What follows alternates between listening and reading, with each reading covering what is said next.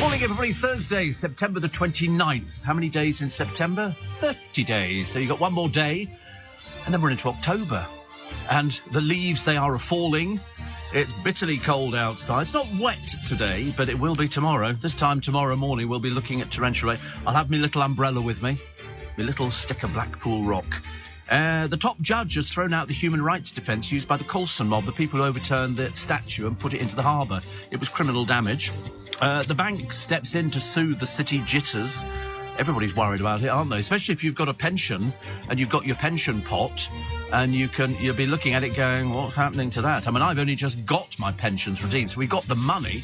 We just haven't put it into anything as yet because we're just finishing off that was good timing. We're just finishing off the paperwork and I'm still going to get my 25%, which is good. The prison x-ray, which has found a phone hidden in Stephen Lawrence's killer's body.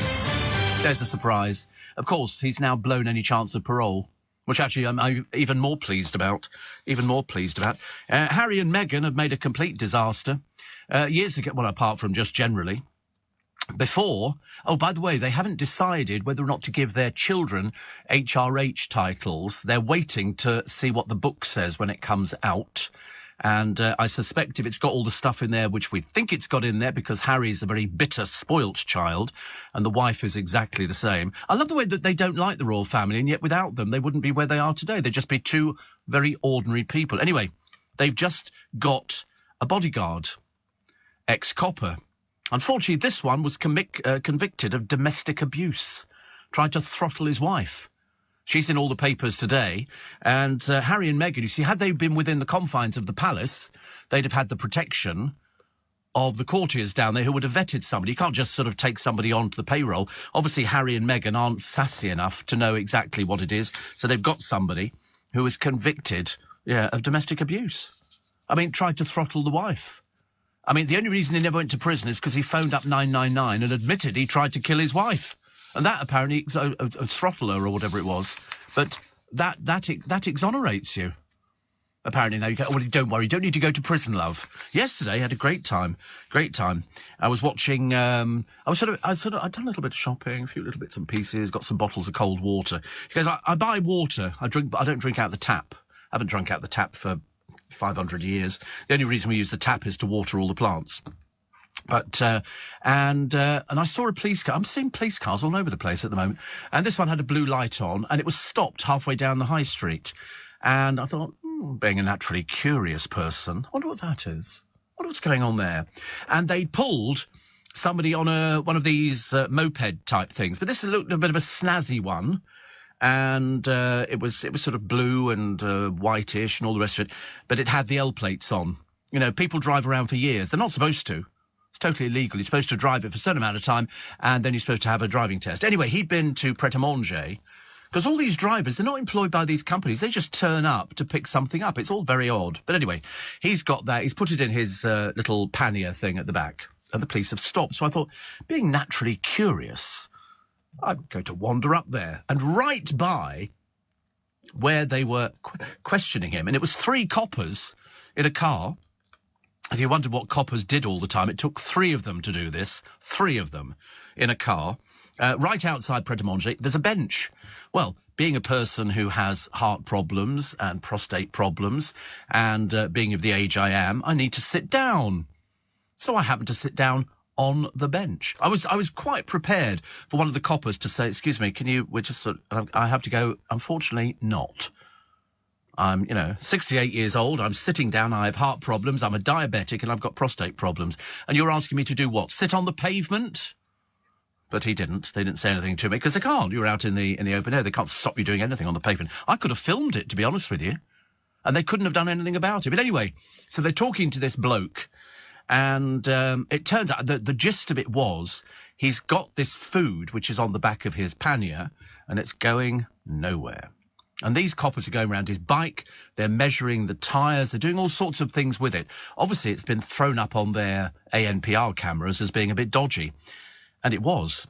It had no insurance. The bloke who was riding it had a brother who he shared the bike with. This bloke had no driving licence at all. And so he was driving. So, of course, they confiscate the bike. It then comes to be collected. But in the meanwhile, they go into Pret and get their coffee and whatever. I hope they paid for it. But anyway, so this bloke's standing there. It took 3 of them to do this. They kept going round the back, looking at the thing. They tested him for all sorts of things. And then they came up with the ultimate question: what's your ethnicity? Why that would make any difference, I got no idea. But that was the question that they asked. And he turned out to be from Afghanistan. So, but he didn't have a driving licence, and he was driving around delivering. I don't know whose fault that is. I mean, I wouldn't want to be, this is the Pret-a-Manger. It's done away with the hot food, incidentally, so I couldn't care less what happens to them. I really couldn't. But they obviously don't vet the people who deliver their food. They couldn't really care less. I would think you'd want to know that, wouldn't you? In the same way that I would want to think that Meghan and Harry might have half a brain cell between them and check out a bodyguard who's been convicted of domestic abuse. That's what you would have thought, because that's just too dangerous. Unless, of course, they really think they're above the law and everything else. But this bloke then had to... He was on the phone to his brother, trying to explain that then he had to, of course, then he remembered, take the food out of the... about the pannier thing and take it back into Pret-a-Manger so they could then assign it to somebody else. So that was quite... But all of a sudden, the high street emptied of mopeds. 1 minute, there were loads of... You normally get them up by the phone box, which used to be a coffee place. A lot of our phone boxes have been turned into... This was about, 12 o'clock, something like that. But it was... they all congregate up there and they sit under the tree, cigarettes on and all the rest of it. Then the moment the police car turned up and pulled this particular guy, who then had to wander off with his, tail between his legs, all these little scooters vanished. And I thought, I wonder how many are legal. I wonder how many are legal. The answer is probably not. Sunday here will be the best day, says Warren, the day I'll be putting the garden to bed. Yeah, I've already done it, actually. And it's not the... No, here we go. He said it's not the tail's end of Ian. What's that? I don't know what that means, actually. But no, everybody's tidying up the garden for the winter. But if you're going to do it either today or Sunday or Saturday, because tomorrow you won't be able to do anything. You'll be washed away. You need a canoe out there. But no, watching these people, it was very interesting. But the blokes in Paul Cooper's shop were filming me. So I was waving, giving them a thumbs up and all the rest of it. Because these people, if they have an accident with you, they're not going to bother about anything at all. They've got no insurance. And so why would they care? They're not remotely interested. They've only, I don't know what they pick up for doing these deliveries, but whatever it is, if they have an accident with you and come along the side of your car, because they jump lights and everything, we've seen them do it. I see them all the time. And you think to yourself, no, get them off the road. But the paperwork, they must have been there for half an hour, these 3 coppers, all checking it, unless they were all... Anyway, they did say, you'll be making a court appearance. I thought, oh, thank God for that. If he turns up. If he turns up, he might not even bother turning up. Most people don't. As with motorcycles, your moped or scooter must be insured for you to ride it on UK roads. Yeah, and you can only drive for so long on L plates. But years ago, all the pizza places used to have people riding their bikes, sometimes with no licences. They didn't care. It was just, you see them scooting about all over the place. But no insurance, no licences, and very dangerous. Steve, screeching tyres the other day, and now an illegally driven moped. It's all happening in Twickenham. I tell you, we are the hotbed, but we're getting them off the streets. We're getting them arrested, in court, and then into prison. Get them in prison. Natasha Kaplinsky. Do you remember Natasha Kaplinsky? Ask James O'Brien about Natasha Kaplinsky. Big fan. She's now on the British Board of Film Control. Her signature will appear underneath when it goes, used to be Lord Harlech, I think, or something like that, and so now it's Natasha Kaplinsky. I couldn't work out I don't know why. I have no idea why. Rapper Coolio has died, the Gangster Paradise bloke, at the age of 59, and believe it or not, and you sometimes have to take a step back, we know that there are mentally ill people who troll people on the internet. We know that. But this one here has been trolling, and quite a few people have been trolling, the mother of Archie Battersby. She's had death threats online. This is the woman whose 12-year-old son died because of something that was taking place on the internet. Can you believe the sickness of these people? And then somebody placed a noose on his grave in the cemetery.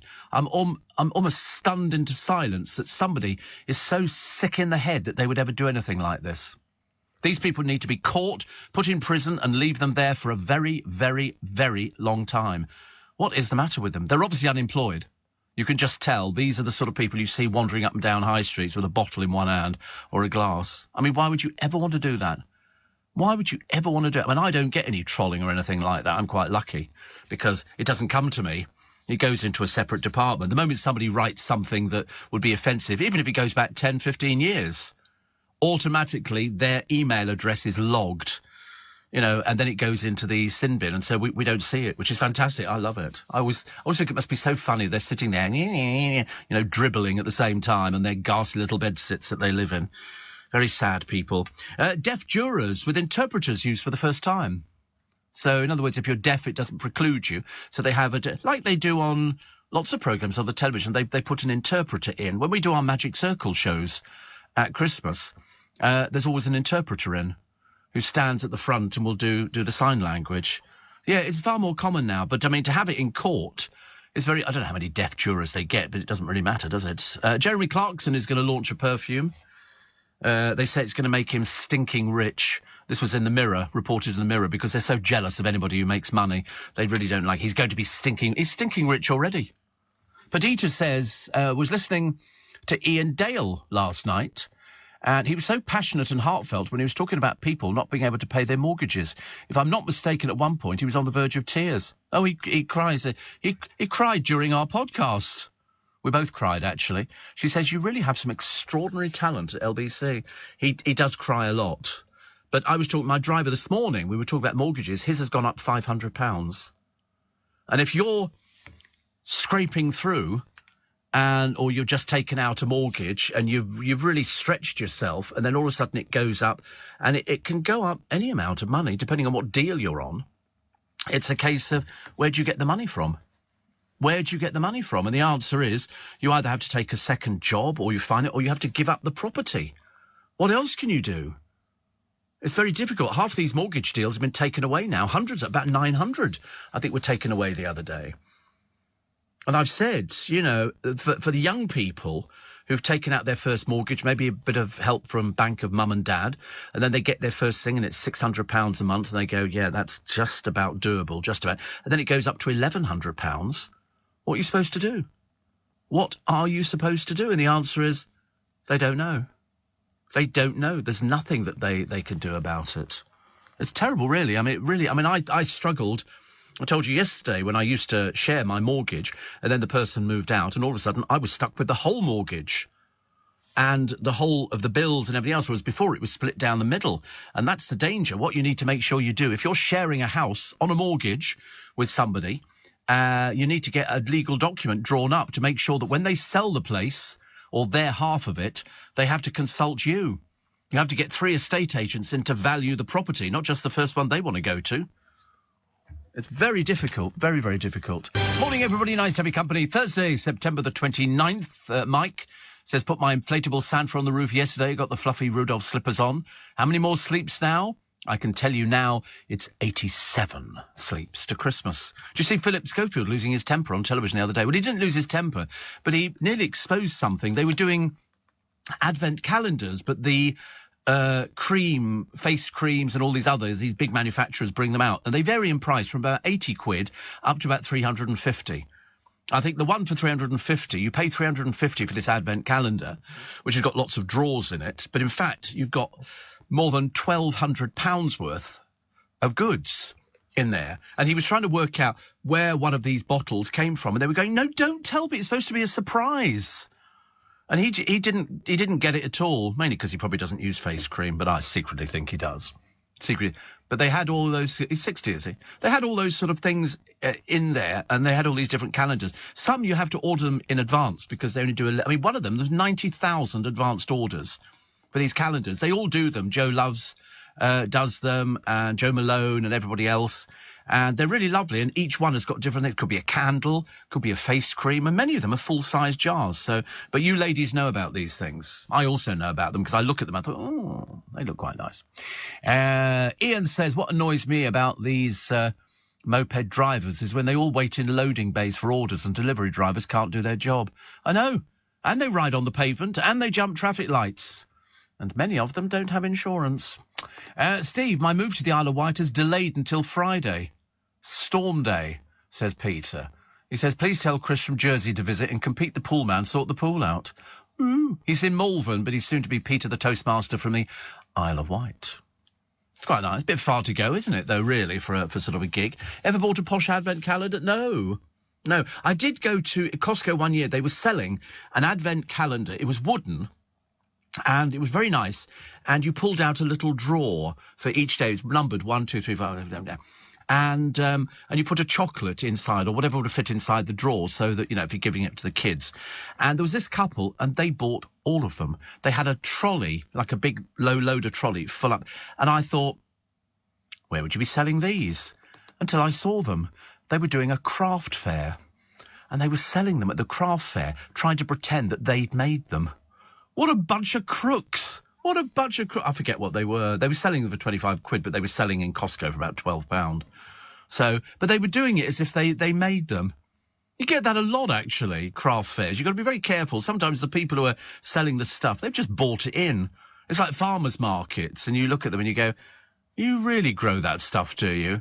Well, I don't know. I don't know what the, I suppose it could come under some sort of description act, I suppose, if you say it's homemade. But then homemade covers everything. It's like farm fresh eggs can mean that the barn doors are left open. It doesn't mean the chickens go outside. They all stay inside. That was the trick of it. You keep them inside for 2 weeks with the doors shut so the chickens get used to the environment. Then you open the doors so they can go outside. And, of course, they don't want to go outside. They're far too frightened. So they stay inside. But you can call them now farm fresh, free range. But they're not really. But when you used to look at when they were in those dreadful cages and all they were just battery hens. You can still buy battery hens now. They come from Thailand, places like that, where they don't seem to have any laws and people buy them here, buy them by the caseful. Interesting, isn't it? Happy birthday to Mackenzie Crook. Good for him. I forget how old he is. We'll find out a bit later on. Bette Midler is 76. It's not a birthday. It's just that she looks really amazing for 76. And what else do we have, actually? 1 in 5 primary school pupils start a healthy weight when they go to school. And then when they leave, they're fatter. I suppose it's because during breaks they go to the fish and chip shop, or they go to get sweets or something like that. I don't know what age primary school is. 100, yeah, they'd go there. Of course they would. Yeah, we have signs on a lot of our ones around our way. Only 2 pupils in at a time because they thieve. Seriously, they thieve. I couldn't believe it. Absolutely dreadful. Homeowners panicking at the moment over the fears of the time bomb from the mortgages. It really is. I mean, I'm, if I'd been many, many years younger and were just starting my mortgage, I only once remortgaged to get some money. And I remortgaged, and then, of course, it gets added on. But you don't think about that at the time. It's like, buying, something on HP, hire purchase. You'd go there. I bought a few cars, actually, on hire purchase. And it was a case of you just sort of tend to forget, you sign something. I think the most I ever had was a 4-year term, and it was something like £197 a month for 4 years, something like that. And I remember thinking after the first year, there's another 3 bloody years of this. It was really expensive. And so I vowed when I got some money in that I would then buy the first car cash. And then what I would do every time I traded it in for another upgrade, I would just add the cash to it. So I always made sure that I had it just in case. I'd never take out hire purchase agreements ever again on anything. Parents told to shop around buying toys this Christmas. The reason being they vary so much. They really do. And your wallet could soon be redundant. A lot of people don't have wallets. I have a wallet. I use my wallet, and I wouldn't be without it. It's got all my cards in it. They say, because you keep all the IDs on your telephone. Well, I don't. The producer doesn't have a wallet, but there again, it doesn't have any money to put in it. So it doesn't make any difference. Jack Whitehall has made around £5 million in 2 years. I don't know why they make a big deal about it, these sort of people. They sort of go, oh, he's made £5 million. What are people supposed to be? Oh, it's very jealous, because he's not very good. No, he's very good. That's why he's made £5 million in 2 years. I think that's down a little bit as well, but I think the pandemic popped up. So consequently, he didn't make as much money 1 year. The pasta-loving prankster who had his driving licence photo taken with a colander on his head. And they put it on the driving licence. I don't understand why. And Arnie Schwarzenegger, an anti-hate message on the Nazis. He's Austrian. He went to Auschwitz. I can't believe it's the first time he's been to Auschwitz, and said, we must do away with this hatred. I thought, how old are you? You've only just discovered about Auschwitz and all the other, Birkenau and all these other places that were Nazi death camps. I mean, why have you only just realised? Is it because you're ancient and you're on borrowed time? I don't understand it at all. I really don't. Keir Starmer brands the MP Kwasi remark, which came from, what's her name? Rupert Huck. It's racist, he says. Of course it was. Nobody could ever think it wasn't racist. Nobody could ever think it wasn't racist. They had a woman the other day. It's an old one on YouTube, which I watched before, and it's a woman in America in a block of flats. She's very young, and she's in the flats, and a black bloke comes up to the door, and she blocks the door. And she went, you're not coming in. And he went, why? She said, can you prove to me you live here? He said, what's it got to do with you? Mind your own business. And as you can imagine, she's a racist. And she said, well, you just walked up on the street and walked in here. He said, no, I was buzzed in. She said, what's your flat number? He said, I'm not telling you. She was really nasty piece of work. And so it got to the stage where he finally managed to barge his way in, got into the lift, and she's standing there. She's going, well, unless you tell me which flat you're going to, I'm not going to allow you into my flats. He said, well, for a start, they're not your flats. And secondly, I'm not telling you what my flat number is. I live here. I pay rent here. OK? Anyway, she kept pushing it and pushing it. Eventually, he managed to get the lift to go to the floor he wanted to, walked along, put his key in the door and went, don't you ever do that ever again. Anyway, it went viral. She lost her job. It was fantastic. I couldn't be happier. Nasty little piece of work. Coolio, who did Gangster's Paradise, has died, says Paul. I thought, what planet are you on? We did this at the beginning of the programme. We did this like 20 minutes ago. God in heaven, I cannot do with people who don't listen to the beginning of the programme, because you missed us giving away the speedboat, the trip to Tabletop Mountain. And George says, I've got the night off. How lovely. I don't know what I do with a night. I don't really get nights off because I work in the morning. Yeah, weekend, which is lovely. And Kim says, like I've said before, Steve, a wire brush and a drop of Astral, whether I need it or not, does me. A chalky advent calendar will suffice. People love chalky advent calendars, don't they? The producer loves them. It really does, seriously. They do. I mean, it's like, Easter eggs that have got, sweets inside them or something like that in a little packet. Kinder Surprise. I never liked I never had a Kinder Surprise. I used to like that white chocolate. That was the Milky Bar. I used to like Milky Bar, but I've not had one for years. Smarties I like as well. I don't have any of this stuff very often, but occasionally I have it as like a little treat. If I think I've done something really good, one Smartie, and you just put it on your tongue. So if anybody phones you, you can't because you've got this Smartie stuck to your tongue. We used to do the same with Spangles. We'd have competitions in the car. Spangles with a little fruit tablet, sort of clear. It was very nice, actually. And you put it on your tongue, and my mother would have it was basically to shut us up. You put this Spangle on your tongue, fruit tablet, and whoever could sort of last the longest, and then you go, oh, I believe I've just bitten it.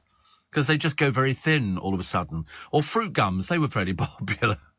We used to play all sorts of stupid games in the car. It doesn't matter. There they go, Spangles. They were lovely. They were really nice. I didn't know they did fizzy Spangles. I used to like the old-fashioned ones, which were like you'd have them in the winter. It used to come out, Spangles Winter Collection. They were really lovely. I promise you, they were lovely.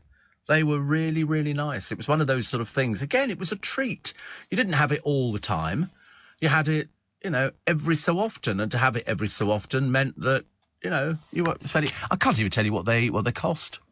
Can't even tell you what they cost, but you could still buy all these retro sweets. £0.50 they were they? No, they wouldn't have been that much. They'd have been something like 9p. Old money, I should imagine. But now I used to love stuff like that. You go into the sweet shop, and if you only had, like, a shilling to spend, 12 pennies, you'd spend it really wisely.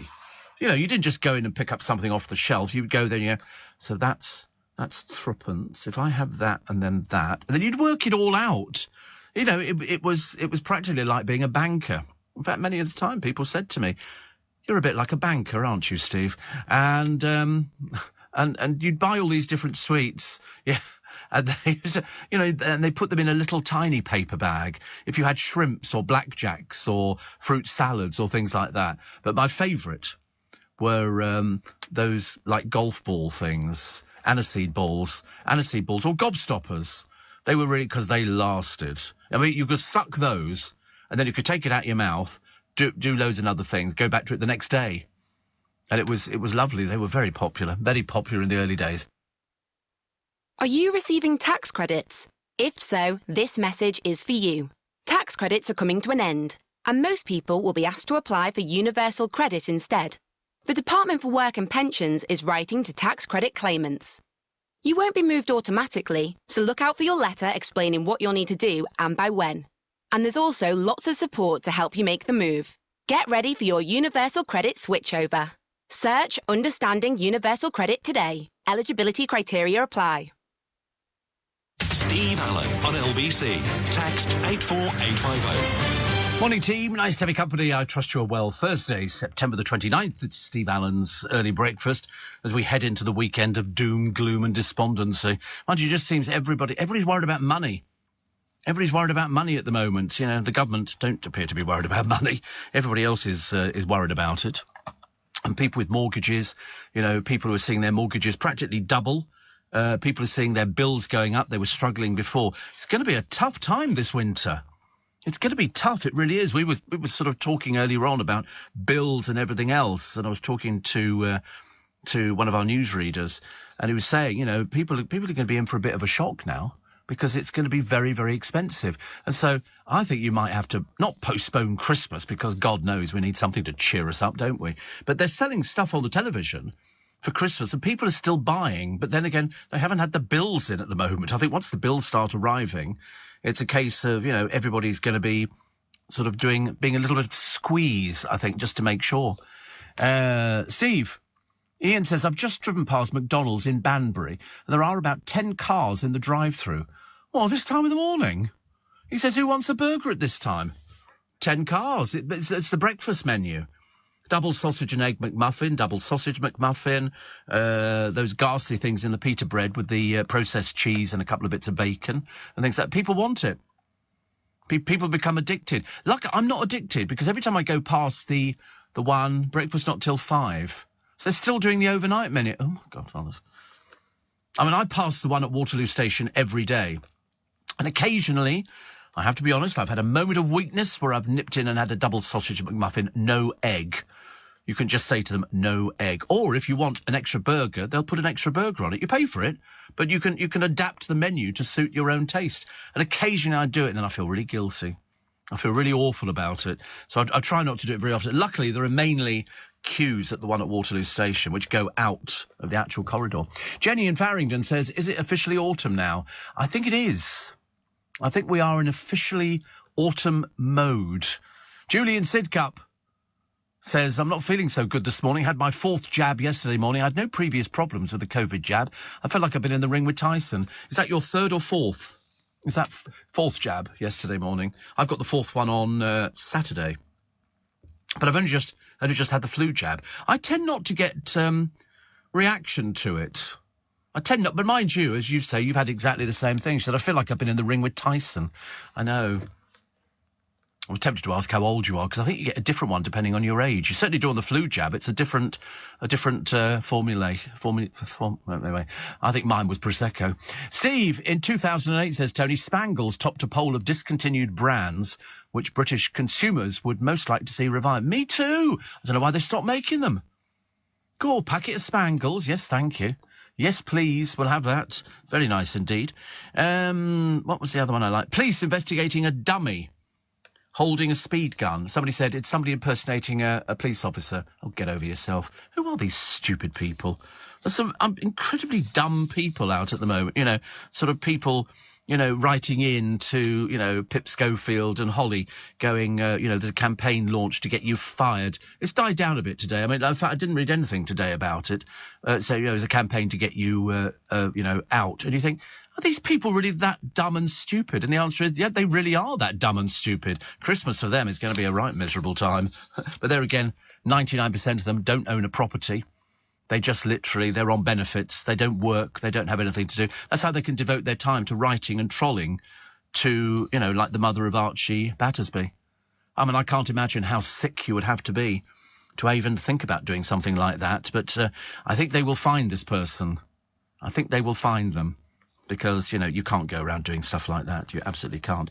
When is the trendiest time to book a restaurant? 6 p.m. Mainly because you book at 6. If you're going to the theatre, which is 8, you've got an hour and a half to eat and then half an hour to get to the theatre. So a lot of people like eating at 6. Well, if you're not going to the theatre, you can still eat at 6. There's no law. You just sort of go and eat, I suppose. And, I generally go, if I'm going to we do a lunch. And then sometimes it creeps into 6 p.m. But I like it. Depends how much we've had to drink. We like it a lot. But actually, we haven't been out for our lunch for quite a while. We must be overdue one. Sid Cup Judy says, I'm 57, Steve. Yeah, my 4th one. Oh, right, 57. So I'm 68 and it's my 4th one. Blimey, a bit of a difference, isn't there? Can you get it at 57? Well, obviously you can get it at 57. You're not high risk, are you? Or anything like that? Seems a bit young to get the 4th one. But mind you, as far as I'm concerned, if it's available, I'm going for it. But I did it all online while I was waiting to see the doctor the other day. I did it by myself. I know, look at me, being all clever. Kim says, we used to do the Spangle thing too, Steve. I had a packet of licorice all sorts the other day. Oh, I had them as well. They were in the garden centre. I was buying these winter flowering pansies, and I bought licorice all sorts, and I ate them in the car. I ate them, all of them. It was terrible. She says, I haven't had them in a while. My word, Steve, nearly had to prise me off the ceiling. I don't remember them having that effect. They're just sugar. I had them as well. And licorice comforts. They put all these sweeties by the till. They're so expensive. They're not cheap. And I bought them, and I thought, oh, no. Licorice comforts. It's like a piece of licorice covered with something hard, and you pop it in your mouth, and they're licorice comforts, or licorice torpedoes. They used to be called. You've never seen licorice comforts? Yeah, you've seen them. They're sweeties. They're lovely. It's hard. It's like a candy coating on them. There they go. Yeah, candy coating. Some of them are quite big, and you bite it. Oh, look at that. Licorice comforts there. Candy King. Wow. They're very nice, but really bad for me. So I don't have them very often. Just, it's a treat. Everything's a treat in my life, actually, which actually doesn't bother me in the slightest. Oh, dear. Somebody says you were talking the other day about what was it, Singapore's slings, and then you slurped your tea. I don't like you slurping your tea. And I should probably have stopped listening to your podcast. So I wrote back, sod off. I couldn't really care less. I love it when people sort of hold you to ransom. It's a case of, oh, you did something on the show and I didn't like it. I shan't listen ever again. What do you think you're going to do? Burst into tears? Dear me, honestly. Kate, this is William's wife, says food banks are a lifeline for so many. Have you noticed they've increased their workload? They've had to, because they're now taking over from what Charles was doing. And so food banks are a lifeline for so many people. They were talking earlier on, I think Darren was talking about these school breakfasts and stuff like that, because, a lot of pupils don't get a breakfast at home. Too busy smoking, I should imagine. Have you seen? I see no end of kids nowadays, and I began to wonder whether or not I'd gone mad. Smoking cigarettes at the bus stop. Cigarettes, kids in... No, not vapes. Oh, no, I know what a vape looks like. You can always tell a vape because you get clouds of stuff, whereas if you smoke a cigarette, you don't get as much. And they're young children. And I'm thinking, A, how do they afford to buy cigarettes? And B, why are they stupid enough to be standing at the bus stop in their uniforms smoking cigarettes? Well, you weren't allowed to do anything in your uniform when I was at school because somebody had recognised your uniform and said, I'm going to report you. And you go, oh, no, please don't, please don't. I'm sorry I stole your apples, and that kind of stuff. But, yes, smoking. Really bizarre. I thought it was bad enough with the short skirts. But you can get all these sorts of things. Pete the Pool Man says, my Motorola Star Tac, still working perfectly. Good old days. Talk time, 1 hour. Standby. Look at that. 8 hours. Maybe it wasn't the good old days. Let's protect. I know. Somebody else said that to me the other day. They said, was it really the good old days? I said, well, I don't know if it was or not. Oh, we didn't think it was. But then you look back, and I don't remember us worrying about money. Now, when I say that, I didn't come from a rich family, just a working class family, very working class. It was a case of we didn't have a lot of things, but then we didn't miss them because we'd never had them. We never had stuff like that. I've still got my rabbit phones, Pete. I've still got 2 of them. I've still got a Sony V8 camera, which it puts a cartridge in and you video film things. You know, then they miniaturized everything. Everything was miniaturized. It was the latest thing. Yeah, Sidcup Julie says, I'm healthy. Cycle 3 times a week, swimming, boxer size, fit as a fiddle. Been up since 1:30 with a massive pain in my arm. Oh, God. Oh. I've got a thing, actually, when I sort of burnt myself a short while ago. It was, it's a spray of, like, cold water. It stays cold for ages in the tin. Darren was buying it in the summer a couple of years ago, and I bought some. I think they were on sale in the local chemist goods. And you spray yourself, and it's like it gives you a mist, but it's ice cold. Really good. How it stays cold, I've got no idea. Chemicals, probably.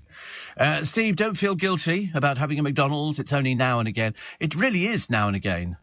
It really is now and again. It might be once every 2 or 3 months. 2 or 3 months. Apparently, Lorna says they stopped making Spangles, Steve, because they used to cut people's tongues. I know, because I cut mine. Oh, have you ever had a paper cut? Oh, Godfathers. Oh, that's dreadful. Shane says, I had my 4th one. That's his COVID jab in June. Blimey, you're a bit ahead of it, aren't you? If you had your 4th cut. I mean, I'm looking forward to it. I'm not bothered about a sore arm. I can cope with that. They've started using my left arm, which is sort of, I don't know why, they always go roll up your sleeve on your left arm. So I shall have the jab. Yeah, and it'll be fine. It'll be fine. I think if you anticipate pain, you get pain. But I don't really get those sort of things. I love the pictures of the latest Russians being packed off to war. It's like looking at an old people's home. Seriously, they've taken them out of prisons. They've taken them out of everything. They've given them a 2-week training course, and they're now going to die in the Ukraine. Not surprised half the country wants to leave. You know, ridiculous. Old Putin, he just thinks this is a good idea. I'd like to see him in a uniform dressed up and going out there. That would be funny. But, of course, he wouldn't. Lenny Henry tells of the papers how racists attacked the new Lord of the Rings film over the non-white characters. Who are these stupid people? Who are these stupid people? I mean, you can't believe it, can you? That there really are people that thick who sort of, you know, would even bother writing to somebody about something that they know nothing about. Really, really stupid. It's 4:45. Morning, nice to be company, 12 minutes to 5. So as the papers are full of the mayhem as £1 trillion is almost wiped off. If it hadn't been for the intervention of the Bank of England, we'd be looking at one of the biggest disasters going. I do get the impression, and I don't want to be rude because I don't know anything about these sort of things, does Kwasi Kwarteng know anything that he's talking about? And as for the Prime Minister, hello, where are you? Where are you? Where's she disappeared to?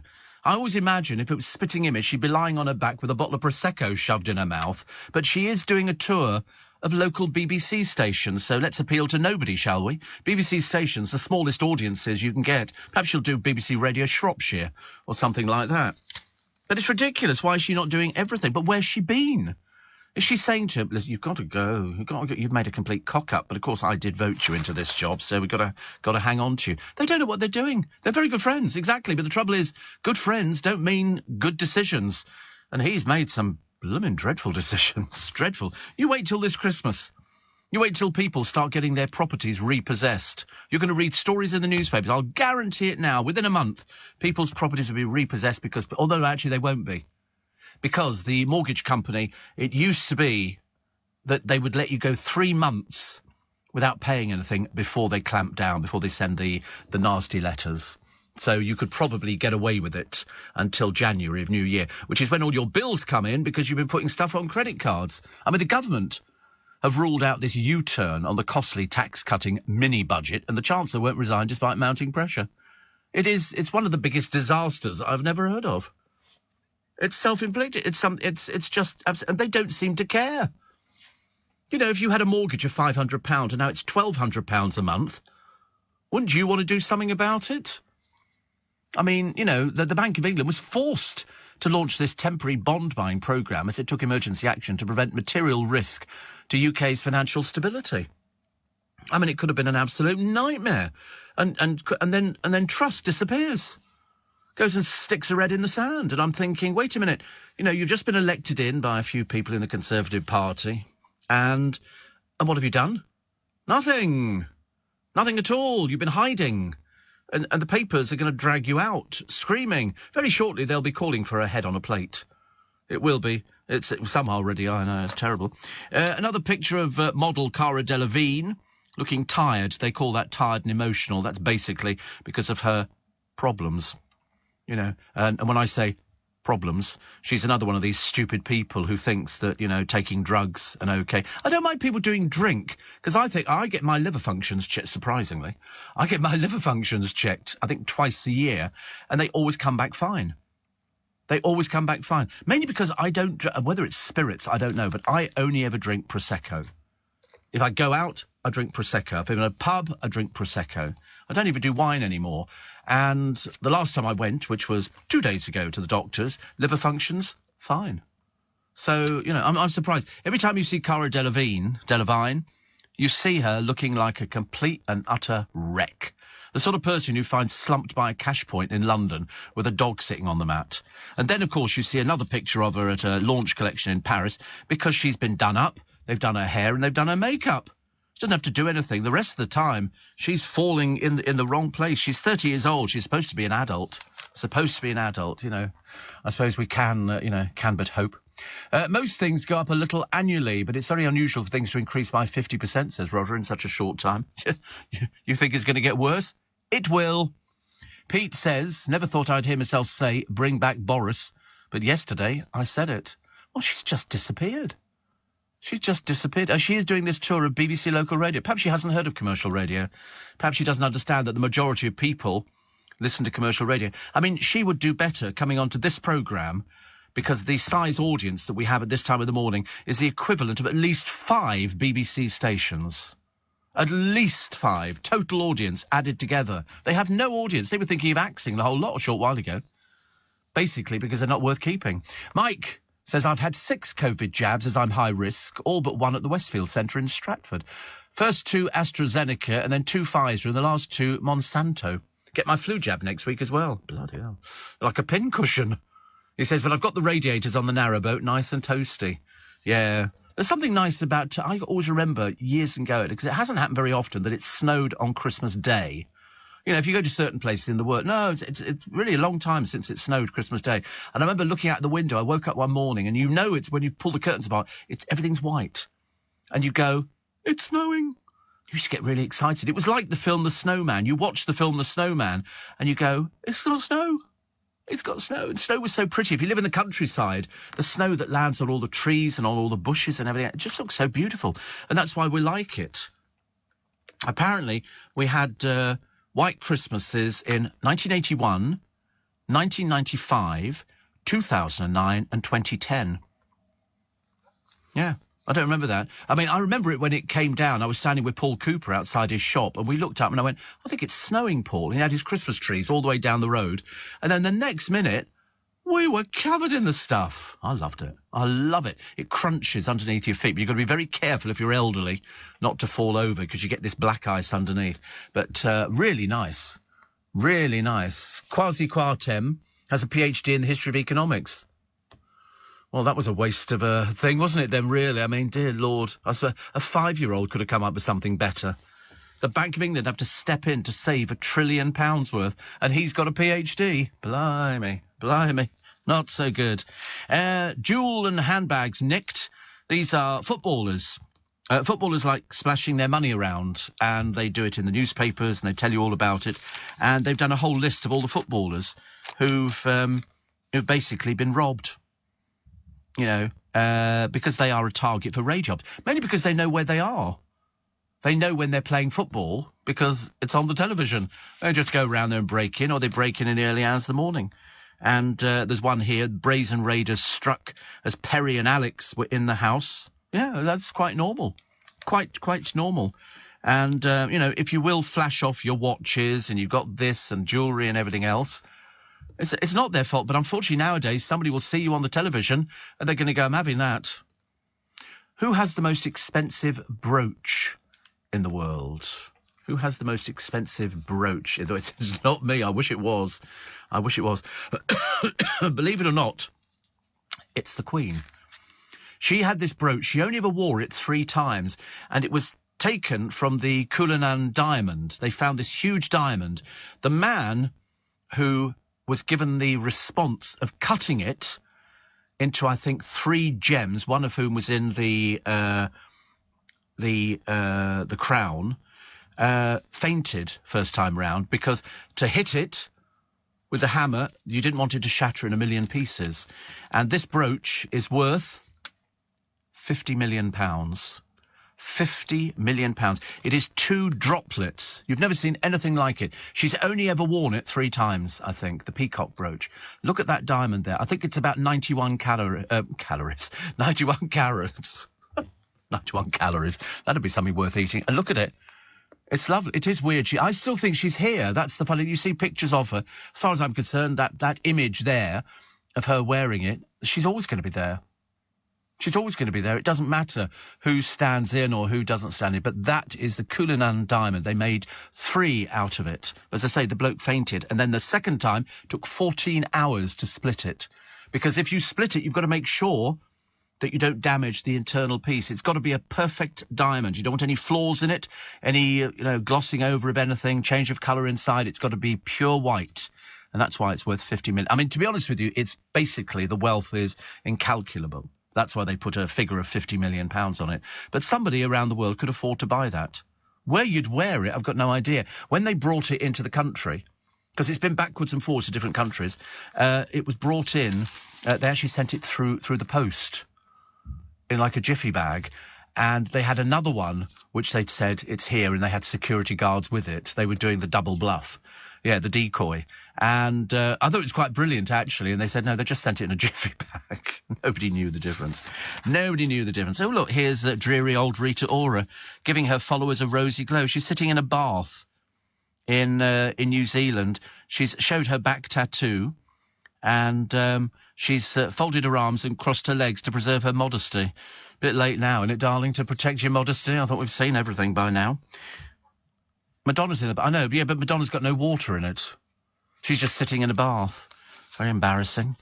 And what else we got? Greg's outlet was forced to close after a squirrel got stuck inside. They get everywhere, squirrels. A rescue team was called in, but the red squirrel gave them the runaround the store. This is in Pitlochry, Perth and Kinross, because they introduced a lot of red squirrels up into Scotland because Have I ever seen them? Of course I've seen them. I'm 68. I've seen everything. I've seen sherbet lemons, sherbet dabs, orange lemons. I've seen everything. I've seen red squirrels, grey squirrels. I've seen them all. Brits living in Russia have been urged to leave over fears they could be called up to fight in Ukraine. Everybody's getting out. Nobody wants to be in Russia at the moment. The only one who wants to be there is old Putin. He loves it over there, but of course he won't actually go and fight. But when you look at the conscripts, 300,000 additional troops, they're about as ancient as you can find them. I mean, these things, you go, and they just fall over. They were trained for 2 weeks, and that apparently is enough to use your gun and everything else. They're all coming back in body bags. I bet the families are delighted, but can't tell Putin. He doesn't understand everything, does he, really? But we hope that he will one day. We hope he will one day. Still to come, more of your texts and emails this morning. We read them all out, so the more we get in, the happier we are. 84850 steve@lbc.co.uk. And apparently, the new James Bond is going to be more sensitive and in touch with his feminine side, apparently. Oh, dear. So don't turn him into an octopussy. That would be a waste of time. Thank you very much indeed. Who wants somebody in touch with his feminine side? I mean, the rubbish they come up with, these people. But it might happen. Hopefully not in our lifetime. News at 5. Here it comes. Here in the UK, we sell amazing products and services the whole world wants. At the Black Farmer in Devon, our produce is enjoyed on both sides of the Atlantic. We're McKinnon and Saunders from Manchester, and our puppets are watched on 6 continents. So whether you're new to exporting or experienced, explore global growth for your business with free support from the UK government. Access information, training, events and expert advice to help you find new customers overseas. Visit great.gov.uk to get started.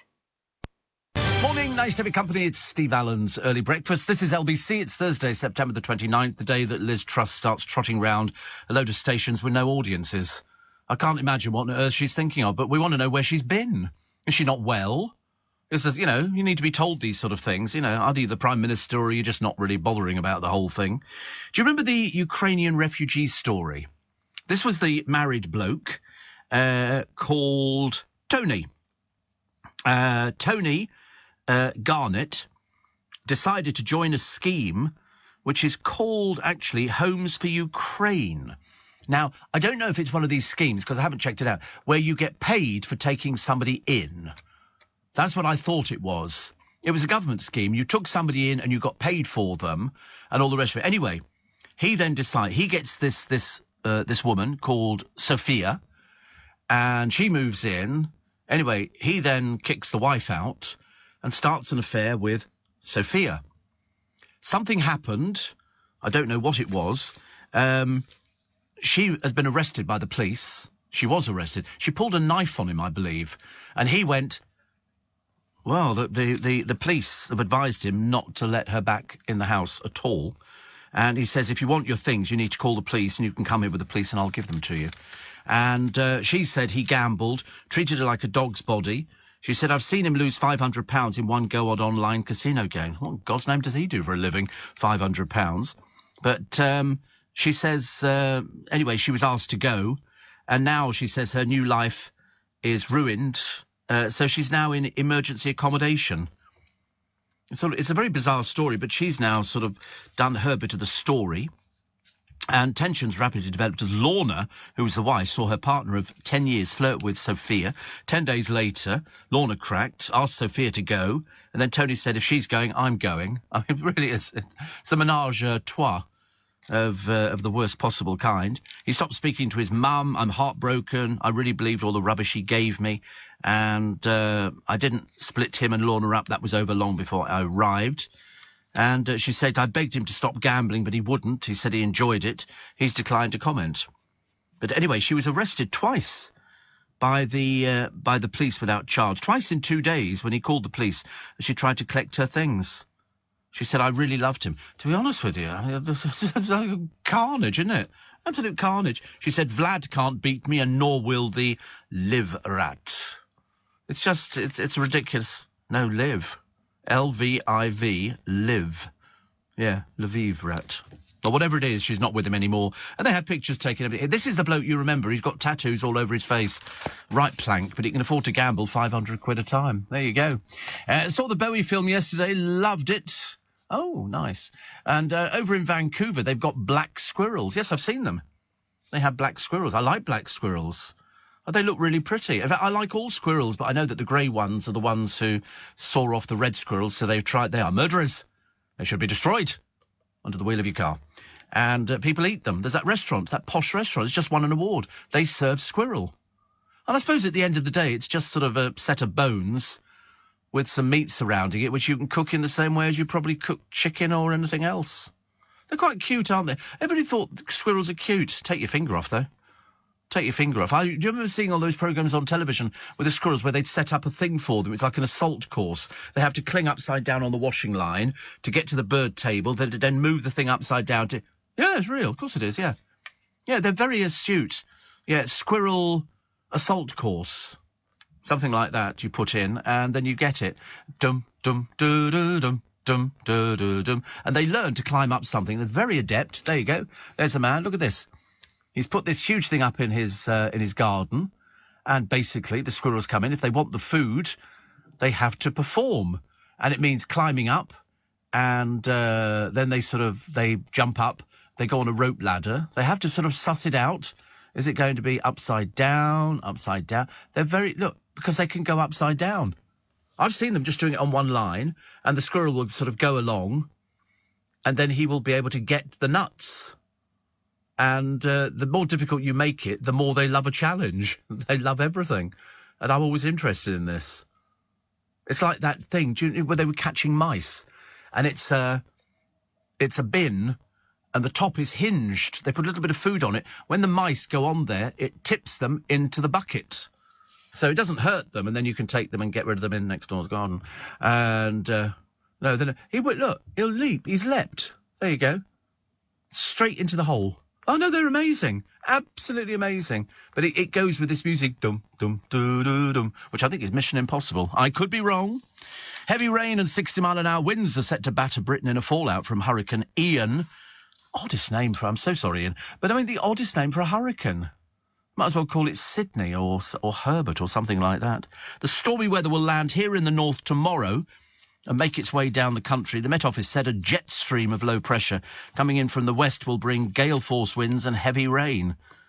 He said we could see some minor impacts such as surface water, flooding or minor wind damage.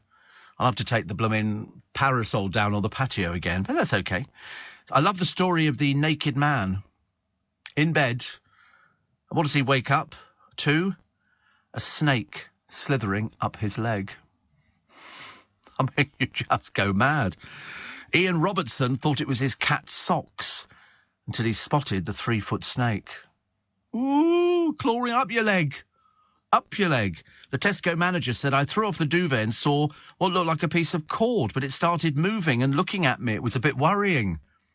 He picked it up, placed it in a large plastic box with air holes and put it in the airing cupboard to keep it warm. He and his wife Candy believe the harmless albino corn snake escaped from the neighbours in Fulsham in Norfolk. They named it Clive and passed it on to Wild Touch... Clive, I know, Clive the snake. Well, it doesn't seem so dangerous, does it? But mum of two, Candy, says, my husband is so laid back he just went back to bed and carried on sleeping. The poor thing must have been really stressed having seen Ian in bed. Or think so if it was crawling up his leg. Jessica Walsh from Wild Touch is checking a former villager's claim that the snake is his pet and had escaped late last year. Ooh, don't. Did you see that one that was on the roof of the house? And it came off the roof of the house into the bedroom window. That was enormous. That was enormous. Anthony says, this is Anthony, well done you. Well done you. Michelle's husband from RBS Victoria. Yeah! We love Michelle, Anthony. She showed me the picture of you and her. Hope to meet you myself one day. Great show. Delivering fruit and veg out in the chilly autumn morning. Currently in Box Hill on my way to Kent. Yeah, she said that you listened. Because when she said, what do you do? And I said, I'm on the radio. She said, where do you work? And I said, I work for LBC. She said, what's your name? And I said, Steve Allen. She went, Steve Allen? My husband listens to you all the time. So it's Michelle and Anthony. They were really good. I felt so sorry, Anthony, that the branch was closing. I know that that Michelle's going up the road to the NatWest, but even so, I mean, you know, you've done your time and you've given in everything. They've only just had the branch redecorated to make it look lovely, and now they go, I'm terribly sorry, you're closing. And the worst thing is they have to put it all in boxes and tidy it all up. I'm surprised they didn't say, yeah, can you take the bus and bring it all back to headquarters? So you deliver fruit and veg. Best time of the morning to do it, Anthony. Best time of the morning. So you have a good day as well. She's a lovely person. She sorted me out. Seriously, I thought it was going to be one of those, we can't do this, we can't do that. She sorted it out and it's been perfect, and all the paperwork's gone off and it was fine. But how lovely to hear from you. Thank you very much indeed. Graham Oliver, black squirrels in Toronto are very friendly and they look very comfortable in the city centre and suburbs. I used to feed grey squirrels in council offices in Twickenham, and I used to go there with my friend Graham at lunchtime. We used to do a walk all the way along the riverbank up to Richmond and all the way back round again. It was quite a walk. First week difficult, then it got better and better, and we used to feed the grey squirrels and they would come and take a custard cream from your hands. They're very they have no fear. It's like foxes round our way. They have no fear of you. They'll literally look at you, try and stare you out, try and stir them out as well.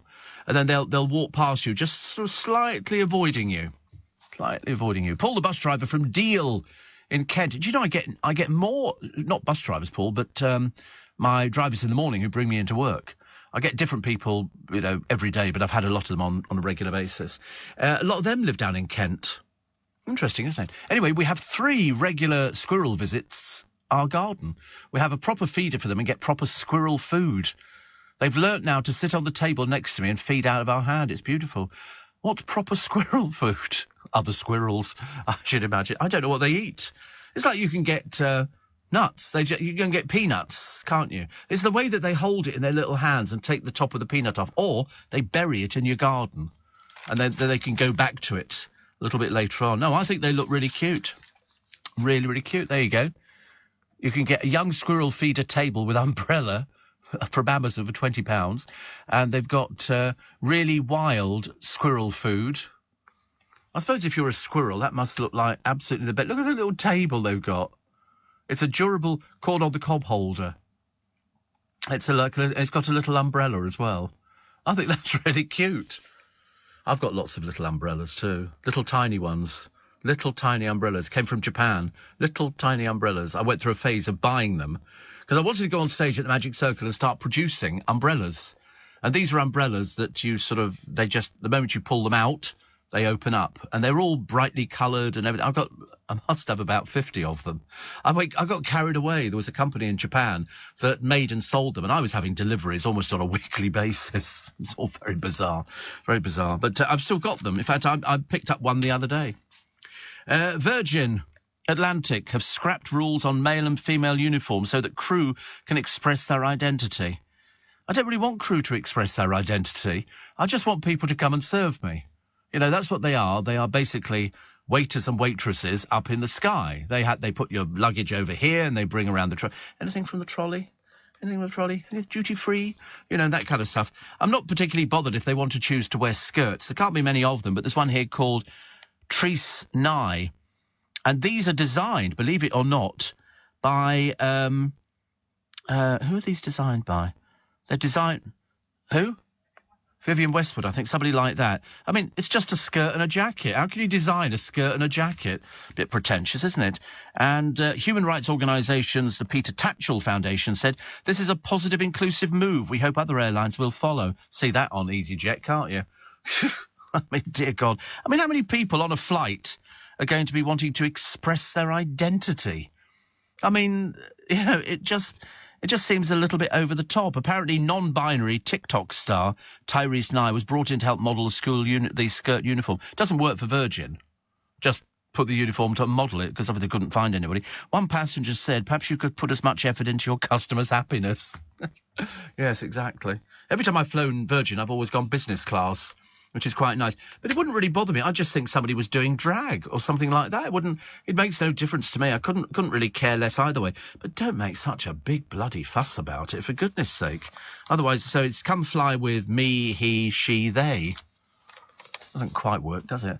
Morning! Nice to be company. Mary says, will you stop talking about snakes? I'm having to get up with the lights on. I can't stay in bed now. Well, they're not after you. What's that behind you? Ah! Steve, have you seen the video of the squirrel hiding a nut in dog's fur? The dog looks utterly bewildered. Yeah, they're very cute, actually, aren't they? And the dog's looking at it. The squirrel's trying to sort of dig the nut in, and then it tries to cover it over with hair. It's so funny. It's so funny. His little hands, their little paw, and the dog's going, what are you doing? What are you... This must be a tame squirrel, mustn't it? I mean, you wouldn't get something going on like that. Well, it's decided to go somewhere else. We like that. I like things like that, actually. Steve, we had a nightmare, says Catherine, with 2 squirrels. They went down one of the chimney pots. They do. They do. We opened the door and the adult squirrel ran out, but the baby one got itself stuck in the oil boiler. Took me an hour to get it out. Eventually it ran outside. If ever you get them in the loft, nightmare. You'll hear them scrabbling around, and the mess they make is horrendous. Horrendous. Steve says, Kim, I thought I might have seen a red squirrel yesterday. Either that or it was a grey one with a penchant for the old henna. No, you probably saw a red squirrel. Probably saw that, Kim. That's what you would see. I definitely don't think anybody would be there with the henna on. Oh, this is nice. Pete says, I closed this one down yesterday. It's a pool. He says, it was almost a shame, but not quite. The football owner hardly used it. Nice house, though. It is a nice house, isn't it? That is a nice house. Look at that.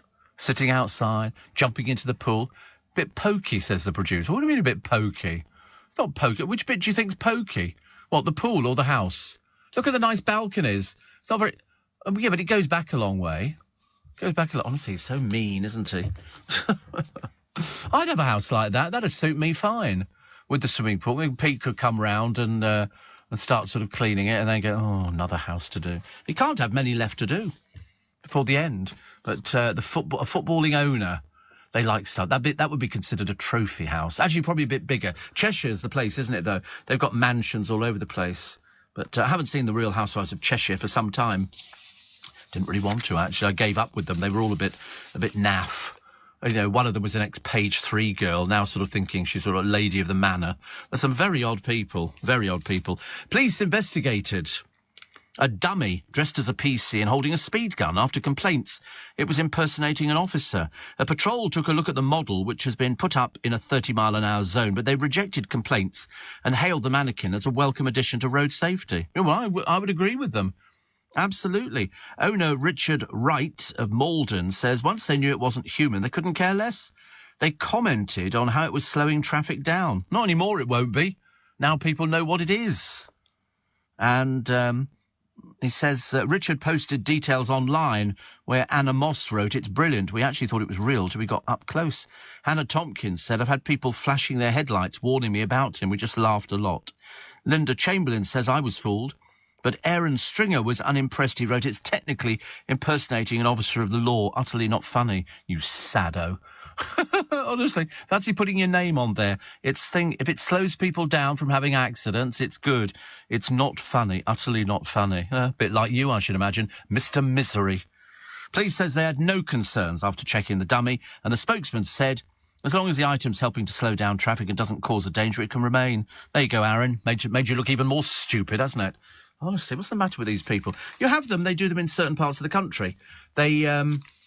They have cardboard ones, but this is one. I've seen people standing there with a hairdryer pretending that it's a speed gun. Game show legend Tom O'Connor left $3.5 million in his will. He bequeathed the lot to his wife, Patricia. He died aged 81 in July after a 14-year battle with Parkinson's. He did name that tune. Crosswits and Gambit was a teacher. And he got his first break in the working men's clubs. I thought he was great. I thought he was absolutely great. He was on Pointless, and he hosted game shows. His own series, watched by 12 million, won Celebrity Come Dine With Me in 2010. The probate office put his estate at 3.53 million. So that's not bad, is it? I mean, listen, he had enough money to live on, but he'd had, an illness, Parkinson's, 14 years. 14 years. Favourite iconic dates, and they've got the writers to sort of find out who their favourite dates were. They quite liked J-Lo and P. Diddy. Jane Moore liked Charles and Diana, without realising Charles was having it off with somebody else. So that was a bit of a problem. As Diana said, there were 3 in our relationship, said almost wistfully. Ulrika Johnson, culture shock, but remains imprinted on my mind and heart. And I think she's 4, isn't she? 4 husbands, I think. Tony Parsons, 1971. Some of the greatest musicians who ever lived released their greatest music. Joni Mitchell's, John Lennon, Marvin Gaye, The Who, Led Zeppelin, Stairway to Heaven, all of these sort of things. So their favourite iconic dates. Gladiators is one of the most eagerly anticipated TV comebacks. No, it's not. No, it really isn't. It's on the BBC, and they've already got some equally high-profile presenters. Apparently, producers are poised to sign up Bradley Walsh, and he'll be paired with his son Barney when the show returns next year. So you'd have 2 of them in the same family. I mean, it's not really him at all, actually. I wouldn't have thought so. They're looking for people who are fit. You know, you've got to look sort of fairly sort of fit. The TV Insider said the BBC love the idea of having a unique duo. No, they don't. What a load of old codswallop, honestly. This is typical example of some made-up old story. They say they originally thought one of the early frontrunners would be Holly Willoughby. Then they thought John Fashanu and Ulrika Johnson. In fact, basically, the bloke who does TV biz hasn't got the faintest idea. You might as well put down Winnie the Pooh and Eeyore, you know, for doing it. What else have we got? Stormzy in this building, coming at you. Is he in this building? Oh, is he not? Oh, he's a rapper. Isn't he work on one of our stations, Stormzy? Oh, right. Which one is it? Who have we got? There's all sorts of rappers in this building, loads of them. He says he can't find a girlfriend because he can't use dating apps or even take someone to a restaurant. Oh, you know, he's going to reveal his dating problem in a BBC documentary made by Louis Theroux. Well, because he can't find somebody to go out with because he can't go to a restaurant. What's the matter with that? I don't understand that one at all. Stormzy said, I wouldn't do a Tinder. I wouldn't do Raya. The idea of meeting a girl and they're just going to get some food, that's alarm bells. And for this, they make a documentary? They're also doing Judi Dench and Rita Ora. Oh, God, the boring old Rita Ora. What a dull series this is.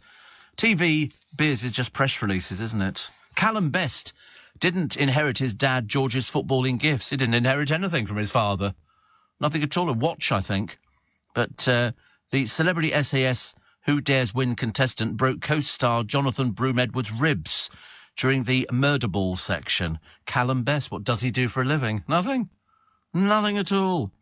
Nothing at all. Topping the bill on the new BBC Three comedy thriller Wreck is a killer duck, or at least a murderer inside a duck suit. They've obviously nicked this idea from television where people dress up as animals, and which I quite like, but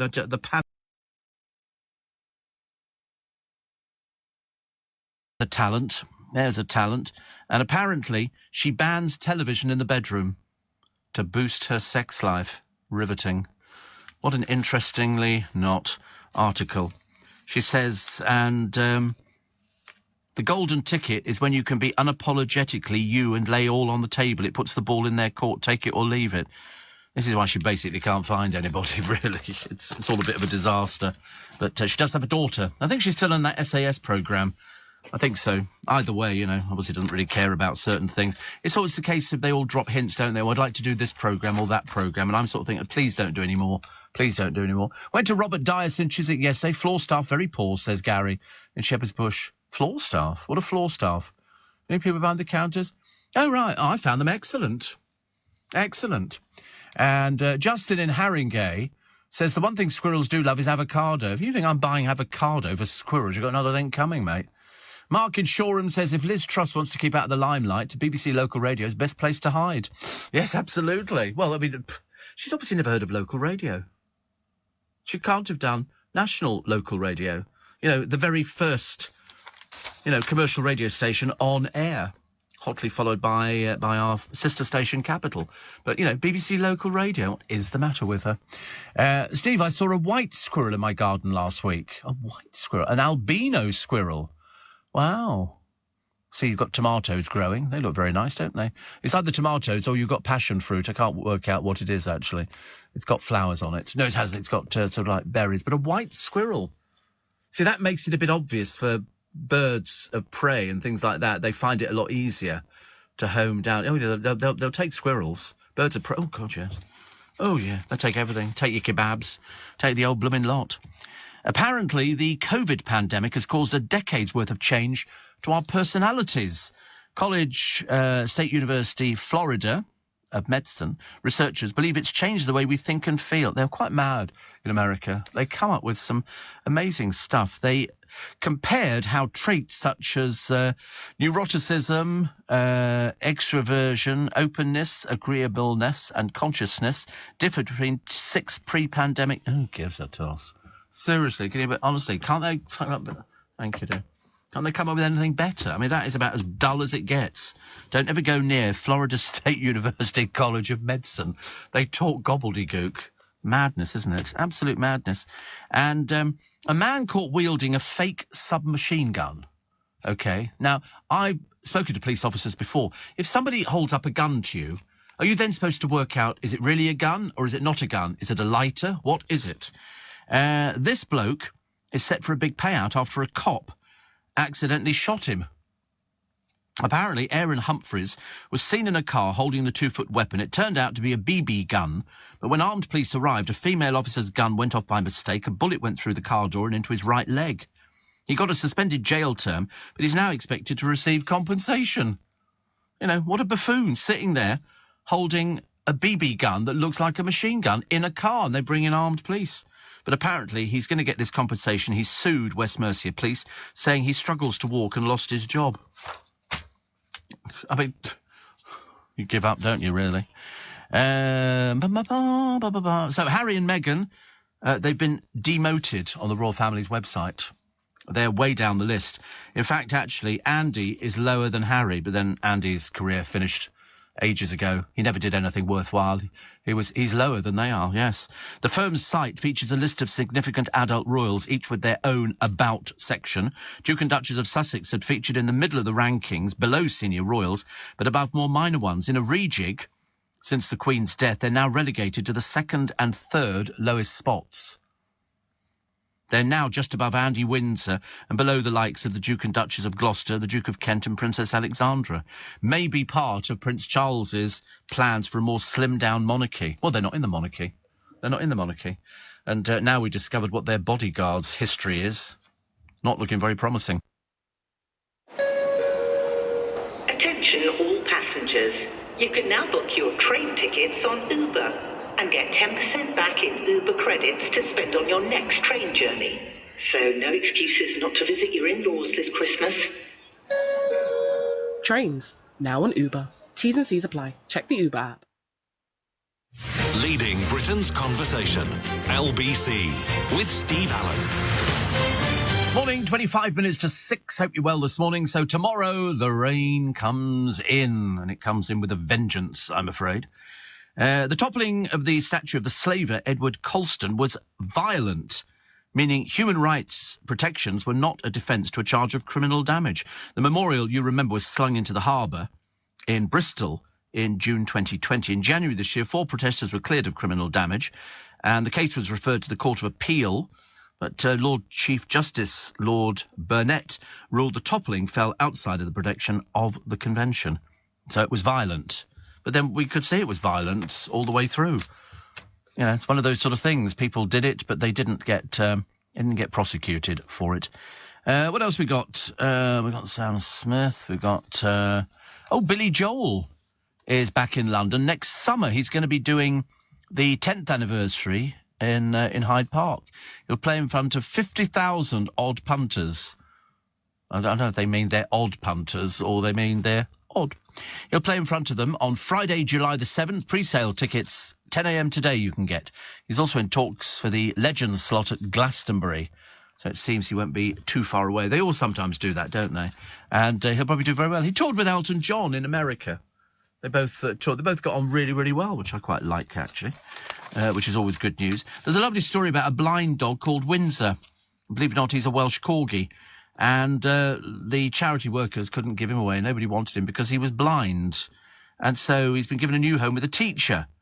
Before that, foster carer Sharon Taubenheim looked after him at her Cotswold home. She said he's undaunted, dashing around the garden, occasionally bumping into things, but immediately getting up and running off again. He's very gentle and kind. I'm careful to talk to him a lot so he can recognise me. It's so cute. I mean, you never know that he was a blind dog. You do get quite a number of these, but this lady who's got him now says, we hope that a cataract operation would work, but it wasn't to be. He's a special dog, and now he's found a special new owner.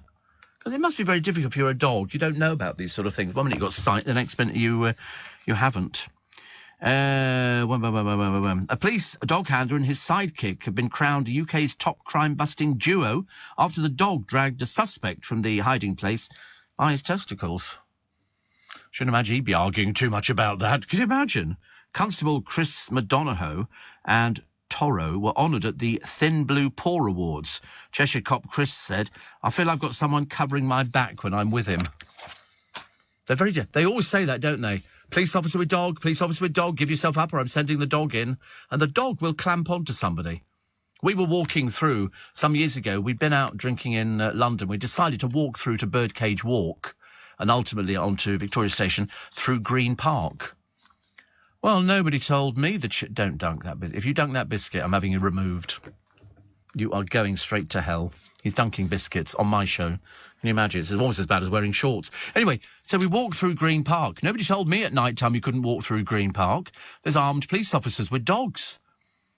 And we just wanted to get to the other side. So we got halfway across, and all of a sudden I could hear this. And a policeman said, "Stop there." I didn't know he was a policeman until he sort of came into view. He said, "Stop there, don't move. Don't move, the dog will just come around you." And, I mean, normally it's okay. Well, I thought so, but apparently late at night you're not supposed to walk through Green Park. I don't know why. Perhaps undesirables go there. But It was, I was terrified. He said, you're not allowed to walk through Green Park at night. So we had to turn around and go back. And the dog was just dying to get its hands on us. You could tell he was sort of holding it back on the lead. But it was off the lead when it came towards us. And I've seen them do it on the police interceptors. Da-da-da. And and the dogs literally clamp onto something and they go, ow. And you go, I told you.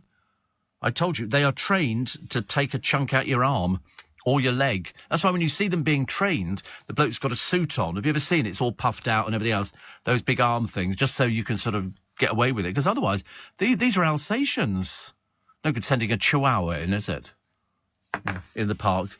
Don't be careful. I've got a dog with me. What is it? It's a Chihuahua. Yeah, right.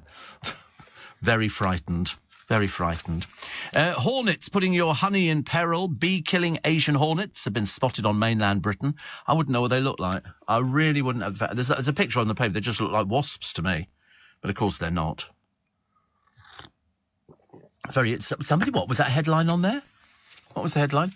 DEFRA warning to beekeepers. Asian hornets spotted in Rayleigh in Essex. It's always Rayleigh, isn't it? I don't like them. They look quite big. They're quite big, but every time I see them, I keep thinking about these. Oh, that's the dog, which is it attacking somebody? It's difficult to tell, isn't it? Really, certainly chased him off.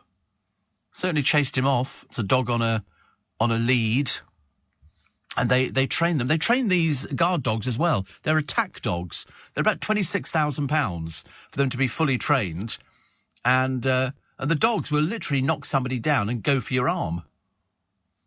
You know, so you don't... I mean, this bloke here looks like he could be severely damaged. Look at it. I mean, the dog's so powerful. That's a Doberman, isn't it, I believe? Oh, don't mess... If somebody, police officer says, I've got a dog, don't mess with it. Don't mess with it. These things take your arm off. But I suppose if you're, being detained for the purposes of trying to provide information... There's a picture of that snake. This 3-foot-long snake slithering up his leg. Oh, God. He was alerted by his cat hissing. Cats hiss now. Like that's going to frighten a snake off. Yeah. Yeah. Do your worst. That's the snake, yeah. No cats hiss. Have you ever seen that where they arch their back? They're like that. I speak cat. I'm very lucky, actually. I have an empathy with animals. Oh, look. Norton having a blast at basket cases. This is people who don't stack baskets in supermarkets. Well, who's that? Because you have to, otherwise you've got nowhere to put your sort of I mean, some people are a bit bone idle. The OCD chat show host moaned about their rudeness when things aren't neat when he's out food shopping. He told Woman magazine he gets embarrassed when he forgets people's names filming his talk show. Oh, I do that all the time. I used to look just appealingly so that somebody would know he needs to know the name. He doesn't know the name. Who? Barbara, yeah, darling. Everybody. That's what a lot of show business people do. Hello, darling. I call people Poppet. And things like that. But apparently he said, I once called Elizabeth McGovern from Downton Abbey Elizabeth Montgomery. And, of course, Elizabeth Montgomery was in what show? Really famous. Oh, you hope. Oh, Dad's Army. No, Bewitched. Bewitched. Did you ever see Bewitched? Oh, blooming useless, honestly. What's the point of having on a programme which talks about nostalgic things and you only remember, like, something from the last 2 weeks? Yeah, you know the girl band, yeah. Big hit single. Which was called what? C'est la vie, c'est la vie. Rubbish. Absolute rubbish. But it served its purpose. I'm not even sure if they're still around. I suppose they are. Here we are, Helen Skelton enjoying a laugh with pro dancer Gorka Marquez. Oh, God, that's how it starts, isn't it, in Strictly? Oh, here they are having a bit of a laugh. Although Matt Goss, they say looking dandy in a hat, scarf and suit. I don't know what they do with his hair. I really don't. But somebody did comment on it the other day. He was getting tweets and what's and pieces when people sort of say, what is it? It's a dead something, but they couldn't work out what it was. Les Dennis says he's come full circle, working on the Only Fools and Horses musical. If you haven't seen it, it's great. He's 68, takes over as Grandad on the West End show next week. The Comedy and Laughter show were both filmed in the same place in the mid-80s. He said Fools and Horses was in the next studio to us, so things have come full circle. So that's good. He looks very good, actually, as Grandad. It's amazing. He really does look very good. Haven't seen what? No, I talked to Grandad, though. Paul Whitehall. Whitehouse, yes. White something. Steve went to Halfords yesterday, says, neck for the de-icer and left with a tin of travel sweets. Yeah, it doesn't work the same way. You know, the de-icing, travel sweet. No, it doesn't work. I like travel sweets. You get them all over the place.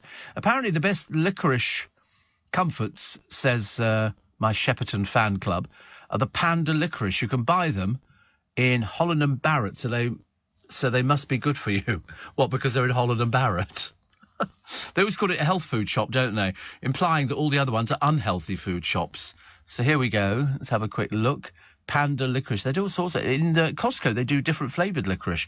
Black licorice, red licorice. Yeah, it's original licorice. Some people lie. It only got 4 ingredients. So it's very good for you. Licorice, very good. I'll get you some, Joe. You'd like it. Yeah, you'd like it. It's nice. It doesn't taste as bad. Don't shake your head like that. You're very unresponsive to sort of somebody reaching out to you to make sure that you live a little bit longer than the weekend. You know, so I thought I'd get you some licorice. Yeah, who says I want to, he says. Who suffers hair loss the most? Me. I can remember when somebody mentioned to me as I walked down the stairs in front of them in one of the buildings that we were in, and somebody said, "Oh, you're losing your hair." I said, "Am I?" I had no idea at all. How old was I? 30-something. I'd never really thought about it, actually. And then it took a while to sort of get to the stage of going into the hairdresser and saying, "I'll have a 1, and then I went for a 0. Because it's so much easier. I mean, I don't do comb-overs or anything like that, you know. And then I thought perhaps I could buy a toupee. And then I thought, I don't know. Well, I'm going to look silly, aren't I, with one of those Brian May wigs on or something like that. So that's not happening. But women suffer hair loss the most. Did you know that? I did know that, actually. You can buy all sorts of shampoos which sort of maintain your hair. And there is a liquid that you can put on. It doesn't work for everybody, called minoxidil. And you buy it. It's not cheap. Not cheap. And what it does is it stops your hair disappearing. But the moment you stop taking the minoxidil, your hair will go completely to how it would have done had you not taken the minoxidil in the first place. I'll get you some. There's 2 things I've got to get the producer. So good of me. Morning. So Britons suffer 84 bad days a year. A bad day would be losing your keys, getting a parking ticket. I spent ages this morning looking around for an elastic band ball, which is normally on my boss's desk. Can I find the thing? Can I? Buffalo. I don't know where it's gone to. It's disappeared. So I walked around the desk twice thinking, perhaps I've just missed it. Because I've done this thing before where I'm going around going, oh, where are my sunglasses? And I suddenly realised I'm wearing the blooming things. I get really daft like that. Apparently, a poor night's sleep, losing your wallet, stepping in dog poo, or smashing your phone came top of the triggers that make for a bad day. Flat tyre, denting your car whilst parking, or email or texting the wrong person, something embarrassing, also made the list. I can't back into somebody's car because I've got beep beeps on my car. Beep beeps. Which are because I've got it's got cameras front and back, you know, which I think is very useful. So you can see the car you're reversing into, and it shows you if you're doing a bit round, it shows you how much room you've got and everything else. And it goes beep beep beep beep beep beep beep beep beep beep beep beep beep beep beep beep beep beep like that. Sort of tails off into the distance. So I'm quite good at that. But I mean, a flat tyre, that's a right pain, isn't it? You go out there. Can I change it? Absolutely not. Absolutely not. That's why I have to sort of call out the RAC and the AA, Alcoholics Anonymous, to try and get me through this trauma. We did it once. I did try and change a tyre once, but it was on a different car and it was very light. You could practically hold the car. It was just a little mini. You could practically hold the car up yourself. But the little jack that you get with my car, hardly worth bothering. It really isn't. The People Awards are taking place on television this evening at 7 p.m. and Cats Protection League and Dogs Trust. And they've got all sorts of different people. Looks like Jenny Murray who's doing it. I didn't even know she was still going, but she is apparently. So nice. But they don't tell you where it is. Oh, it's Webox. Is that it? Webox. Have you heard of Webox? Oh, no, just me again then. But it's the People's Pet Awards, sponsored by the Mirror, which is very nice. Thank you. Morning, Steve, says Taffy Nige. Seems all lady shop assistants of a certain age in the Rhondda greet customers with hiya love. That's I-ya love. And I think it's wonderful. Makes me smile. Yeah, tidy. We like it when people say hello to you. I get it here. One of our cleaners says, she always goes, morning, Steve. I don't think that's really sweet. I don't think she knew who I was. But seeing as it's got my name on the front of my T-shirt, I'm Steve, say hi. You know, always works, doesn't it, really? So, pantomimes. You're booking for your pantomimes, are you already? You need to get in quick, because otherwise they'll sell out. And I'm always... So I keep meaning to go and see something, and then I never get round to it. Lots of gadgets in the paper today. Star Tech in the Daily Star. Will Guy would love this kind of thing. It's got all sorts of things. Metz. Have you ever heard of Metz? No, it's a German firm, and they've got tellies, big tellies as well, actually. The new range from £159. They look nice. I don't know what it is, just a television. I don't know. And also, the biggest OLED telly at IFA, the screen was 97 inches. How big's mine? Mind your own business, wash your mouth out with carbolic. What can I do with you? I'm not telling you personal things like that. You'll be round, trying to get it back through the letterbox again. Also, if you've got 5,500 to spend, you might fancy adding the new Bose Sound Theatre from B&Q to your living room. The premium soundbar is pretty mighty. I've got a Bose DVD player, but it's got special speakers in it. Makes it so you could fill the Albert Hall with it. You can, so it said on the advert.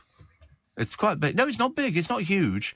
I think they were not cheap. No, it's not surround sound. No, it is if you run round it, I suppose, if it's in the middle of the room. I always fancy getting one of those Apple Watches. A friend of mine had one on the other day, and he said, oh, it's ringing. It's a friend of mine. I went, oh, right. I didn't know. Has Darren Adam got one? Has he really? Does he use it? Oh, right. Does he like it? Oh, you just to tell the time. He hasn't fathomed out the other bits. Oh, dear, honestly. It does make me laugh. But I quite fancy. There's a Chinese tech firm reckons they've solved the faff of trying to take blood pressure readings. So, in fact, it's built into their phone. A week-long battery means it won't need constant charging, and it weighs just 40 grams. You know how much it costs? They never tell you these things, do they? It's called the Huawei watch. Huawei. Why has it got an H at the beginning? Who are we? Is that the same as who are we? Is that the kind of thing? Is that what's that pronounced? Huawei. Huawei. I wish they'd tell you how much these things cost, because I might want to buy some of these things. And if they don't tell me, I can't do it. But I do fancy a 97-inch television. That's like going to the cinema, which is fantastic. They've also found the world Guinness record breakers were proudly raising the bar. All sorts of people. There's a lovely lady called Scarlett Ashley Cheng from China has amassed a collection of lip balms. Do you know those ones? I used to like these sour cherry, which was quite nice. She's got 3,388, so she's way ahead of me. There's a juggling act, Kimberly Lester. There's also Celine Dion and who is it? Celeste Dixon. And they do they lie on their back. There's like a chair thing, and you juggle with balls, and they do this bit of wood that rolls round. Have you ever seen these people? They're called foot jugglers. They're very popular. But you're lying on your back, and sometimes it's balls bouncing up and down on each of it, and you throw them. It's really clever. Really, I mean, I can't do it. I can barely. If I lie on my back, I'm there forever. Never get up again. But you've seen it. Yeah, there's loads of things. There's also... there's all sorts of amazing feats here.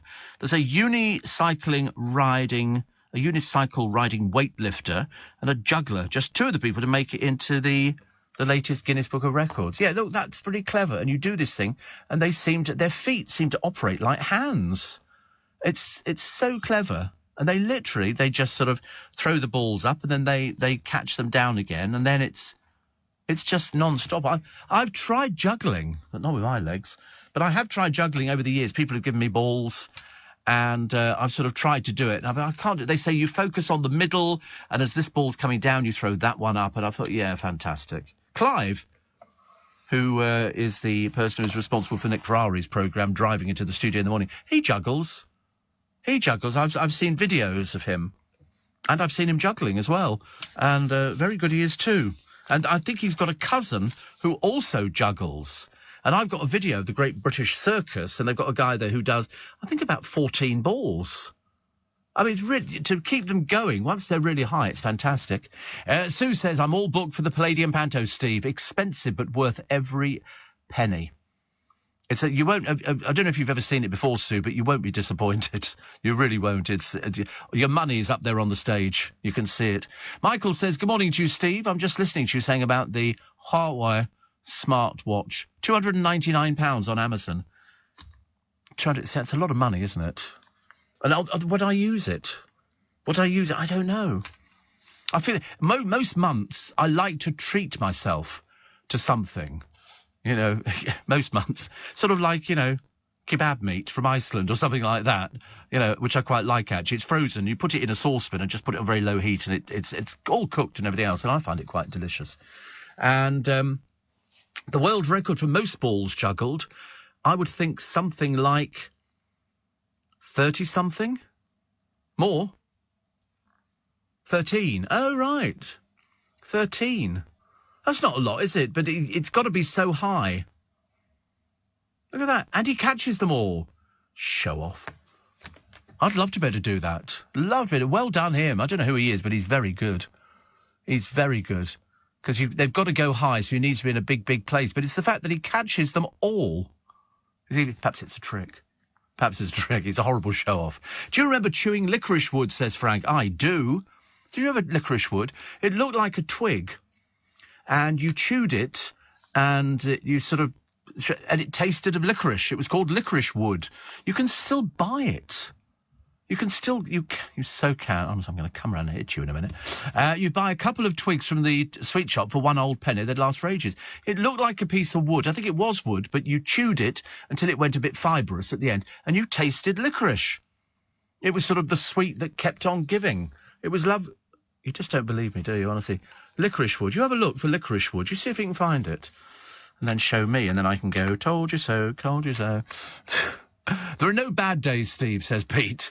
Maybe the last day is the only bad one. After watching The Funeral Directors on Amazon last night, I've changed my mindset. Every day is a great day. Every day. It is. Every day is what you want to make it. Whether we've got money or we haven't got money, whether, we couldn't get the last thing or we split up in a relationship or we found it, every day is a day that you can make into something else. There you go, licorice wood. Licorice root baton, whole organic. And you chew it. I know it seems really weird, but I promise you love it. I'm going to order some for you. Yeah, I think you need it. I've decided I want to see you with a twig in your mouth. You will. You become addicted to it.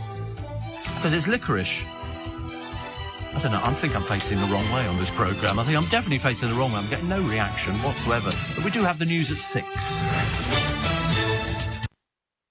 What do you get when you mix fashion designers, financial advisors, and dance studio? No, not a catwalk of strutting accountants. No, not a ballet piece about balance sheets. I'm actually just talking about Workspace. With 4,000 of London's most original businesses already calling Workspace home, whatever it is you do, there's a space for you here. It all happens at Workspace. Search workspace.co.uk. This is LBC from Global, leading Britain's conversation with Steve Allen.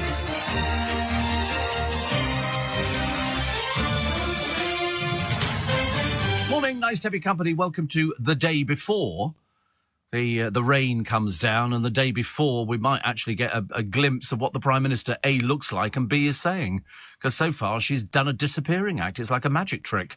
1 minute she's there, then the next minute, whoosh, gone. Kwasi's still around, but not doing particularly well. There are calls for him to resign now. Doesn't take much, does it? Doesn't take much. And everybody going, what's going to happen to our mortgages? Well, the answer is they've gone up. They've gone up quite significantly. Some by almost 100%. They've axed, I think, more than 900, just a fraction over 900 special deals on mortgages, mortgage cover. So if you're in the process of trying to sort out a mortgage at the moment, you might find yourself basically with a letter from them saying, sorry, we can't offer you a mortgage at this precise moment. So everything collapses. It all, you might be living in rented accommodation. You might have saved your money up. You might be getting ready to move. And then they go, it's all off. It's all off. We're not doing it. It's terrible. Absolutely terrible. It's a dreadful situation for people to be in. We thought that the petrol was bad enough. We thought petrol was bad enough, but no, it's dreadful. Steve, the item you're announcing next Friday, will we be able to use it in the kitchen? I can't tell you. My lips are, sealed. You'll want it. You'll definitely want it. Theatre Royal Newcastle, Steve. Cinderella this year. And we've been booked since last November. Always fabulous. Who's starring in it, though, Tammy?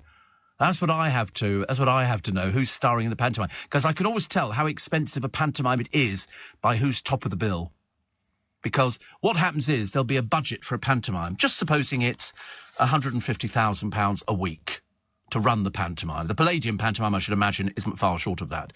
And then they will sort of go, right, top of the bill would be whoever it happens to be this year, I don't know, at the Palladium. We'll find out. And it's got, this is Theatre Royal Newcastle. Danny Adams. Okay. He leads the cast in a brand new production. He's a panto superstar. In other words, he does a lot of panto, but nobody knows who he is. He'll be local boy. They've also got panto favourites Clive Webb. I think I know of Clive Webb, with Chris Hayward and Joe McKeldry making a triumphant return as the fairy godfather. They're also going to be joined by Britain's Got Talent finalists, Flawless, comedian Mick Potts and Una Cox in the title role of Cinderella.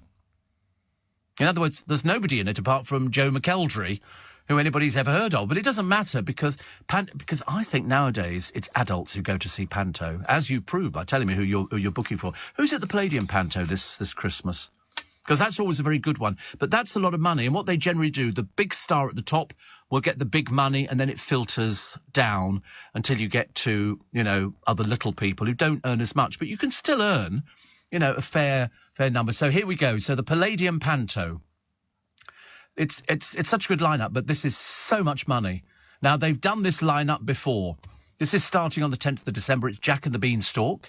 They've got Dawn French, Julian Clary, Alexandra Burke, Paul Zerdin, who I've known since he was about 15, I think, Nigel Havers, Gary Wilmot, Rob Madge, Natalie McQueen, and Louis Gaunt.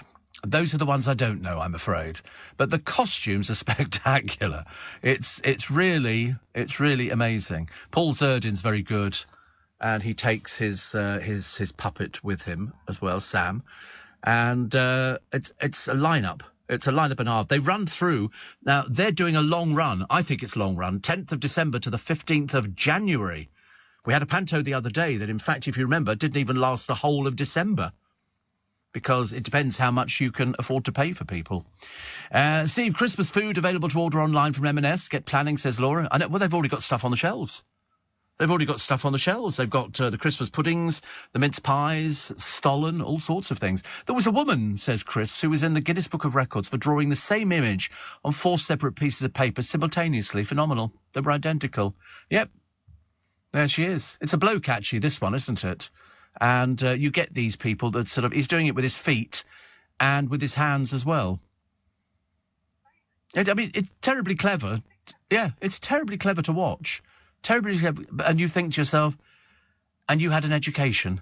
But if you look at the pictures that he's drawing, they are all identical. They're all identical. He does these things, and you see them at the end, and you go, you're really good. Yeah, the feet ones are even better. That is so clever. I can't do anything like that. I can barely stand up. Theatre Royal Newcastle, so booked since last November, so that was it. The Licorice Root this morning, selling like Billy-O. I can't begin to say. Lots of people going, I remember Licorice Root, Steve. Also, over in Emmerdale, the fans will finally find out who Mackenzie Boyd's secret lover is next week, because he bedded a mystery villager. I wouldn't touch any of them. Seriously. And so now they're saying some people are having a guess. So here are the runners and riders of who he's in bed with. Could it be Laurel Thomas, Victoria Sugden, Mandy Dingle, Chloe Harris, Kerry Wyatt, or Gabby Thomas? Or could it be a mystery new character? In other words, it's a complete and utter waste of time, this article, because it could be somebody else. It could be the cat from next door. I used to like Viv in the corner shop, and then they just got rid of her for no reason. I thought she was great. I thought it was a fantastic character. I'm watching repeats. I know, I can't help it. I wish they'd put up a thing on my television which says, by the way, Steve, you are now watching a repeat And I'm years behind. So is it.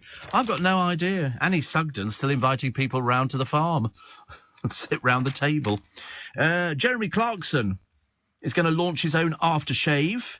He's planning a toiletries line called Grubby Farmer.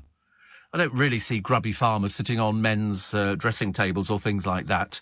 It's not going... I mean, it's obviously going to be at the cheaper end of the market. He's also considering hand creams plus anti-wrinkle items. Well, God knows he's left it way too late for that. Anti-wrinkle items. And he's also got a candle described as a unique and leathery scent of my car seat, blended with hints of earthy spice. They do anything. The F-bomb is Santa Farmer. That's what he's got, the F-bomb on it, because it's all the things. The Grand Tour host, he's worth £55.5 million. That's how much he doesn't really need to do this, but people want to buy into it. And he's also trademarked cocktails, low alcoholic drinks. Additionally, he's produced this slogan which features in the TV show, and he's got candles and everything else. Amazing, isn't it, really? I don't mind that, because I like him. I love it the way that he winds people up. I think it's even more fantastic if you wind somebody up. Oh, we don't want any of these things. Go boil your head. Steve, do you remember Lucky Potatoes? No. Lucky Potatoes? No. I like those potatoes. You know when you get a little potato and then you slice it, not all the way through, and then you stretch it out. I like those sort of potatoes. And I like Dauphinoise potatoes. I like all sorts of potatoes. Lucky Tatty. It's made of white fondant, flavoured with cassia and steamed and covered with cinnamon powder. It used to contain a small lucky plastic charm in the centre, hence the name Lucky Potato. Well, I've never even heard of it. It's a Scottish thing, isn't it? It's a lucky potato. It's like people have lucky pants. I've got lucky pants. I'm wearing them now. I thought to myself, I'll put them on this morning. I'll be lucky today. Tony Beak is at the Churchill Theatre in Bromley. Thank you. That's Anton Dubek, but his real name's Tony Beak. Louis Gaunt is very good. He's playing Bert in... he's playing Bert in Mary Poppins, says Lewis in Uxbridge. He was fantastic. Phantom of the Opera. Well, there you go. Steve, I've just woken up to you announcing the next Steve Allen item is being revealed soon. Next Friday. And Nick says, Steve, we're losing one of our two Wetherspoons pubs in Stafford. Oh, dear. Yeah, they were put up for sale. They lost 30 million, so they have to cut back on them. Might be worth buying, mightn't it, to keep them going? But if they can't make it work, nobody can, make it work. Lots of pictures of this Russian army, basically of a lot of very sad old men. Many lack the physical fitness. In fact, they don't look as though they've got any fitness whatsoever. They've been compared to the Home Guard, as immortalised in the hit sitcom Dad's Army. There's still a 10-mile tailback at Russia's borders, and many defy the call up to drive. There have been 17 firebomb attacks on enlistment centres. It's failing miserably. These old men, they've given them a gun and a hat and all the rest of it. And as they were being ferried out of their villages, the women are running along the side of it. Don't go, but they don't have any choice. They've been called up, but they're ancient. These people couldn't run if their life depended on it. Thank God we don't live in Russia. Dear me. Passengers, that'll be all of us, urged to travel by rail only if necessary on Saturday. So if you're going to the theatre and everything else, because it's more strike action. OK. Members of the RMT ASLEF, Unite and Transport Salaried Staff Association, are going to walk out. Huge disruption, reduced timetable. Just 11% of services will run, with some areas having no trains. It'll be the first time the unions have walked out on the same day. There'll be no trains between London and a number of cities. And I will tell you what they are very shortly. So you never know. One of your stations might not be the one that's going to be operating. So you should also check as well when the last train will depart. So they've said, unless you absolutely need to travel, please don't travel. We'll have people... Although the trouble is, even when I've told people about these things, you still go to the station, and you see people standing there looking at the board and it's got delayed, cancelled, blah, blah, blah. So trains will start later in the morning and finish earlier in the evening on Saturday. There is a reduced timetable published showing just 11% of rail services running. Some disruption likely to continue into the early hours of Sunday whilst workers return to duties. Unlike previous strike days, no trains between London and a number of major UK cities, including So no trains to Edinburgh, Birmingham, Manchester, Liverpool, Newcastle, Brighton and Norwich. No trains. So you have been warned, as I say, but only if you're fortunate enough to be listening to LBC. Everybody else, of course, will be too excited about the fact that Liz Truss will be on a BBC station near you, but nobody will hear it because nobody's ever tuned into them before. What else we got? Betfred fined 2.9 million over failing to protect gamblers. 2.9 million because one customer was allowed to lose £70,000 in a 10-hour period. That seems an awful lot, doesn't it? £70,000 because he opened an account due to lack of control on it, because it's supposed to be built in automatically that can say to you, I mean, I get the same on the lottery. If I've sort of gone on the lottery and they go, you can put some money in your account, but no more than £50 or something like that, because they're being sensible. Well, no, it's not the limit. I mean, I can go up to £350. You know, and it just, but if they look at the pattern and they go, we think you're spending a lot of money, they'll say, you've spent 250 quid in the last month. You know, are you managing it okay? And of course, the answer is, of course I am, because they take direct from your bank account. If they didn't have the money in there, there wouldn't be the money to pay them. So that's the way it goes. I was just watching Sky a minute ago because I have it up at the studio just in case anything happens, so we're all ready for it. They've got some poor man called Barry who looks like he's falling asleep at the moment. He's been on since midnight. Presumably somebody overslept and hasn't bothered turning up. So Barry looks as though he's about to drop any second. Somebody needs to rescue him. You know, that's a long time to be on the screen, as is said. When you look at him, you look at his eyes and you go, just empty pools in a desert, aren't they? Poor old Barry. Poor old Barry. Do you remember the Throne? News by nightclub owner Peter Stringfellow has been sold by his son for almost £4,000. It once seated the king of clubs and VIP guests at Stringfellow's. Leeds-based bar owner Chris Howard, who bought the chair, said, I would love to place it in one of my bars, but as custodian of such an iconic, almost pop art piece of furniture, it will take pride of place at the head of my dining table in the family home. It's painted gold, covered in black velvet.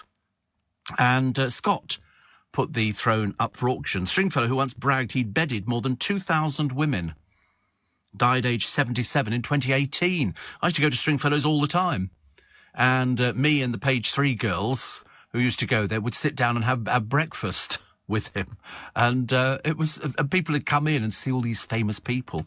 And it was very interesting. I don't know if you've ever seen Morris dancing. We get it in Twickenham occasionally. I think there are troops who move around the country. And Morris dancing, it's sort of, I always thought it was, no, that's maypole dancing. Morris dancing is where they've got the handkerchiefs and the bells and somebody dresses up as something and they sort of wave their hankies in the air. But they're trying to get ladies to join. So they've changed their name after 71 years in a bid to get more women to join in. Women do take part in it. And you've got hats which they wear with flowers entwined around them and everything else like that. It's very old. And Exeter Morris men will become Exeter Morris as they embrace diversity. They were formed in 1951. They have been accepting female dancers since 2018, but have made the switch to attract more of them. Member Chris Burhouse says, we're getting older, so we're depleting in numbers. And one of the ways to keep Exeter Morris going is to encourage ladies. We have had quite a lot of interest from the wives. Foreman Graham Wood says, we often have people telling us they've thought of trying it. They have sticks as well, and they sort of bang their sticks. And it's very lovely when you get them. Somebody's got a little squeeze box. Morris people. No, Morris men. There was always men, traditionally. They do invite women to join in now. And they wear their... Have you never seen it? Oh, right, you have seen it. You've never been to a pub where they just turn up and start... No. Obviously not going to the right pubs, are you? You need to go to the right pubs, because we get it at the Barmy Arms occasionally. The Morris men will turn up. Everybody loves watching them because it's a piece of history that's still being recreated. Go out into the countryside and you'll find it performed all over the place. I don't know whether it's seasonal or not, but it's I think it's lovely to watch. It's just very old-fashioned, but it's something quaintly British. You go... Yeah, young people do it as well. I've seen young people doing it. But somebody dresses up as a hobby horse, kind of. I can only describe it as a hobby horse because that's all I think it is. And they do things, and then they've got their sticks and their flowers, and they dance, and they've got their boots on and everything. I think it's fab. I think it's great. I'm a big fan of the Morris men and women. Also now just Exeter Morris, which I think is quite nice. And when you sort of watch it, You know, it's choreographed. They don't just sort of stand there and sort of tiddle around. They get there, they wave their hankies, and I mean, some of them are getting on a bit now, so they want to encourage younger members. I've seen younger members, and they have this special outfit. Presumably, they all have to wear it. Sometimes they're in Wellington boots, but it's the fella on the squeeze box who sort of gets in on it. I always thought it was a fertility rite. I don't know why. It probably isn't. But it's usually accompanied. So it's sort of folk dancing, and people skip. There you go. There's some young people, and they skip, and they bow, and then they hit their sticks, and then they get... I think it's brilliant. It's certainly... If you were an American, you come to this country and say, have you seen the Morris Men? You know, you go out to a pub in the middle of the countryside, you've had your scampi and chips, and the sun is going down, and there's the Morris Men. I think they probably think we're completely barking mad, but I love it. I love it. So they're getting older. And sometimes when you get a bit older, you can't dance around as much as you probably want to. So there you go. Struggling parents. Oh, God, you will be struggling this year. There's very few people who are not going to be affected by this. They've been warned you should shop around when buying toys. I don't know why they've given you this advice, because, to be honest with you, everybody shops around. They really do. But the move comes after Argos was criticised by customers who spotted some items being sold for half the price in other shops. Well, of course they would be. That's the way it's always been. I mean, you can go to, Sainsbury's and find something that's cheaper than it is in Marks and Spencer's. I mean, it's always been like that. One mum claimed the Barbie Fast Cast Clinic playset with Barbie Doctor was on sale at Argos for £56, having been reduced from £70, but it's available at Smythe's for £26.99. Well, I don't want to appear ignorant, but what the hell's Smythe's? Some of these shops that sell these things, they don't have branches down south. They're up north. And it reminds me of the miracle on 34th Street. Do you remember? Where they had the department store, and if they didn't have the item, Father Christmas was recommending they go to another rival department store to find it, because he would say, you want a what? A Polly Wolly Doodle. Well, and the mother would say, there's $70 here. And he'd say, listen, you should go to Backup Toys. They're selling it for $39.99, and it comes with batteries. And that's what this is. Elsewhere, it was spotted on 2 retail sites for $69.99 and $49.99. Here we go. Other examples shared: the Barbie doll and pet boutique playset. These don't mean anything to us around here, with 4 pets at $37 in Argos, but in Smythe's, $22.99. Is this an advert for Smythe's or something? Because I've never even heard of it. Apparently, at B&M, you can get the Barbie Sparkle Mask Day Spa playset and doll, £28 in Argos. At B&M, it's $16.99.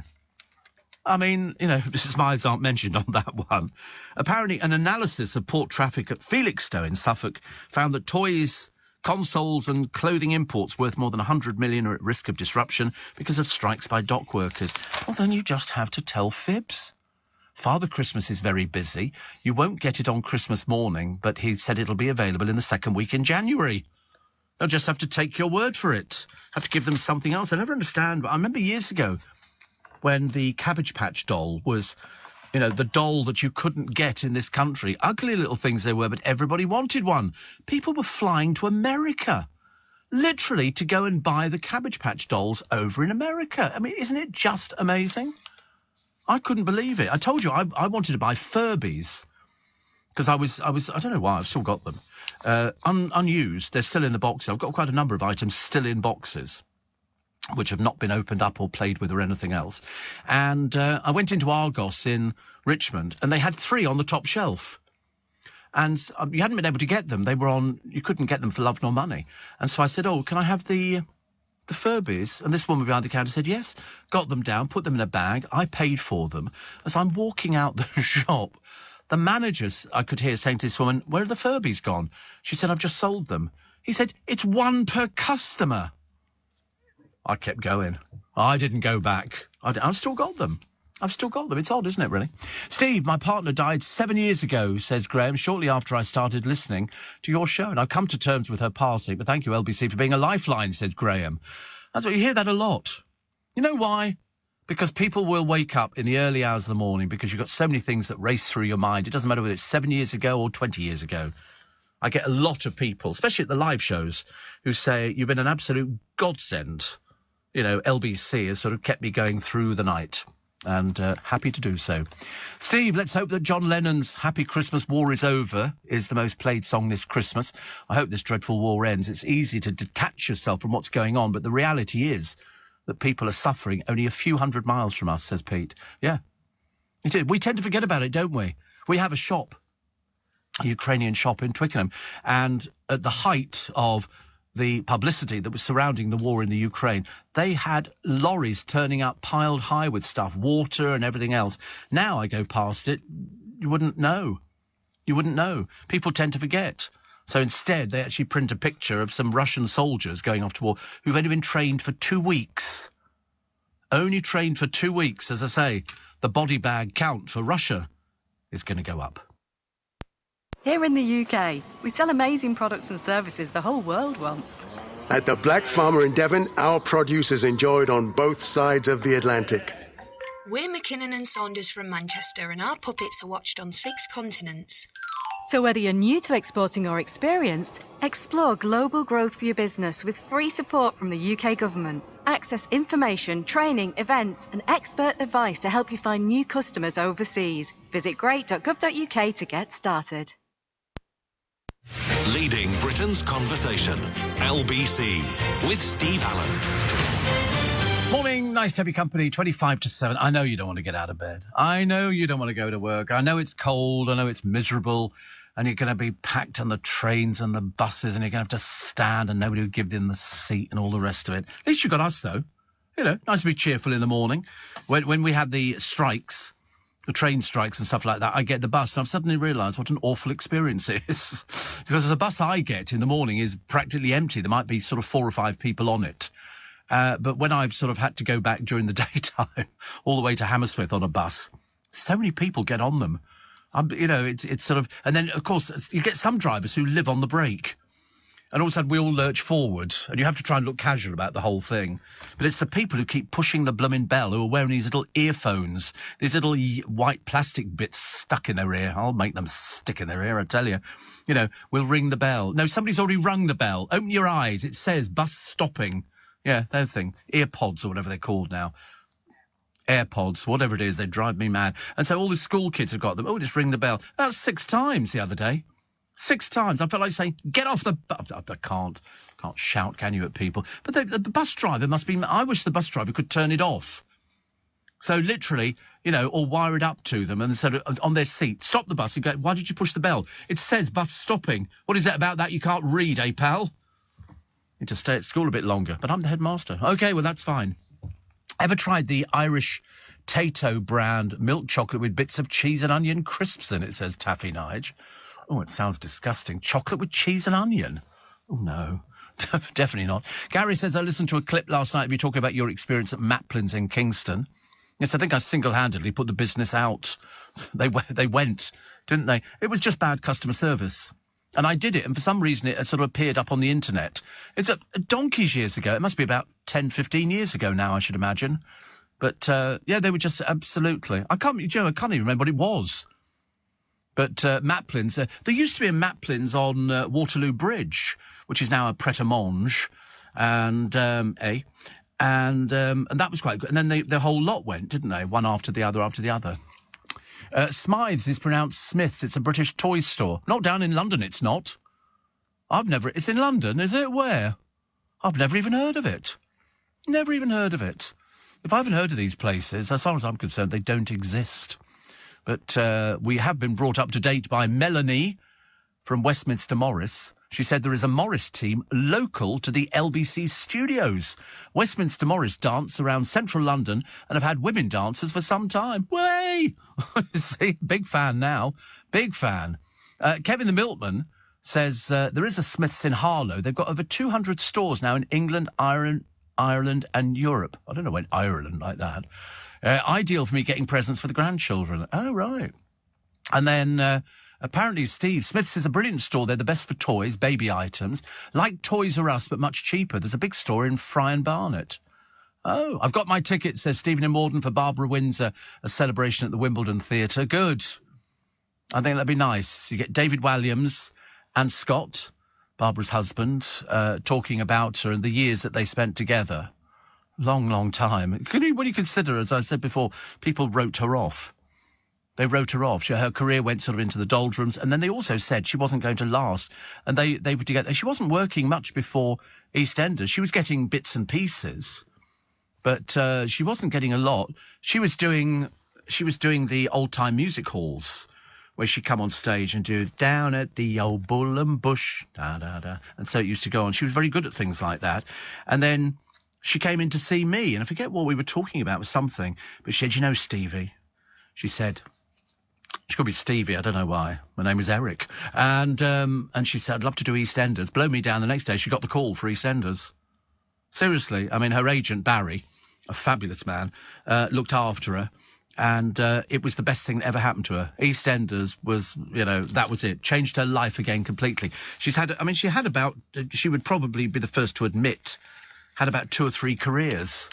2 or 3 careers. But bless her heart. Bless her heart, and bless Scott as well. Other things in the papers for today. Woman in Black, because apparently it's Paris Fashion Week. It doesn't mean anything to us. It's just a lot of overpaid people who walk funny up and down a catwalk with loads of makeup on and bits hanging out all over the place. And you go, oh, it's Paris Fashion Week. Yeah, it could equally be London Fashion Week, Just in case you'd forgotten, writes Virginia Blackburn, there's a hosepipe ban on. We will shortly be in for normal British autumnal weather. Sheets of grey, sleeting, depressing rain, but still no hosepipes. At least we don't need them now. No, that's true. When you think how hot it was, I used to dread, coming in and going, oh, it's another miserable day where there's no rain, and it was getting hotter and hotter. It was like living in the desert. It really was ghastly. Amol Rajan has complained the BBC put too many newsreaders with the poshest accent on air. Not when it comes to him, they don't, writes Virginia. She says, the last time I heard that many glottal stops was when Tony Blair was pretending to be a man of the people and tried to speak estuary English.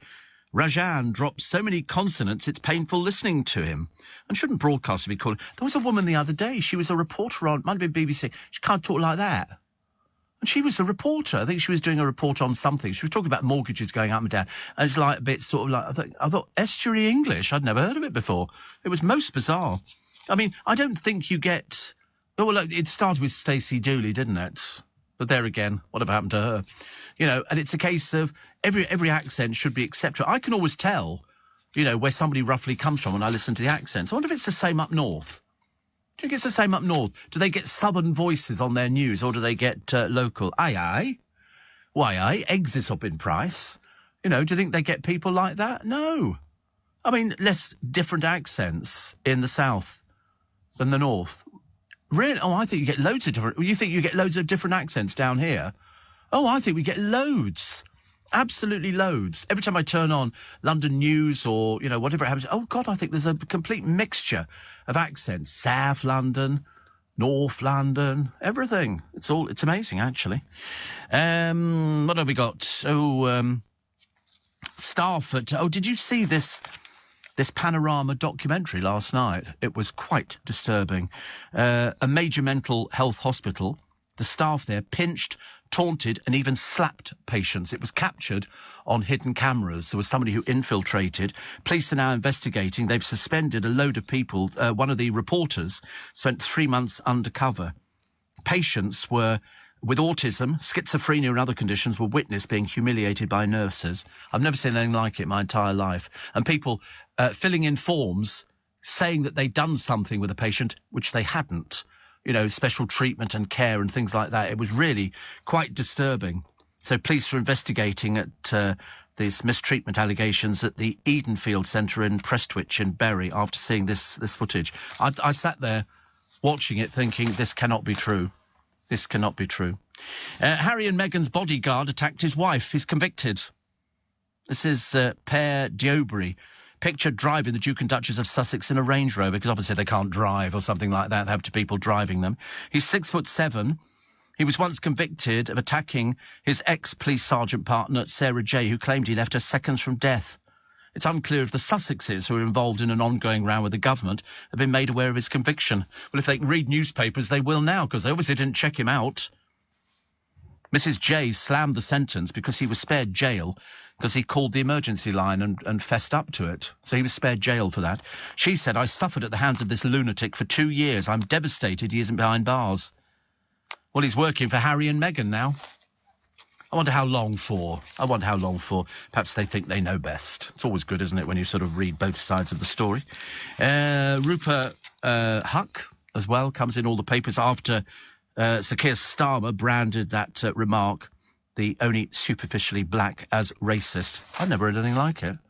You can't believe some of the things that you read in the news. Mind you, sometimes they used to say, take it all with a pinch of salt in the papers, but sometimes you say, the MPs are opening their mouths and saying things which you think, did you actually engage your brain? Or did you not bother at all? Morning, nice to have your company. So that latest film for Sir Kenneth Branagh, playing Boris Johnson, dreadful reviews. Shockingly tasteless, a risible script. Branagh's Boris is an abject disaster. 1 star. Mind you, there was another film that came out, wasn't there, which got bad reviews as well. What was the other film that came out recently? There's Make Me a Prime Minister. This is a television... Have you seen it? They managed to get the ridiculous Gemma Collins to advertise it, though she's not in it. Perhaps she was just sort of passing or something. The most awful programme I've ever seen on the television. But mind you, I've seen loads of programmes like that. Critics mixed over his portrayal of Boris Johnson.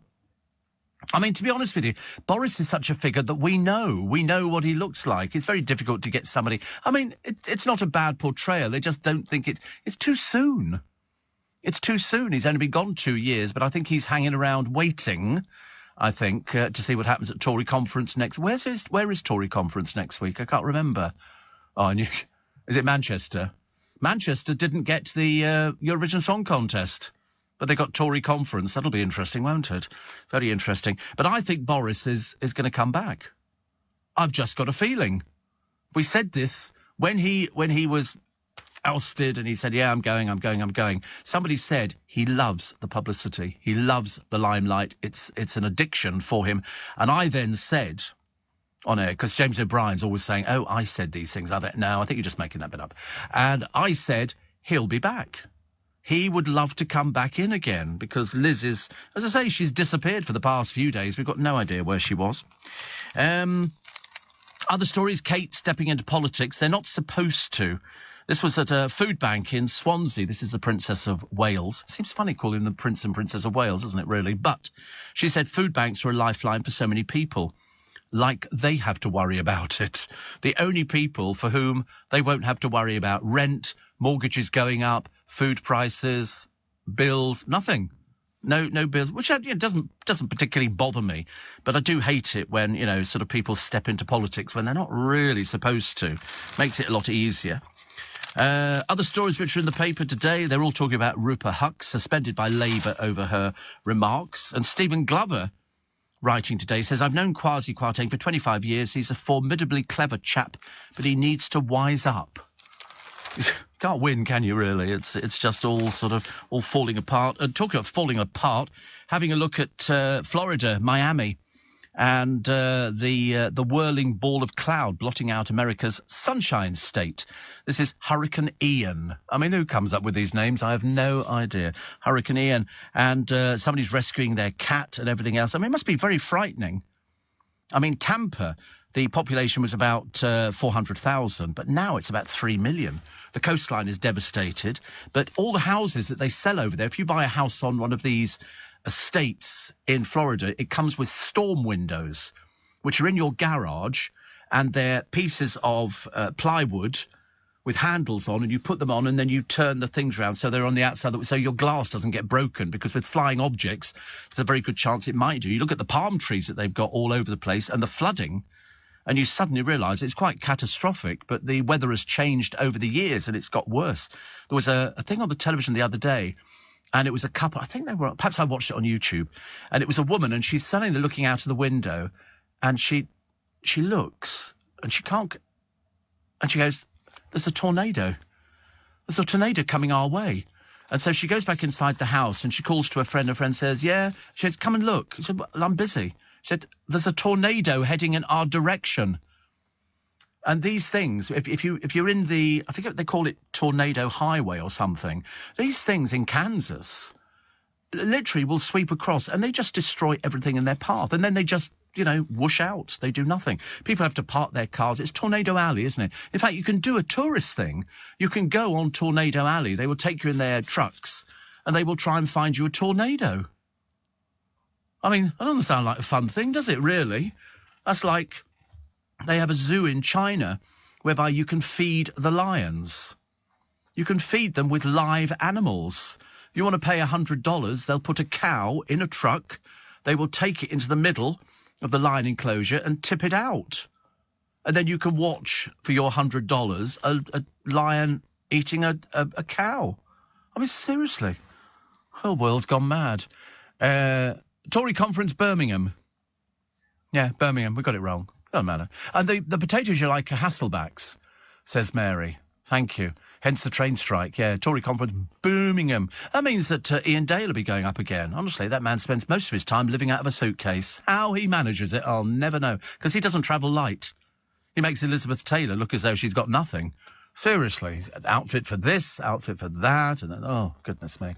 Annie in Colchester says, I watched the Boris thing last night and I'm exhausted this morning because I stayed up too late. I thought it was brilliant. You were a lone voice, I'm afraid, on that one. So, Tory conference in Birmingham. It'll be interesting to see how that one's going to go, won't it? They thought that Keir Starmer did very well. He quit. But I thought at one time when I was listening to him, he was making promises, especially to do with doctors. We will make them do this. I thought, oh, I don't think so. Everybody will be seen by a doctor. If you want to be seen by a doctor, you will be. And I'm thinking... They're not going to react very well to this. You can't start making promises to things that you don't really know whether you can actually achieve. Because I can see loads of doctors quitting the NHS. They're going, the workload is too much, too much.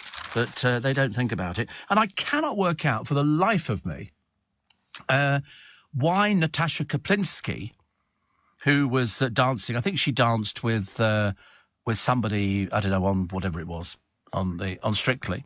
And she's now the new chief of the British Board of Film Classification. How does that happen? I don't know what the thing is. She has less experience in the type of work the BBFC does, and her predecessor, outgoing President Patrick Swaffer, worked as a legal advisor to the body. But Miss Kaplinsky was passionate about issues affecting children's rights and welfare. And that's it. That appears to be her sort of qualifications for getting it. She danced with Brendan Cole, by the way, and it'll be quite interesting. So she will report, I think. She's president of Barnardo's and an ambassador for Save the Children. She will provide a sounding board to the chief executive, David Austin. The BBFC, by the way, celebrates its 110th year anniversary in November.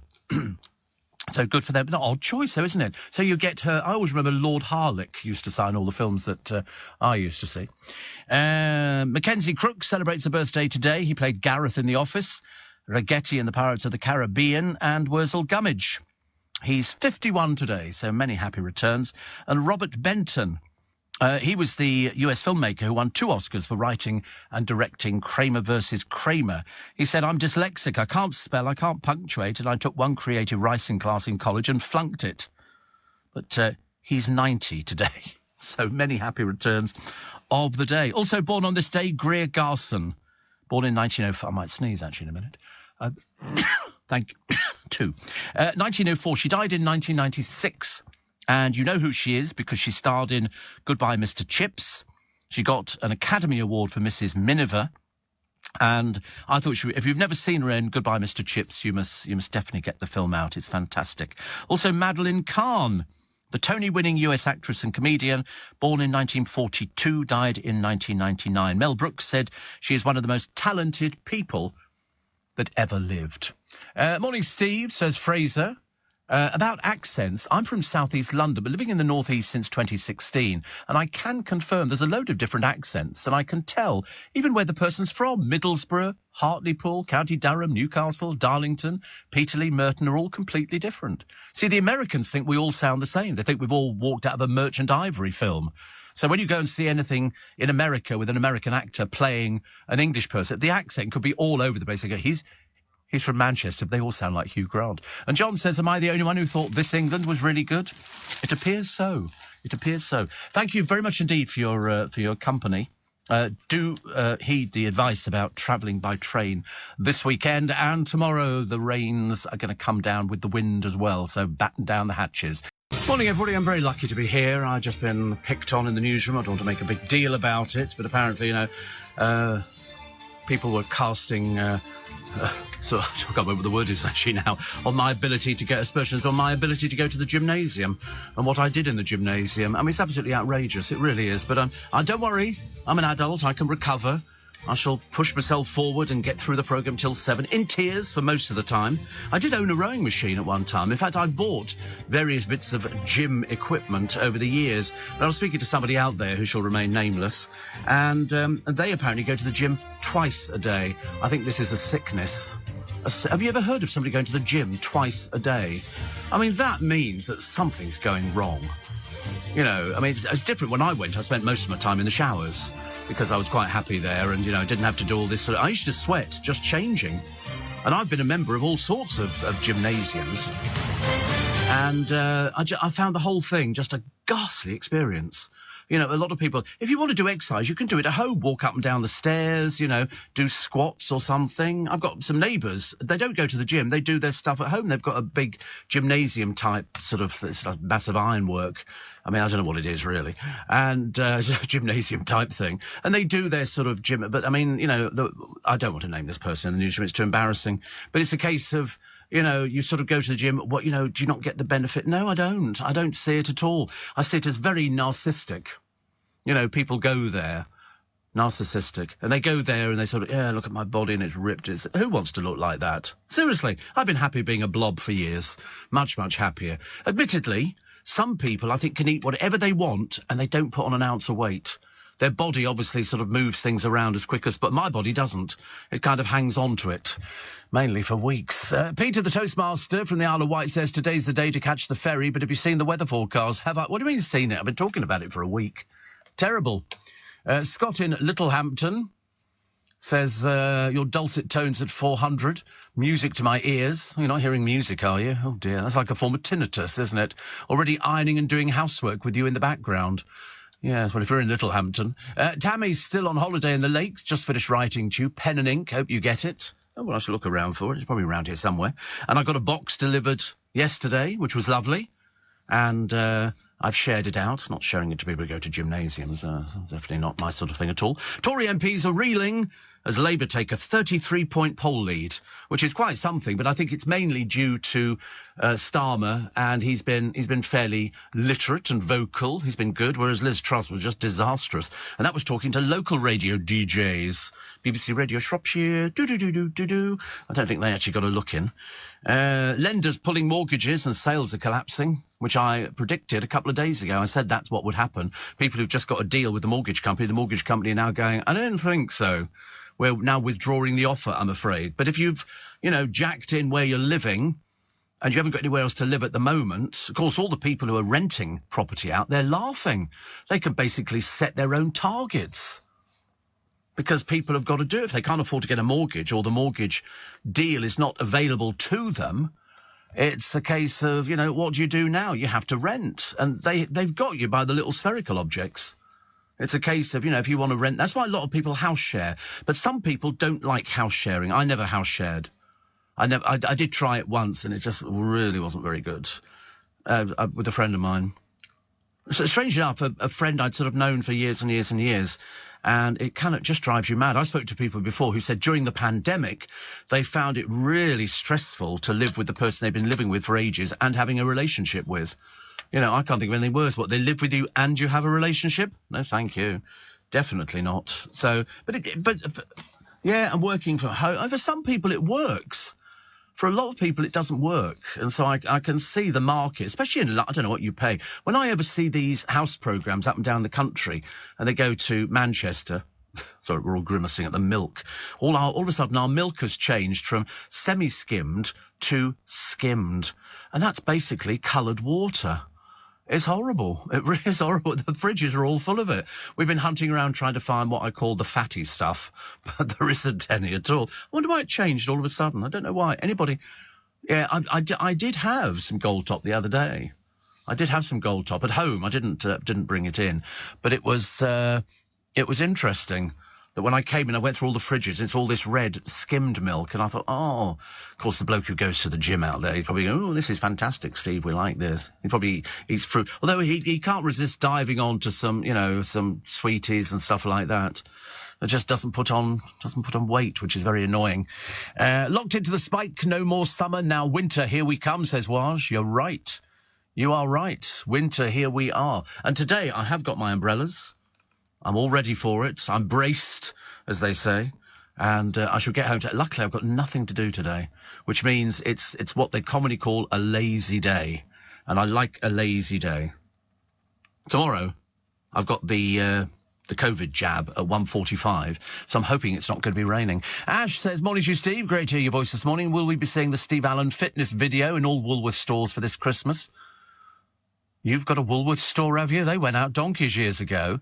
Videos, hello? If so, I'll be sure to get my copy. If I send it your way, can you sign it? Yeah, the Steve Allen Fitness DVD. They used to do that, all these celebrities. You can always tell celebrities are bringing out a fitness DVD because they'll be captured in a park with their gut hanging over the top of their knickers. And they'll go, oh, look how fat they are, exercising in a park with their photographer friend. And then the next time you see them, they're as skinny as a rake. And they go, oh, it was all done because I did this. No, it was all done because you had a trainer with you. In fact, who was that one? Was it Scarlett Moffat that they sent away to boot camp in Switzerland? So that's where she went to. And they all do this sort of dancing backwards, advanced aerobics, 33 minutes of some woman going la, la, la, la, la, la, la. I mean, it's seriously pathetic, but they become addicted. And you see them walking down the road wearing their bras. And they're all skinny and they go, la, la, la, and this is really good for me. No, because you're naturally skinny. Yeah, but these people are naturally skinny. She was never fat. This woman here, I'm telling you, would know she was never ever fat. You can tell, you look at her frame. She's a skinny little wretch. She's like, la, la, la, la, la. I mean, seriously, you just want to trip her up, don't you? Drives me mad. So there's no fitness DVD from Steve Allen. I can recommend a few other people, how to do sit-ups, how to do stretches, how to do squats, how to do all these other things. Look at her, look. I mean, seriously, she makes me sick just watching. I've gone right off. I don't even know who she is. Probably some American. Have you seen The Americans? All the blokes are working with their shirts off so you can see their six-packs. They're obsessed with it. We had Chris and Steve with us on our tour a few years back, who were working for LBC then. These are the ones out in Spain. And we had them take their shirts off on stage, and they are ripped. Not an ounce of fat. Literally. I remember sitting in a pub with them. It's a whole crowd of us went down to where they lived in Chelmsford at the time. And I said, shall I get some chips? And I can remember Chris looking at me like I was mad as a fruitcake. Chips? They don't eat chips. And things like that. So now they do air fryers, and you can have air chips. But mainly the sort of people who are sort of super duper fit with no fat on them, they just eat like half a lettuce leaf. And if you say to them, do you have mayonnaise? No, I don't. I'll be having some sort of macrobiotic meals or something. We've been listening to you for years, say Jerry and Lorraine, and I've heard you talk about Joe Allen's, so today we're booked in for lunch. Looking forward to it. What would you recommend from the menu? Well, to start, you could have the duck with watermelon. That's my favourite. Duck with water... Fine. Just a bit of nail off. Duck with watermelon is nice. It's nice. Well, I hope you like it. I would also go for, at the moment, the grilled Londoner sausage was quite nice. They do teriyaki salmon, pan-fried hake in a peppercorn sauce, flat iron chicken. The chicken didn't see that one coming. But the crispy duck with watermelon salad with spiced cashew nuts is very nice. Grilled shrimp. Roasted bell peppers and gem salad, spiced lentil soup. Oh, you like it. They do a set menu, Tuesday to Friday, so you can get 2 courses for £23.50 or 3 courses for £27.50. So, it's 0.5, isn't it? And then you can get the booze on top of that, and you can have a plain. The cocktail. They've got all sorts of things. They've got desserts. My favourite, if I was going to have anything now, it would be apple strudel with vanilla ice cream. I'm sorry, I'm a bit sort of stuck in my ways. I like a bit of apple strudel. Absolutely. It's a good Greek dessert as well, apple strudel. I know a lot of Greek people who make it, dripping in sugar. dripping in sugar. But very nice. Will you enjoy Joe Allen's today? You will, I think. Ray says, read Jim, Steve. You're our favourite blob. Your words. I can't do Jim's. It's the thought of all that sweaty lycra. I know. But to go twice in a day, that's really odd. You know, when there's bottles of Prosecco to open and your feet to put up and have some kebab meat in front of the television. But, of course, if you mention it to them, they go, oh, no, I wouldn't eat that. And you think, honestly, people become so snobby about going to the gym. Steve, not normally up at this time. Events have made me restless. What would that be? Repossession? Events have made you restless. Goodness sake, honestly, I can't imagine what that is. Can I get a shout-out? No, you can't. Steve, why have a six-pack when you can have a barrel, says Dave in Tottenham. I know, but, I mean, so there are people in our newsroom, and in this building there are lots and lots of fit people. I avoid them. I don't want to talk to them. I don't want to stand next to them. They probably want to stand next to me because it probably makes them feel really good about themselves. But I just don't do things like that. I can't bear the humiliation. And that's what it is for me. It's humiliation. I mean, now I shall feel guilty that I've eaten a mince pie. In fact, I'll be honest with you, I've eaten 2 mince pies. I shouldn't really be eating them at all, but I'm taking a box out. I've eaten 2 mince pies. The Glenfiddich whiskey ones from Walker's. Seriously, I mean, I shouldn't have. Actually, one of the Walker families, Nicky, sent me down some Walker's mince pies, and I got the box yesterday, and I've sort of offered them around to a few people. She says, I hope these pies are well received and are put to good use. Absolutely, Nicky. Thank you very much indeed. Very, very grateful. Always big support. Anything with whiskey in it. Funny, I can eat pies with whiskey in, but I can't drink whiskey by itself. But I do like a Glenfiddich. It's a little bit nice, and they do them, and they do shortbreads and stuff like that, which is lovely. Actually, talking of sort of nice companies, there's one that's just gone under that made pork pies. 200 people made pork pies for this little Mowbray company, I think, and they just couldn't survive. I don't know whether or not we're not eating pork pies anymore, because I like them. Not all the time. I like the little ones that they do, little Melton Mowbray pork pies, but this is Vale of Mowbray. Based at Leeming Bar in North Yorkshire, they've been producing pork pies since 1928. They've had problems with recruitment. They've got 219 people on staff and 171 have been made redundant. So the remaining staff stay in the short term to help wind down the operation. How awful. How awful. I feel dreadfully sorry for people like that. The pies look delicious. Pies look absolutely delicious. But 200 people were making them, and now they're not. Now they're not. There's a lady as well in the paper today. My mortgage offer went to 10.4% after the mini-budget. Yeah. Oh, that looks nice, doesn't it? Pork, cheese and pickle pie. Oh. Well, they must have loads in stock, so they must be appearing somewhere. Wonder where you get them from. I like that one day. What was it? Pork, cheese and pickle. Ooh. Sold it to me. Sold it to me. Thank you very much indeed. Morning, 18 minutes past 4. Here we go. Bit of fitness. I tell you what, a bit of exercise and put the tea down on the table. There you go. That's as far as it goes today. The MP pulling out the TV panel show. It's Have I Got News for You? And it's Rupa Huck. Well, there's a surprise. There's a surprise. What was the other one as well? Wood burner sales have soared. Have you seen these wood burners? I think they're lovely. It's like being a coal fire, but it burns wood. And boy, do they burn wood. They seriously do. I mean, they get through tons of stuff. Harry Dunn's killer. Do you remember this one from all those years ago? Killed by somebody who skipped the country so fast and went back to America. 3 years later, they finally got her into court, and it's going to be held later in the year, I think. But the worst thing is there's pictures of her in the paper with her lawyer smiling, looking happy, as if they've just sort of wanted it. You know, you have to ask the question, why did you skip the country? You know, the alleged killer, the only person who was there at that time of the morning, and they left the country within hours. It was almost like I didn't know you could buy tickets that fast, but apparently you can. £900,000 buys you a little bit of The Vicar of Dibley, because there's a house for sale in the village where they film all sorts of things, because it's the village that time forgot where they filmed that. And you'll find it. You can go and visit it. I mean, it has become a tourist attraction all by itself. I first saw it in Went the Day Well, and it's a little village, and it's Oxfordshire.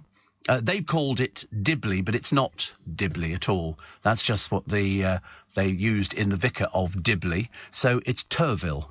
They call it's Turville. And if you go there, it is like stepping back into time. You'll love it. It's a good place to go to, but they've got this Vicar of Dibley cottage up for sale, £900,000. Although, to be honest with you, I think the roof needs doing. But it's a little bit of... I mean, I quite like places like that. I bet it's overrun with mice. Overrun with mice. I mean, even if I thought there were mice there, I couldn't buy it. I couldn't buy it. I'd be in a terrible state. But look at it. It's empty.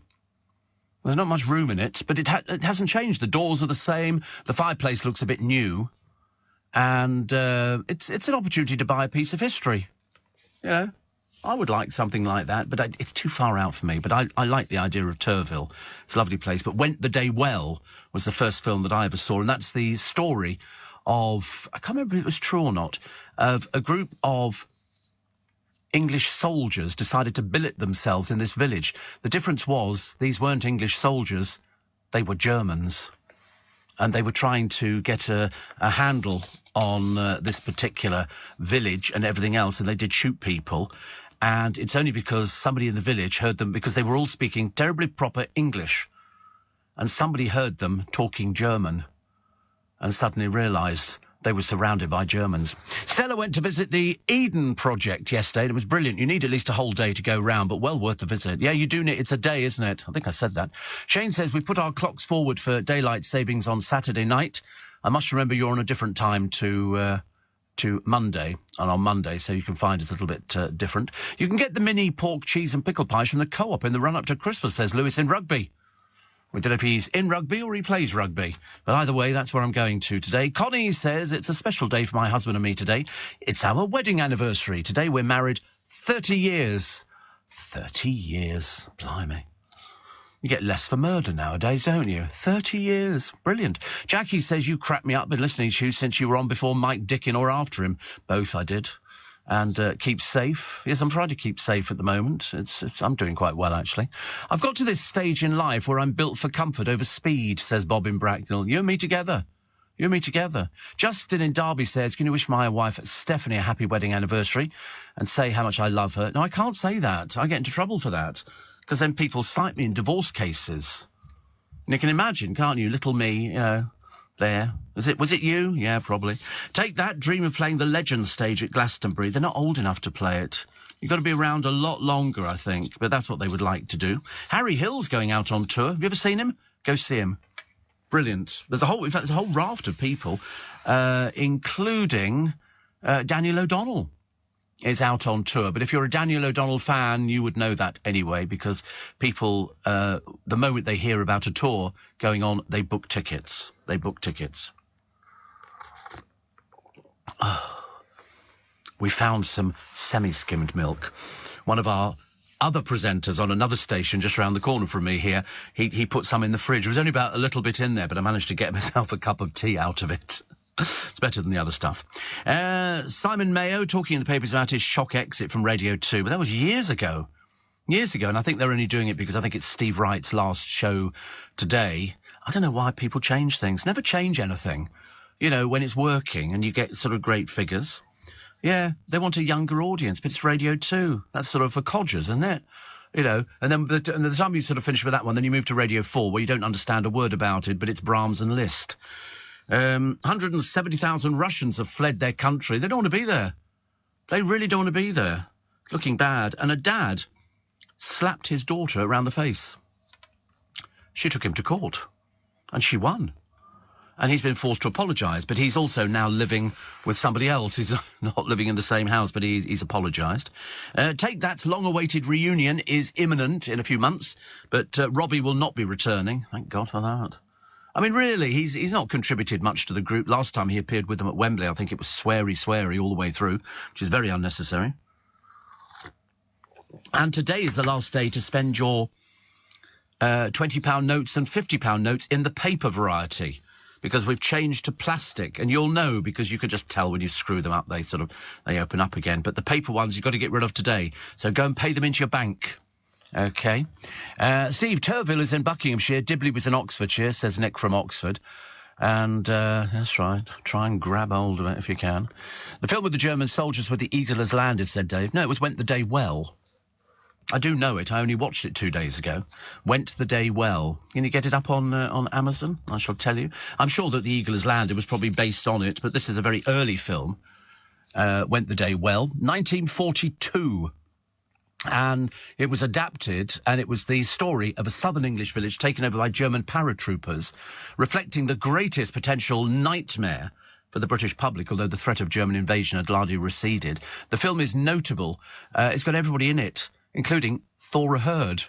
A very young Thora Hird is in it, because it was 19... You never seen her young? Yeah, she was great.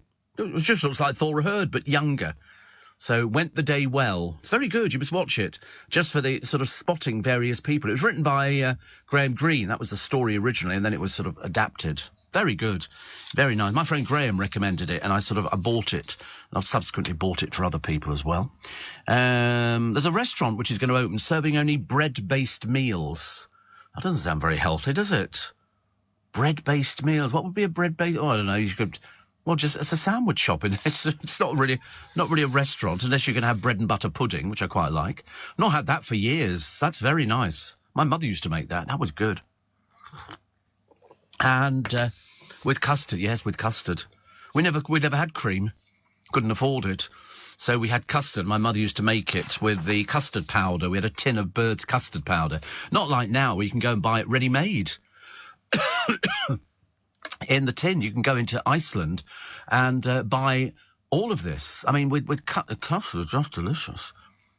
Custard is just the best thing in the world. I shouldn't have it because it's a lot of sugar and everything else, but my mother used to make it. She put the custard powder in, a little bit of milk, and then stir it around. And if you were lucky, you got to lick the bowl. If you were lucky. If you weren't lucky, you didn't get to win the bowl. Have I seen Kevin's? Wait a minute. Kevin the Milkman, it says, I'm on my way with a couple of pints of proper milk for you. Be there in about 10 minutes. Do you know, there is a God. Funny thing is, Kev, I didn't mention that you would pop round with a couple of pints of milk, but we shall hang on to them for grim death. Producer's been moaning about it, and that's really nice, thank you. That's very sweet. You see? People care. People care. Oh, I've got some bad news for you. I'll tell you later. It's not that bad news. It will be happening. It's just it's not going to be happening at the time we thought it was going to be happening. I've also got the date for the show, which we do every year. This is going to be for next year. Next year. Now, I know what happens because somebody will contact me, I can tell you, within at least 2 hours and go, because people are following these things, we've already sold 100 tickets. And you think, well, how is this possible? And it's because people are following it, and the moment it comes up on somebody's website, they purchase them. It's like the Magic Circle. We always do the shows. This is the first year that we've done 2 shows in ages. And they both sold out. And the other show will be next year. It will be next year, but I'll give you the details next week. Next week, although by that time, you never know. It might have sold out by next week. It's always very peculiar. Kevin, thank you. I look forward to that. Morning, says Thomas. The Glenfiddich Distillery tour in the Highlands is fantastic. Highly recommend. Sounds quite nice, doesn't it? The Glenfiddich Distillery. People go and see these places, don't they? I mean, I've never actually, Thomas, been a particularly big whiskey drinker. If I was going to sort of drink anything, it would be probably vodka. But we used to have people... I used to work in a pub years and years ago outside Newbury. And it's still there, but it's a restaurant. But I used to work there and live there as well. Because I didn't have a job at the time, and you could just walk into jobs. Oh, yeah, I was legal age. But we used to have all the local farmers round there would come in, and all their mugs were hanging behind the bar, and you had to know whose mug was whom. So they'd come in and go, I can have a pint. It's the third one along. And so you'd have to remember it, and they would hang their own. Yeah, they were like tankards. And there was one bloke who used to come in, and he always used to have whiskey. And it had to be fresh water. I didn't want tap water with it. And so he would have whiskey and water. And the first time I just poured the water in, he said, no. You know, and it had to be done a particular way. They were very funny about it. They were farmers. They'd come in with their hacking jackets on and everything else. And it was lovely. It was a very, very old pub with a log fire. And the landlord used to make a soup at the beginning of the week. And then what he'd do is he'd add to it. So every day he would put something else in it, like lentils or peas or beef or whatever it happened to be. And so by the end of the week, if you bought the soup on the Friday, it was absolutely delicious. I mean, it was delicious all the time. But he made this soup and then just added to it. A bit like Oliver, I think. Steve says Thomas in Harrow. What is it, the day of Thomas today? What do you think of artificial plants and flowers? I'm thinking of getting some as they're easy to maintain, but I realise some people think they look naff. Well, I've got artificial plants in the kitchen, but they're not flowering plants. They're just ivy and stuff like that. On the top of the cupboards, they're hanging over the top of it just to make it look a bit more interesting. Inside's okay, yeah. I mean, to be honest with you, artificial plants are okay. Inside, flowers, not so. If you go to Blackpool, that is the home of the plastic flower. Outside all the hotels on the seafront, there are hanging baskets, and they're all plastic. Cheap, naff, plastic flowers. Don't ever do it. Makes you look very sad. If you're going to put hanging baskets up, go and buy a hanging basket. 10 quid, 20 quid for two? Not too bad, is it? Shopping online this festive season? It's not just you looking for a steal. Help protect yourself with an email password that's easy to remember and harder to hack. Just look around you right now and choose 3 random words. For me, it's chocolate, keyboard, snorkel. What a bargain. Go on, make your password even stronger with 3 random words and take your email security to another level. Search CyberAware from the National Cyber Security Centre. Leading Britain's conversation, LBC, with Steve Allen. So excited about Kevin and the proper milk. That's the nice thing about working in London. It wouldn't work if we were anywhere else. But in London, you know, because we get people with ice cream delivering it to the theatres and milk. Kevin's come to our rescue on quite a few occasions. Quite a few occasions when we haven't had any milk. We've sort of run out and he's turned up with a couple of bottles. We've informed reception so they're aware of it. They must think they're mad. Honestly, 1 minute we're getting mince pies being delivered. The next minute we're getting proper milk. I call it proper milk because I can remember years ago trying skimmed milk and thinking it's just like coloured water. I mean, I'm sure it's terribly healthy, but I didn't kind of see it like that. Steve, I went to see Mrs. Doubtfire in Manchester. Brilliant, but coming from London, couldn't believe the amount of rustling of sweets. Unbelievable. Mrs. Doubt, what, the film? Is there a stage show? Can't be a stage show, is there? Not well, if there is, I've not heard about it. And also starting in Manchester. Well, it could be playing out of town, I don't know. Eugenio Doubtfire. At the Opera House, Mrs. Doubtfire. September the 2nd, good Lord above. So it's a musical comedy. So there you go. So, yeah, runs until the 1st of October. So it was running for a month. Unbelievable. Eugenio Doubtfire. How wonderful. Well, you've told me something I didn't know there. I had no idea that it was a musical. You know, and I'm quite pleased, actually, but you're right. People, I tell you who's very noisy. If ever you go to America, I like to be in America, the audiences in theatres are so noisy, you have to tell them to shut up. It's seriously, they just think they're standing outside on the street. So I said to her, now, she was doing this, and what time does the curtain go up here? No, but even literally to the moment of the curtains parting, they're still talking. Oh, dreadfully loud. I'm shushing. Mind you, I've done that on the train before when people have been on their telephones. You don't get that so often now. You do get it occasionally, but years ago, when people used to be on their telephones on the trains, I go, shh.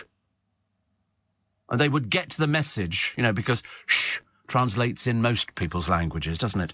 The African Ark, you'll love the story in one of the papers today. And it's the £5 million operation to move, I think, 400 elephants because they were suffering from drought. And elephants will trek through deserts. They will trek all over the place just to find the water. And these water holes, you know, once the elephants turn up, they devour tons of it. But, of course, during the drought period, there's nothing at all. And so it's left all these poor elephants, and they've herded them. And they've sort of this is in northern Zimbabwe, and they darted them, and then they put them on lorries, and they take them. I mean, to be honest with you, you have to look after them. We have to look after elephants because, you know, you just have to. I can't think of any logical reason why you should, apart from it makes you a caring person. So they've moved all these elephants. They've taken them in hammocks, in lorries, you know, lying down asleep. When they get there, they will be near water, so they can get their water. And at night time, it's lovely. You know, they have to be very careful, actually, for their journey. So they have to keep them cool because their organs can crush. If they're lying on their side, It's very easy. It's all right when they're little baby elephants because they're not supporting too much weight. But when they get to be big, I loved a thing on the television. I saw it years ago. It's about, and I don't hold any particular sort of brief for defending elephants, but when they die, they know they're going to die. It's as simple as that, and they move away from the herd, and they just it's something inbuilt. Lions do the same. I saw a video of a lion the other day that had moved away from the pride, and it was dying, and eventually you could see the breathing stops. But with elephants, what they do is they'll all be sort of trekking, and all of a sudden one will hang back, and then it will sort of just basically lie down and go to sleep, and the other elephants come back and stand around it like mourners at a funeral. It's the most uncanny thing you've ever seen in your life. And then once they've accepted the fact that it's died, they move on. And then they get other... They're so clever. So when they were saying the other day, and they've got these lovely pictures in the paper of this sort of great elephant saving as many as possible. And loads of other animals as well, because they need to survive on water. I mean, it's like camels are all right because they take all the water in. That seems to last them for months. I always worry about things like that. I think, what would we do without water? And the answer is, I don't know. We just have to buy... Somebody was telling me the other day, who was it? Might have been the producer, that he doesn't drink bottled water, he drinks tap water. Is it you don't drink... Oh, Brita filter, that's right. He's got a Brita filter. And I said, I had one of those. In fact, over the years, I've had quite a few, and I've given up with them. Because you can buy a 6-pack of bottled water for like £2.50. It's so cheap. So cheap. And you could buy it, you stagger out. I saw somebody the other day. They had a whole trolley in Costco, which they must have had 30 cases of water, big bottled water, obviously selling it in their shops or something like that. But it's lovely. I love it. Kept in the fridge, ice cold. Yes, please.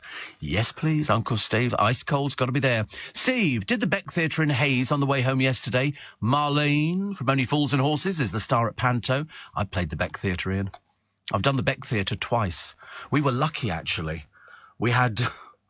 It was just very fortuitous. In fact, it was so fortuitous that we wove it into the other shows. I bought from Maplin's an inflatable Father Christmas and a snowman, and they come with a little pump, which you just plug it into the mains, and the pump, which is fitted into it, blows it up and it lights up inside, and kept it there. And we've finished doing one of the shows at the Beck Theatre, and it's a 600-seater theatre just outside of Hayes. It's really nice. We've played there, as I say, about twice, I think.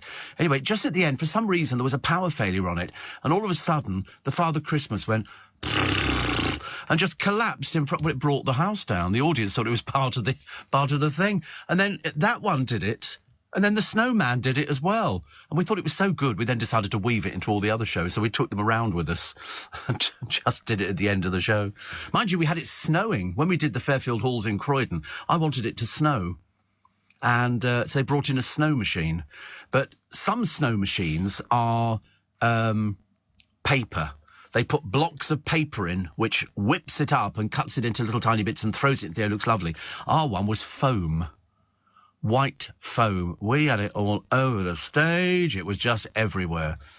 It sticks to you. It gets it everywhere. We were falling over. It was just dreadful. It really was. But never mind. Doesn't matter. Milk is with the guy at reception, says Kevin. We got it. Woo! How cool. Gold top for the governor and a silver top, whole milk, and a semi-skim, so everybody's got a choice. He said, it's a pleasure to be of service to you and the team. Kevin. Thank you very much. That's really sweet. Thank you. I'm very grateful. I get the gold top, because the producers never had gold top.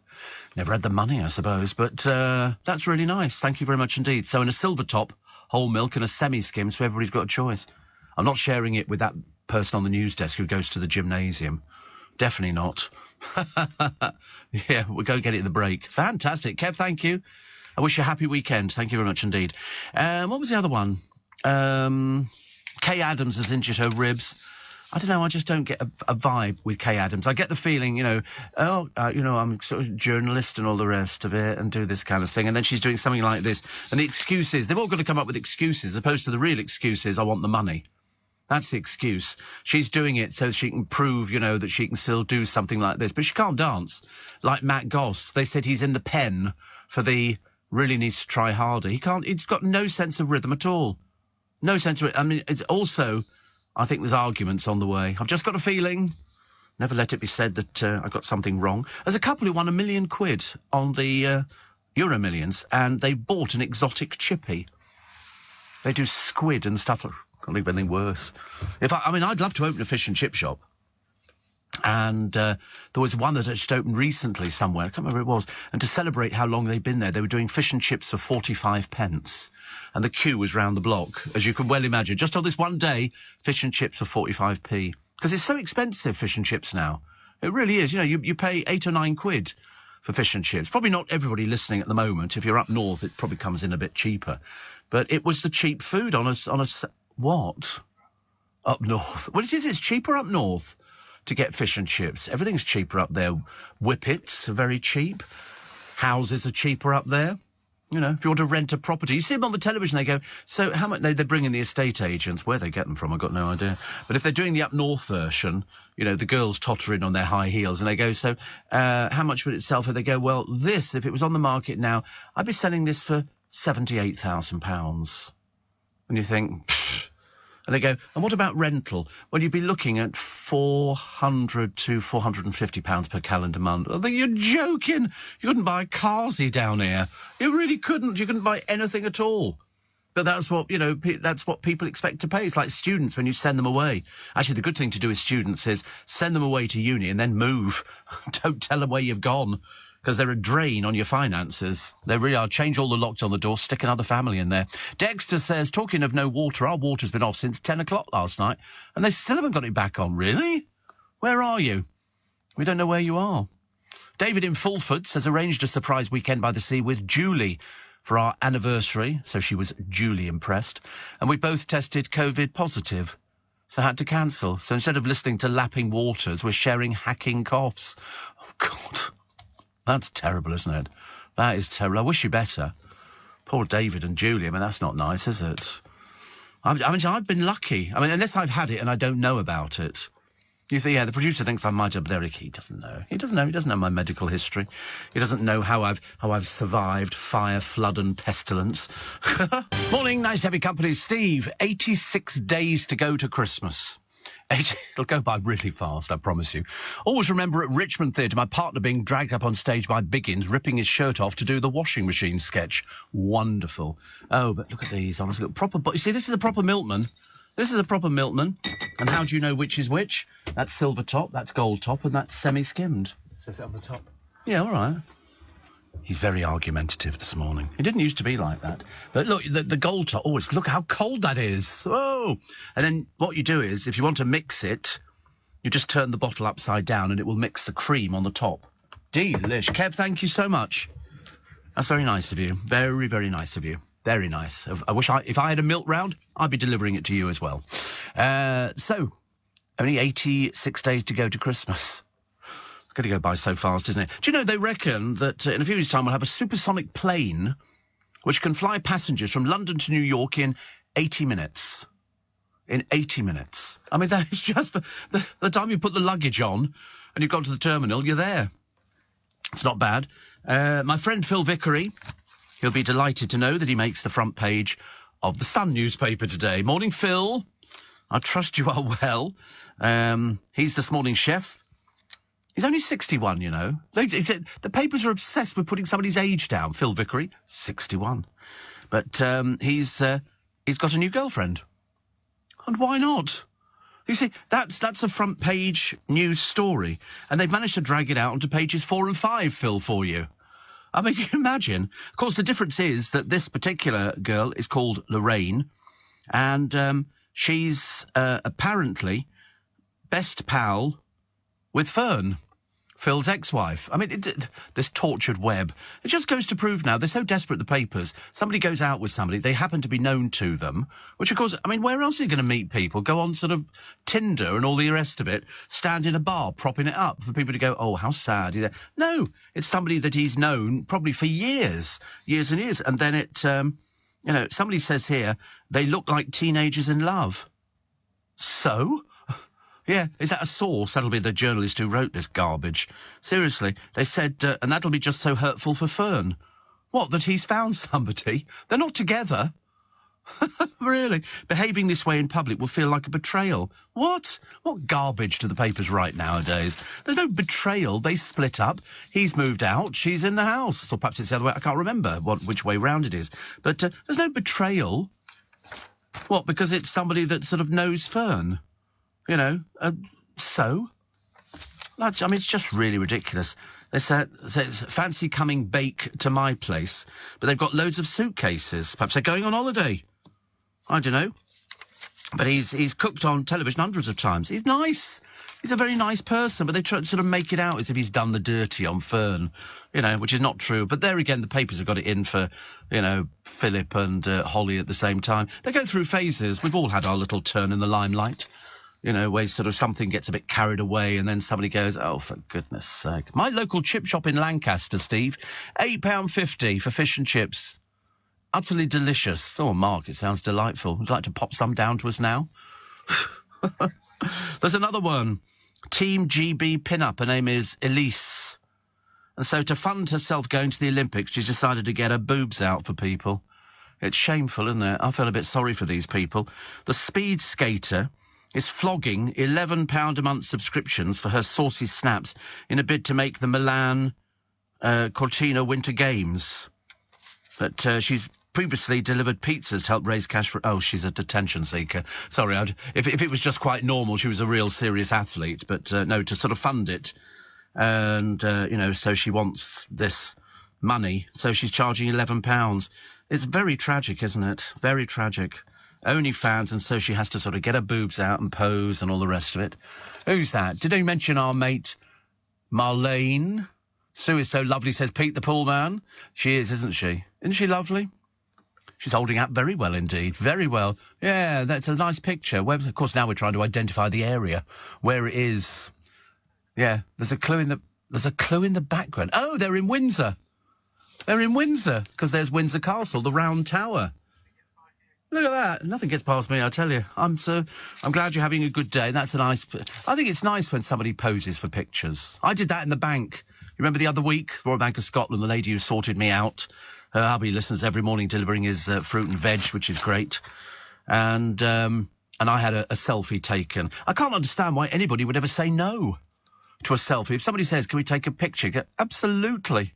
Absolutely. When I do my shows, I always do meet and greets.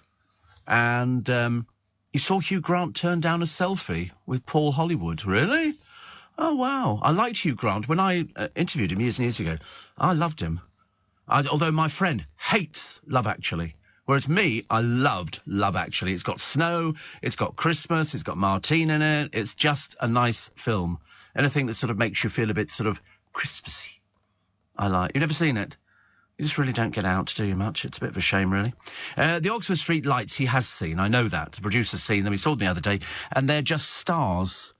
Twinkling stars. The decorations use 300,000 LED bulbs, which are more efficient than traditional bulbs. Lights display boss, Hadass Kulsar, says we're delighted to be bringing Christmas lights back. One shopper said, lights already. We don't even know whether we'll be able to turn ours on this Christmas. Oh, don't be so miserable, honestly. Ooh, can't turn on your Christmas. Of course you can. What are they going to do? Stop you turning on Christmas lights? Since when was that going to be happening? It's not going to be happening unless you haven't paid your bill. You haven't got to pay for them, love. They're not for you. Why don't you mind your own business? Who is this stupid person? Oh, we don't even know if we're better turn ours on. What do you think the government going to bring in a law saying you're not allowed to put your Christmas lights on? Heard the expression sod off? That's what you say to the government. They're not going to bring in a thing like that. You pay your electric bill and then you put your lights on. It's entirely up to you. They can't make you not put lights on. It's like saying, you mustn't flush your toilet. Well, I'm afraid I'm going to. Of course we'll be putting lights on. I'm going to have even more this year. I'm going for 20,000 this year. I've decided just to really annoy you, because that makes me a lot happier. Recovering alcoholic Susanna Constantine is told of the humiliating holiday incident that made her ask for help. All these people now, I didn't know she had a drink problem, actually. She says, I wasn't drinking much more than anybody else, but when you drink constantly, your body becomes like a saturated sponge. Well, as I say, I had a producer who was an alcoholic. He was an alcoholic, but he didn't accept that he was an alcoholic. And you've got to accept the fact you've got a drink problem.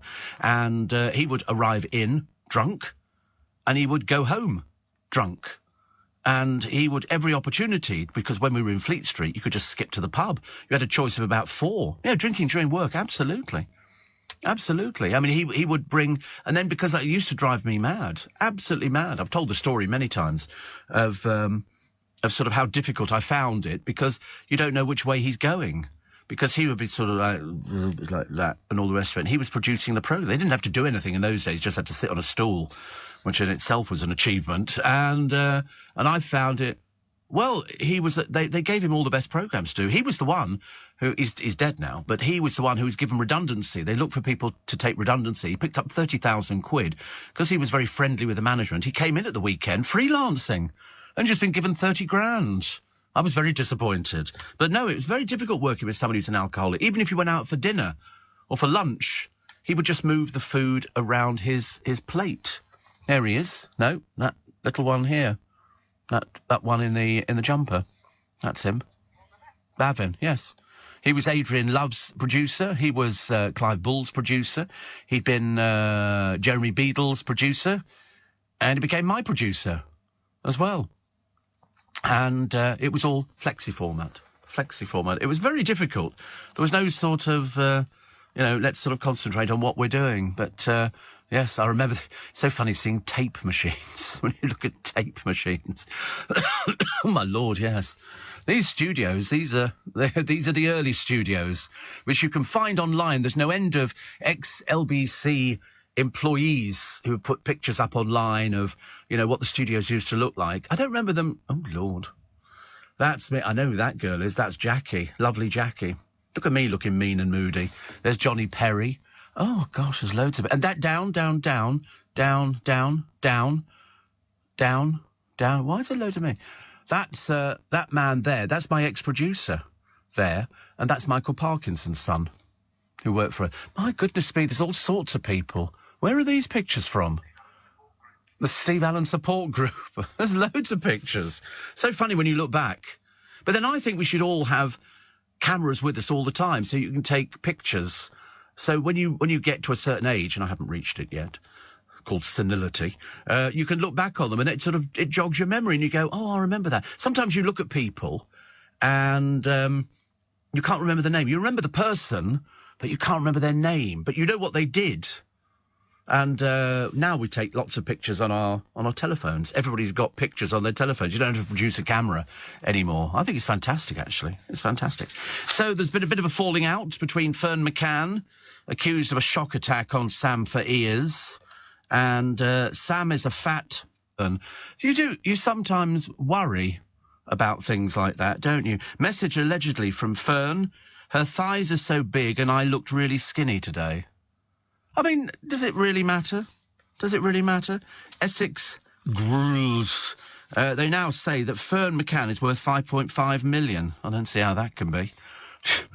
They just make it up. Sam Fears is worth 9 million. Instagram followers 2.5 million. Fern 2.9. I don't think she's worth 5.5 million. I think she's nowhere near it. I wouldn't know what I was worth. I wouldn't know. I don't like to talk about it. I wouldn't know, actually. I could probably do a rough calculation of, by the time you include your property, no mortgage, the car paid for, and savings, investments, stuff like that, pension fund coming in, all of these sort of things. You could probably amass a fair amount. Although James O'Brien was saying years ago, he said most people don't even have £100 worth of savings. And I thought, blimey, that's like living hand to mouth. That's a bit frightening, isn't it, really? But, yeah, I've managed to get through to this age, and so I've saved my pennies. I used to be terrible. Now I'm not mean by any stretch of the imagination, but, I'm keeping tabs on it.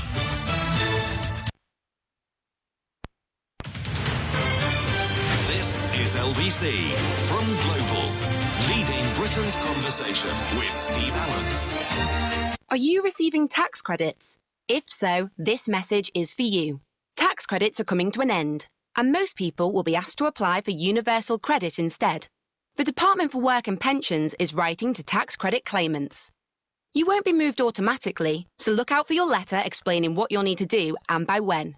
And there's also lots of support to help you make the move. Get ready for your Universal Credit switchover. Search Understanding Universal Credit today. Eligibility criteria apply.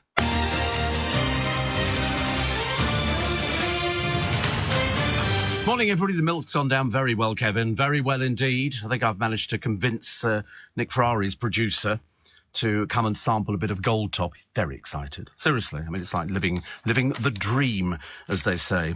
What else we got in the papers for today? Oh, Queen Margrethe of Denmark has stripped 4 of her grandchildren of their royal titles. They said, I wonder if this is where Charles got the idea from. They haven't actually got round to it yet, but I think it's on the cards. I think it really is. Come and help yourself. Sorry, we're just going to pour out a glass of ice-cold Gold Top milk. So you'll like this. You ready? Wow. There you go. Never had Gold Top. Have you never had Gold Top? Very expensive. Very expensive. It'll be... There. Well, no, I thought you were bringing a glass in. That's delicious, isn't it? Thank you. I'm bringing a toaster in next week. Peanut butter on toast. If you want any more, it's here. Thank you. All right. See you later. See you. Nick Ferrari's producer. They're getting very early. They have loads of things to sort out. So yesterday we announced that news that Coolio had died, and there's been nothing but tributes to him in all the newspapers, people being really nice about him and everything else. Nobody can work out what it is, but the medics did 45 minutes of CPR. I mean, that's really good. He did do Celebrity Big Brother. He'd had drug addiction. He also sold 5 million records. He had his own reality TV show. He's got 10 children. I wonder how much money he's going to leave. 10 children, actually. He split from his wife after 4 years of marriage, had brushes with the law, did everything, firearms offences, everything. He went on, he's got what they call in the business history. He was accused of being sexist to female housemates and of using racist and abusive language. But apart from that, everybody loved him. Can't make it up. I was watching, they had a piece on YouTube. And it was a piece on YouTube, the most hated people on television. And it was people like Preston, who appeared on with the programme with Simon Anstill. Was it Nevermind the Buzzcocks, I think, where he started reading out, Simon did, extracts from the girl that Preston met inside the Big Brother house, Chantal Houghton, who apparently was a Paris Hilton lookalike. Not really. And she wrote her biography, and they started going out. So Preston ditched his very intelligent girlfriend and went out with Chantal. And then just after the bizarre incident on the television, on Nevermind the Buzzcocks, they split up, which I thought was quite funny, because that's what happens now. And then Preston disappeared completely. He did himself no favours. He did these stamping his foot and going, I'm not putting up with this anymore. And Simon answered, oh, don't go. He said, I'm enjoying it. And Preston went, oh, I'm not. And you think he was very mean and moody. Real name was Samuel Preston, but everybody called him Preston. And then they just disappeared. Disappeared completely. You don't know what happens to people. They also had the Shilpa Shetty thing, where she was racially abused. Strangely enough, the amount of complaints that got to Ofcom was not as many as you thought. Seriously, there was about 48,000 complaints about the racism from Jade Goody, who probably thought she was being a bit controversial, but unfortunately she wasn't. She was being an out-and-out racist, together with Joe O'Meara and the other one whose name I can never remember. I always forget the last one. I remember Joe O'Meara, and they just thought it was really funny, and Shilpa Shetty went, I'm sorry, I don't like this. And Shilpa went on to win. But they were burning effigies of Jade Goody in India. They really had enough of it, and I think she had to go over there in the end and apologise and all the rest of it. But those are the thoughts that people harbour. Then they have to backtrack and they have to eat humble pie. And there was a lot of humble pie, but there was all sorts of things. There was Piers Morgan on the television saying things about people, and Susanna Reid saying, I'm sorry, you can't say that. And so they were going on. And it was all these bits have been put together, and I've forgotten half of them. I've really forgotten half of them, but I found it very interesting, the way that, the press turn against certain people. They'll have a field day with whatever. Oh, Liz Truss doing something. The long-rumoured rift came to a head last week when it was revealed that Brooklyn Beckham's wife, Nicola Peltz, had refused a chance to publicly make peace with Vic and Dave. But it turns out Posh isn't giving up. And she's invited Nicola to sit front row at her Paris Fashion Week show today. I should imagine if Nicola wanted a seat, she could get one instantly. Her father's a billionaire. Apparently it'll be the first time the singer-turned-fashion designer has shown her collection in Paris. But they also think everybody else is going to be there, Romeo, Cruz, Harper, because they are the family that stays together and they all turn up together. And so Victoria extended the olive branch. Nicola really couldn't care less, Victoria.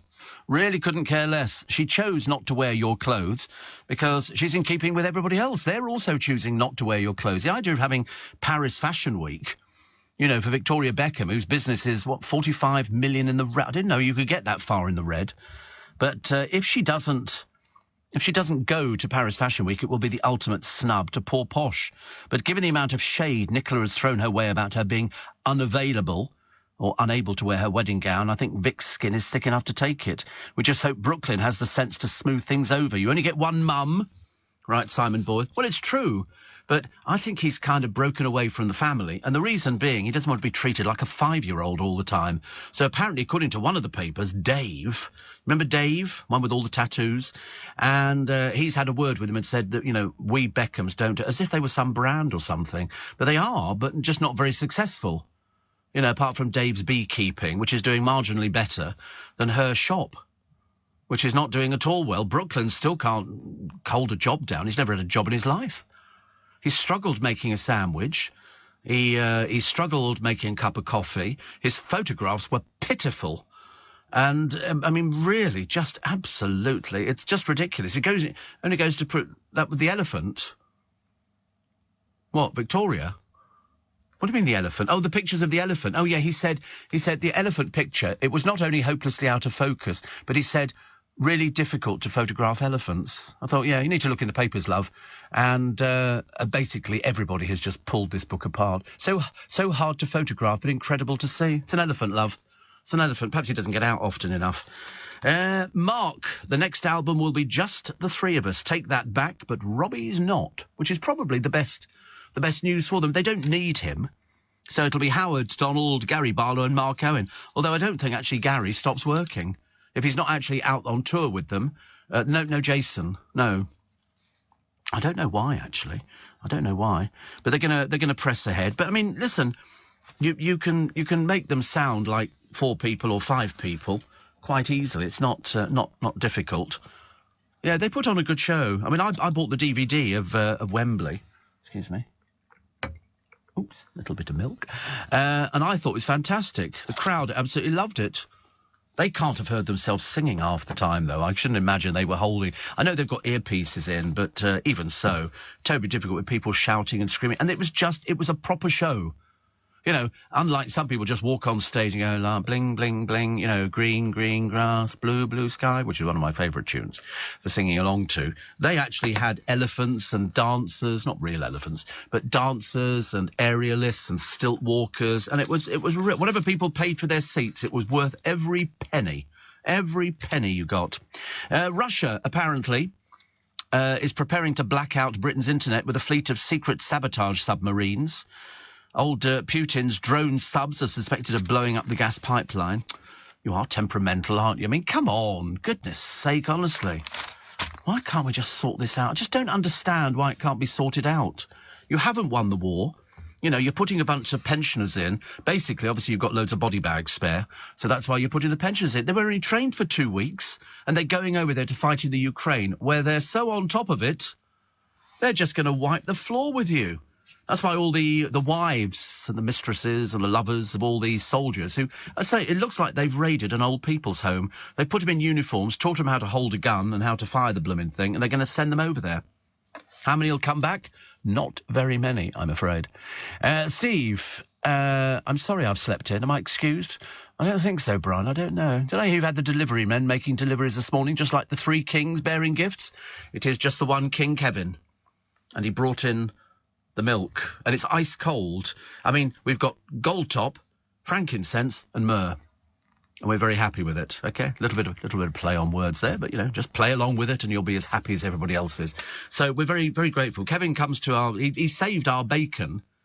As I thought we could get bacon, couldn't we? He's saved us on a few occasions. Really has. He's done very, very well. Very, very well. So thank you very much indeed. A woman of 24 stone was cleared yesterday of pinning a man down to a bed and forcing him to have sex. Do you remember this case? I've remembered it, yes. This is student Imogen Brooke. She told jurors she was too lazy to have been on the top for 15 minutes. He claimed that she'd attacked him and forced him to have sex. I wasn't aware you could actually force people to have sex. But she says, I'm not Superwoman. And the jury agreed. They agreed. She said, I'm very lazy. She said, I would never have chosen the sexual position due to her size. So it's... The judge, Brian Forster, KC, told the jury, I promised you an interesting trial. I hope it's been just that. So it was a really odd one, actually. I mean, you know, asked by the barrister if it was true they'd had sex, she said, yes, but it wouldn't have been that way because I'm the size I am. Makes my life seem so dull, honestly. I don't get anything like that. I just get gold-top milk, silver-top milk and semi-skimmed, which is quite enough, actually, when you think about it. Steve says, Kevin in Luton, apologies, but I haven't had the chance to look, but have Costco started with their Christmas range? Oh, it's been in there for a month, actually.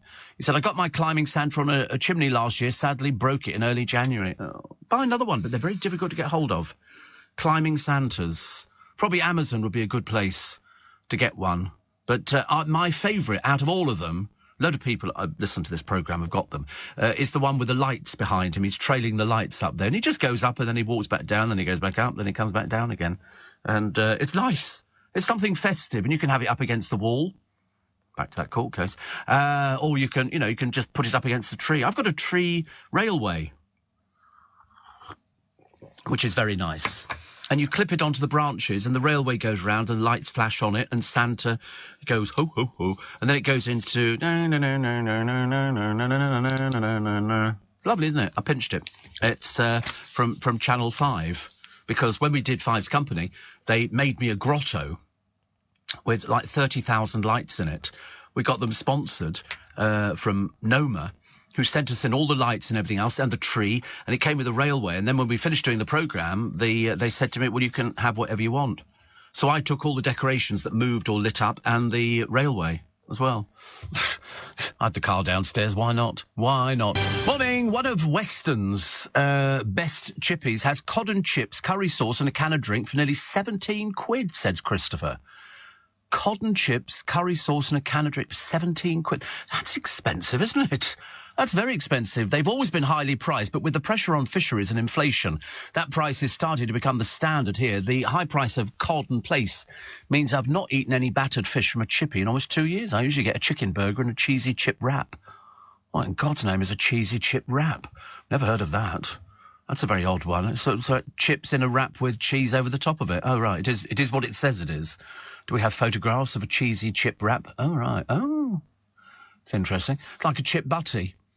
But you pour the sauce over the oh, right, yes. So cheesy chip wrap, £3.25. But, I mean, I think that's expensive. Cod and chips, curry sauce. Curry sauce is dirt cheap.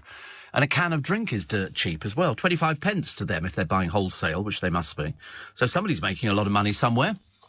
But it's whatever. And Roger says, Kevin brings you milk.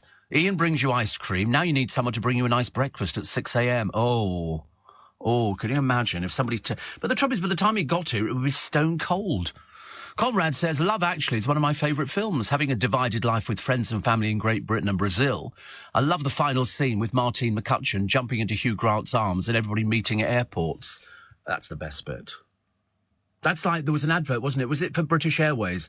And it was, I am the passenger. And it was filmed at the airport. And then, la, la, la, la, la, la, la, la, which was really brilliant. And then it spawned all these other things with people sort of making, the boys are back in town, the boys. Oh, that was really good.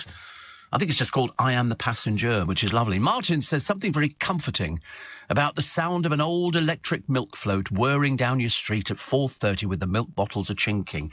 And he does have milk bottles. Even the producer was a bit... I don't think he'd seen them before. He does have milk bottles. They're very popular. They beat sort of the cartons, just not very practical. He hasn't seen them since childhood, and he can barely remember that. That's one of those things.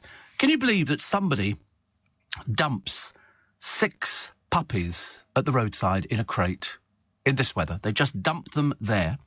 Labrador pups. They're absolutely gorgeous. You will see pictures of them in the paper today. I think Labrador puppies look the best. They do look lovely. And what they're going to be doing is trained to be sniffer dogs for the prison service. So they have a purpose. Swale Council's stray dog service in Kent said they've gone from being discarded like rubbish to a future fighting crime on Amazing Turnaround. They're gorgeous. They're absolutely wonderful. But who can seriously take puppies and just dump them in a box by the roadside? I mean, that is just... Who are these people, really? It's ghastly. They are the lowest of the low. Here we go. This town can help you find love. And it's the tiny town of Lisdoonvarna. It's in rural West Island. And it's a scene, they say, of Sodom and Gomorrah meets Love Island. Because they go there, people find love. At 11 p.m. on the street outside the Ritz Hotel, as Whitney Houston's voice is belting out, throngs of couples are dancing to the beat. See? Booze. That's what it comes down to. And they've got pictures of loads of people getting it off with each other because they say it helps you find love. Well, it does if you drink enough booze, I suppose. People like booze. And, of course, people become much more attractive when you've had booze. Normally you wouldn't look, twice at somebody, but when you've had a few sort of sherbets, all of a sudden, hello, what's your name then? Hello? Oh, they've gone. Love it. What else we got? It's a year since Loose Women launched their Menopause Manifesto campaign to change how the issue is handled. As part of this, they commissioned a survey, and shockingly, it finds almost 1 in 4 menopausal women fear their partner may leave them because of it. There was a programme about the menopause the other day because people don't talk about things. Now we talk about things all the time. There's nothing people don't talk about. Have you seen Dr. Pimple Popper on the television? Or embarrassing bodies? I mean, apart from the other people looking for love, then they take all their clothes off. They basically have a one-night stand, and then they don't want to see each other ever again. And I'm still sort of vaguely fascinated by it, thinking, I wonder how many professional nude models there are, because most of the blokes just look embarrassed. I mean, I don't watch that sort of... I don't watch Pimple Popper, absolutely not. I don't watch these other people who've never told anybody about their illness, but are more than happy to go on in front of television cameras and talk about it and show people intimate parts of their body. I mean, I find them the weirdest. I don't know why they would. It's very strange. But they do. It's this thing about being on television, isn't it? They used to prove that on The Word years ago. People would do anything to be on television. Would you like to sit in a bath of baked beans? Yeah, I'll do that. Because you get to be on television. Yeah, and they've done worse, I know. I mean, I've seen some horrendous things. In fact, just anything that's called a reality show is generally horrendous nowadays. And all these quizzes. Oh, that bloke the other day... He's got a quiz show on the television. He used to read, Dan, I think his name is, he used to read on the BBC, and then he ditched it for Channel 5 News, so nobody's watching. And he's got a quiz show on the television. He is so wooden. He cannot present. It's almost embarrassing. There is an art to doing a quiz. Ask the late Bruce Forsyth, the late Bob Monkhouse. Ask loads and loads of people how difficult it is to do a quiz that works. He is just standing there. Seriously, I remember thinking... What on earth are you doing? You shouldn't be doing this because you don't have the personality. In fact, you don't have any personality. You can read an auto cue. That's quite sweet. That's not too difficult, is it? I mean, now we have sort of an I'll do anything to be on TV from The Word. And, hopefuls turn up. This is other word. People taking their dentures out on television. Because they wanted to do it. And then some bloke holds it. Oh, no. Oh, goodness me, it's so disgusting. It is so... And you think that, if you'll do anything to be on... it doesn't work the same on radio.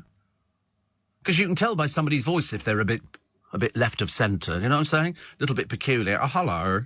I've just seen a wombat. Oh, how lovely. Have you really, And it's people who sort of, will sort of do the rounds of radio stations just because they want to hear their boring views put forward. I find it deeply... I couldn't hold back. I'd have to tell them, you're boring, go away. David says, thanks to mobile phones, we're going to miss generations of family information. I always write on the back of photographs who the people are, the date and where they were taken. The fun of opening packets of old photos is now lost. Yeah, people don't have photo albums. Do they? You can get photo albums, and my parents had them. Loads of my parents in dinner jackets and, cocktail dresses and parties and stuff like that, and mostly black and white. But now it's all on your telephone. I've got loads of pictures on my phone. Stupid things. A basket of flowers. Really. In 2012, I don't know why, actually. Just one of those things. Finding a young actor to play Prince Harry is proving harder than thought. Netflix have once again released a casting call. So they're looking for somebody to play in between 16 to 20, but they say professional acting experience is not required. They did that on Coronation Street. They had a producer on there, and he wanted to take people to put on the show. Some of the youngsters, he didn't want them out of stage school. They were a bit too sort of, so what is the role of my character here? You know, okay, yeah, now I'm doing the, what? You know, and he wanted people on the street, and they used to find people like that. It's far more authentic to find a normal person. I'm just a bit confused with Emmerdale at the moment. There's people in it who died years ago. I saw Seth Armstrong the other day. I'm watching repeat. I know, but they don't tell me it's a repeat. It's classic Emmerdale. But, I mean, I don't know. I just turn on halfway through and there's, you know, Mr. Wilkes propping up the bar with Amos Brearley. And I think, oh, good, they brought them back from the dead, which is lovely. There seems little chance Stu Barker watches A Question of Sport these days. They say the former host's new book, Calling the Shots, out yesterday, reveals she doesn't believe non-sport celebrities should be on the show. I think that's a dig at Paddy McGuinness. He's okay, but the trouble is the figures have dropped. The figures have dropped. In fact, when the idea was first mooted, she fought for years to block it. She says, it amazes me the BBC don't think sports stars are big enough names to carry a show. Yeah, but they'll put on the dancing programme, won't they? Oh, and here's a long since forgotten sports person. You know, she says in her book she reluctantly agreed to non-sports guests for Christmas specials. But since Paddy took over, newsreader Nagaman Chetty, Jordan North and Tony Beak have all featured. God in heaven. I mean, that's a bit bad, isn't it? Mind you, I think Naga, when she was on Strictly, she didn't achieve very much at all. Now she's desperate to do it. But the audience have slumped. 850,000, whereas Phil Tufnell and Matt Dawson used to get 4 to 6 million. That's what it hinges on. It hinges on people watching. And it's very nice, no likey, no lighty, but the joke wears a wee bit thin after a while. You know, we want a little bit more, I think. The safest TV shows for contestants is The Masked Dancer. They've got all sorts of people, apparently. 4 acts have been unmasked. Jessie Metcalfe, whoever Jessie Metcalfe is, played an astronaut, apparently. Joanna Page was a pig. Stacey Dooley was prawn cocktail. I know, you're asking. Stacey who? Gareth Malone was cactus. The show's guessers Oti Mabuse, Davina McCall, Peter Crouch and Jonathan Ross, who's getting too old for these things now. They need younger people. But and then you get the audience chant of, take it off, take it off. You know, some of them are getting the wrong idea, but anyway, it doesn't matter. Also, for James Bond's 60th anniversary celebration, The Sound of 007 is on Amazon Prime Video from Wednesday. James Bond Day. It's going to feature Shirley Bassey and Lulu. Shirley Bassey, honestly. Oh, wonderful. She's great, isn't she? She's lovely. Fabulous apartment in Monaco. I've seen it. Best Bond song? I don't know. I liked, Goldfinger, Diamonds Are Forever. I don't know where else yet. The Man with the Golden Gun. Nobody Does It Better. Carly Simon, that was. And I liked as well Satchmo. Louis, what's his name? I can't remember. We Have All the Time in the World, which I thought was beautiful. I thought that was one of the best songs ever. I thought it was really good. What was his name? Louis Armstrong, that's it. Lovely, really lovely.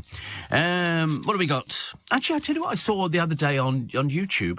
They had a couple of singers, 3 singers from around the world, but they sang soprano. And they were really You're not having any? You're not having any? Yeah, that's my milk, okay?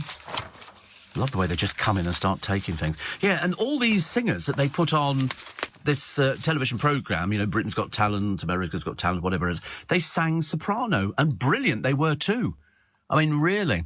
Roger says the younger generation aren't too bothered about being on television. They're more interested in Facebook or TikTok. Yeah, I mean, it's a thing where you find that you're really to loose end and you're a disaster. I mean, look at those sad people on that programme, Take Me Out. The reason they're on there is because nobody wants to take them out, because they're boring. Dull and boring, and they bring on some poor sap who's either a juggler or he's a bodybuilder or he plays an instrument or his parents have got a farm selling, you know, corn on the cob.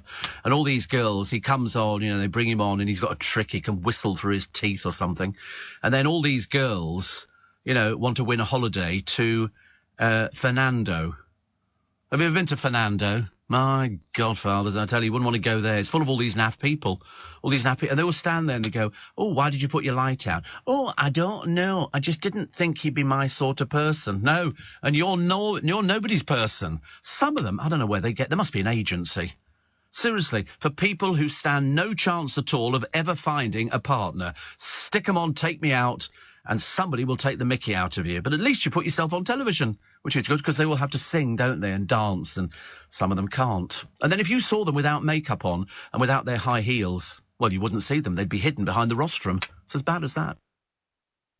Having a strong email password can help protect you from cybercrime. But there's an extra step you could take this festive season to make your email even harder to hack. Just set up two-step verification on your main email account to get double the protection. Go on, take your email security to another level the next time you log on. That should do it. Search Cyber Aware from the National Cyber Security Centre. Leading Britain's conversation, LBC, with Steve Allen. Morning, everybody. Welcome to Friday. Welcome to It's the Weekend. The weekend you can go mad. Well, you can't. That's the trouble. You can't because you've hopefully sent in your gas readings, because that's got to be there for tomorrow because it starts, and so you send them in. They should have sent you a text or an email saying just click on this little thing, go and read your own meter. They're so easy to read. They're not complicated. And they only send it out if you don't have one of those smart meters where you push a button and it seems to transmit it. Desmond reckons Live and Let Die is the best James Bond tune. Live and Let Die. Yeah, actually, probably could be, actually. It probably could be. There were so many that were good. They went to such a lot of effort to find the best people to sing them and the best tunes and the best song. I mean, I just thought all of them were very good. But it's old Satchmo, Louis Armstrong, We Have All the Time in the World was great. Well done to James Buckley. He's been named as Cameo's first millionaire. This is the celebrity video message site. And he did it to make some money during the pandemic. And they're priced, so they will do them personally. He will say whatever his catchphrase was, which is unrepeatable on the programme, and he will then go, yeah, I listen to Steve Allen all the time. You can get them to say anything you want, and the price will be either £42, never higher than £57. He's doing about 7 a day, and so he's become a millionaire. The first millionaire, just under £1 million, which is good. He shot to fame, as you know, playing the foul-mouthed Jay. He also starred in Only Fools prequel Rock and Chips and the double-glazing comedy White Gold, as well as a stint on the Great Celebrity Bake Off. So it's worked really well because the programme's got a cult following, and he will make these. Eventually, nobody will want these things, but they all do them. Dick Van Dyke does them, but I think they're about $1,000 for Dick Van Dyke. There was a whole list of who the most successful people were doing these videos, belting out catchphrases, or failing that. I mean, Boycie used to do it. You know, he'd just go to the end of the room when he had his thing linked up, and he'd just sit there and record these things, and then they would be sort of sent on to the various people. I mean, it became, and probably still is, terribly, terribly popular. So well done to him, because he had to survive. He's an actor. And during the pandemic, I mean, things were being cancelled left, right and centre, weren't they? And that was the problem. There was no money coming in. And if there was nothing being made for television, you couldn't do anything. The theatres were closed. It was dark everywhere, and very dark if you're an actor. You know, and you need to work. That's what they want to do. But apparently, at any one time, there's about sort of 89% of actors and actresses are unemployed. There isn't enough work going round for everybody. And that's why it's so very difficult. Steve, for your eyes only, Sheena Easton. I loved her. She came back into town. She lives in America. Came back into town to do 42nd Street. And she's Scottish. Yeah. Oh, she's lovely. She was great. She came back in and I went to go and see the show again. And 42nd Street was one of my favourite shows. Me and my friend Jordan went to see it again. And when it was at Theatre Royal Drury Lane. And I just love the tap number at the very beginning. And the curtain rises a little bit and then you see them tapping. And then it all turns into glitter and silver and gold and everything. It was just me. Just me. You know, if you want to see your money up on the stage, that was the show for me. It really was. I loved it. There you go. Pete the Pool Man. He says, Climbing Santa has arrived from Amazon. He's a bit cheap and not great on the ladder, but we love him anyway. There's such a resemblance, isn't there, Pete? Such a resemblance. Look, yes, you're right, actually. He does look a bit shaky. But listen, At least, I mean, you do worry that he might sort of slip. His shoelace is undone or something's hanging down from him. We don't know what to do about it. But it's very nice. So how much was that one, Pete? Was that about 25 quid or something? I'm gonna make this the Christmas must-have thing this year. It also amuses cats. Cats will sit there and watch that for hours. If you've got a cat and you want to keep it amused, either put light... Did you see that National Lampoon's Christmas Vacation, where they get this tree back and it's so big, when they put it in the sitting room, they undo the string and this thing goes... takes all the lights out, but the other time was after they sort of got it back again, the cat goes behind the tree, and because the grandparents turn up and they've wrapped their cat as a Christmas present. So they're stuck with this cat, and they go, has anybody seen the cat? Well, of course, it's chewing the cable on the lights, and there's a... and the whole tree goes... There's left nothing at all, apart from the imprint of the cat on the floor. Take my word for it, it's quite funny. I just probably didn't describe it very well indeed. Stephen Leeds was the one who liked Sheena Easton, but I suspect there's probably more to it. GoldenEye by Tina Turner. I don't remember GoldenEye. That was one of the... I don't even remember the film. Pierce Brosnan. I don't think I remember it. And Tina Turner, how does the song go? Oh, very good. So the producer goes, GoldenEye. Well, he might have been singing, she'll be coming round the mountain. GoldenEye. That doesn't mean anything to me. I'll have to try and find it later and have a quick listen to it. What do we got? Peter Bowles has left a £300,000 fortune. He died of cancer, aged 85 in March. He bequeathed his wealth in trust. I have to be honest with you, when I read that, I didn't think it seemed like very much money. When Tom O'Connor the other day left £3.5 million. And Peter Bowles was forever working. He became a household name. He played Richard de Vere into The Man of Bourne, and that was from 79 to 81. Then he appeared on stage in loads of Bill Kenwright productions. He was also in Rising Damp, Rumpole of the Bailey, and The Bounder. Actually, who turned up in... I can't remember the name of the programme, about the two antique dealers, Never the Twain. What's her name? Who's in... I know, good story, isn't it? Dreadful when you can't remember these things. Was in Fawlty Towers. Prunella Scales. She turns up in it, and I remember going, that's Prunella Scales. And she was in it, which was very good. I like that. She didn't get a repeat? I would think so, yes. She's not very well now. But they were also repeating her canal journey thing, doing with her husband and son as well. Which is lovely. She's lovely. She's lovely. So now you've got the Queen and her death certificate. And it's very interesting. She died at 3:10 on the 8th of September at Balmoral Castle.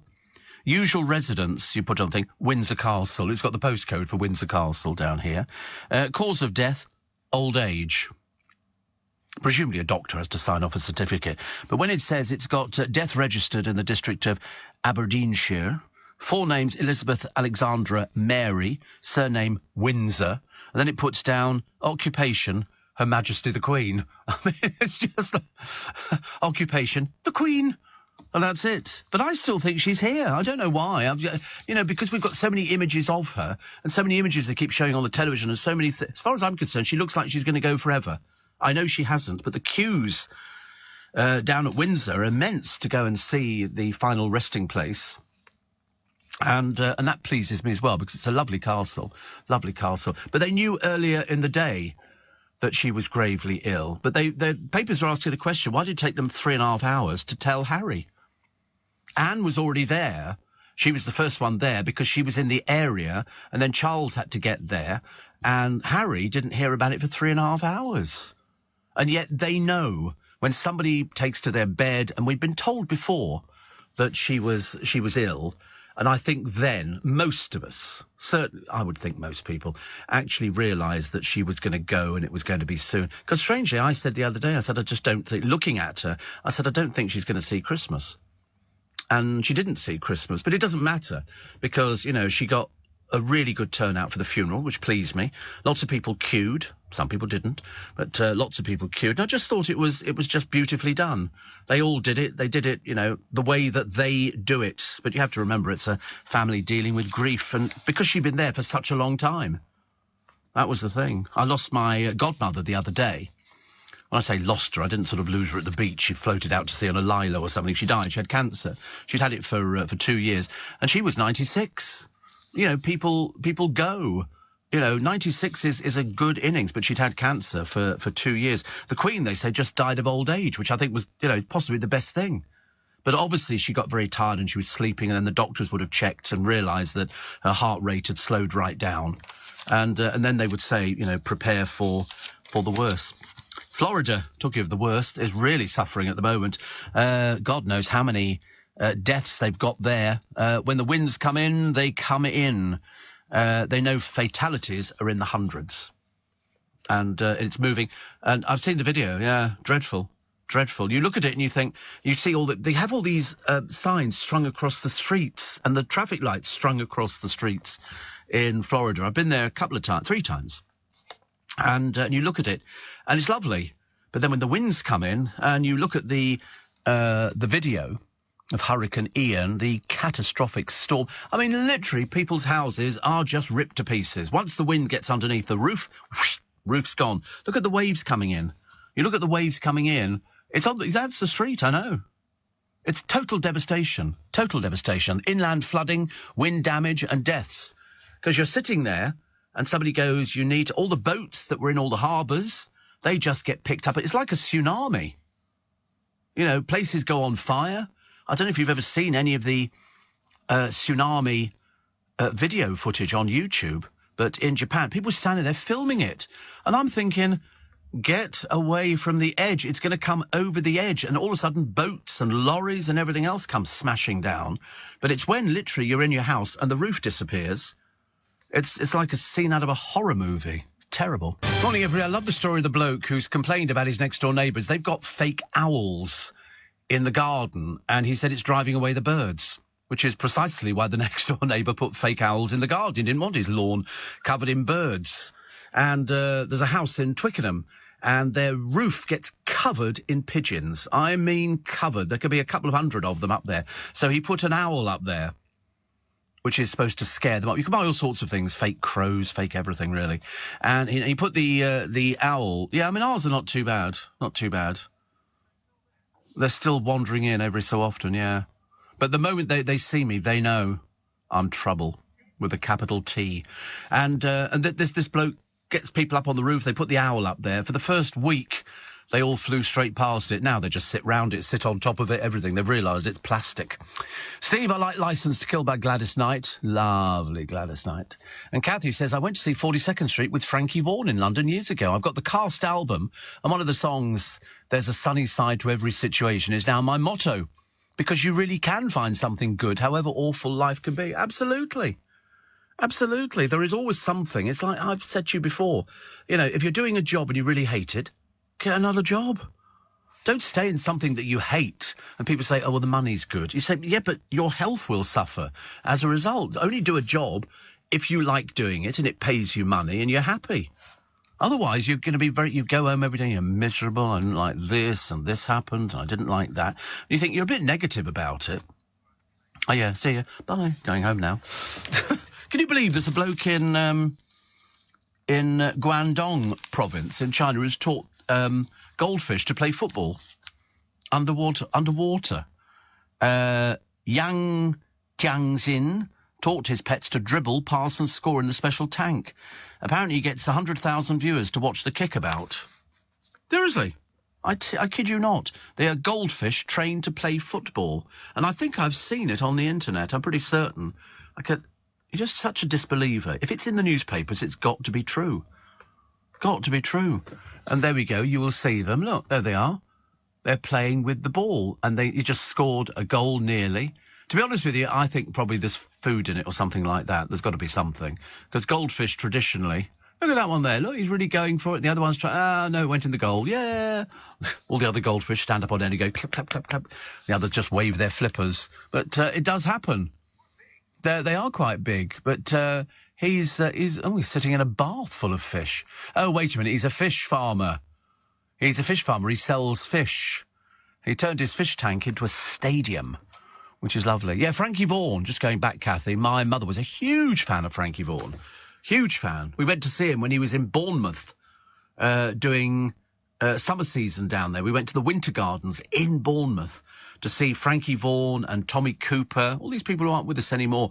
And it was packed out because that's where they make their money. It just had Frankie Vaughan and all these great people. It was lovely, absolutely lovely. Men are stuck in a rut when it comes to clothing, apparently. A poll of 1,000 men who work in an office found 52% repeat outfits each week and have an average of 5 looks on rotation. Of course. What do you think? Is it going to be daily? You're going to be changing it? If people have got a suit on, and not everybody wears suits. In fact, it's only in sort of, certain places where suits would be required. I don't think here suits would be required. But if you were going out, if you were one of our salesmen or women, you would be expected to be a certain standard because you're representing the company. And, it doesn't make any difference to me. I'm only on the radio. But in fact, if you were in here when we have MPs in and things like that, they will all put suits on. Ferrari and Swarbrick wear suits every day. Nick doesn't wear a suit every day. No, he doesn't. He wears his sort of casual chinos and things like that. But if he's got a minister coming in, then they will automatically put a suit on.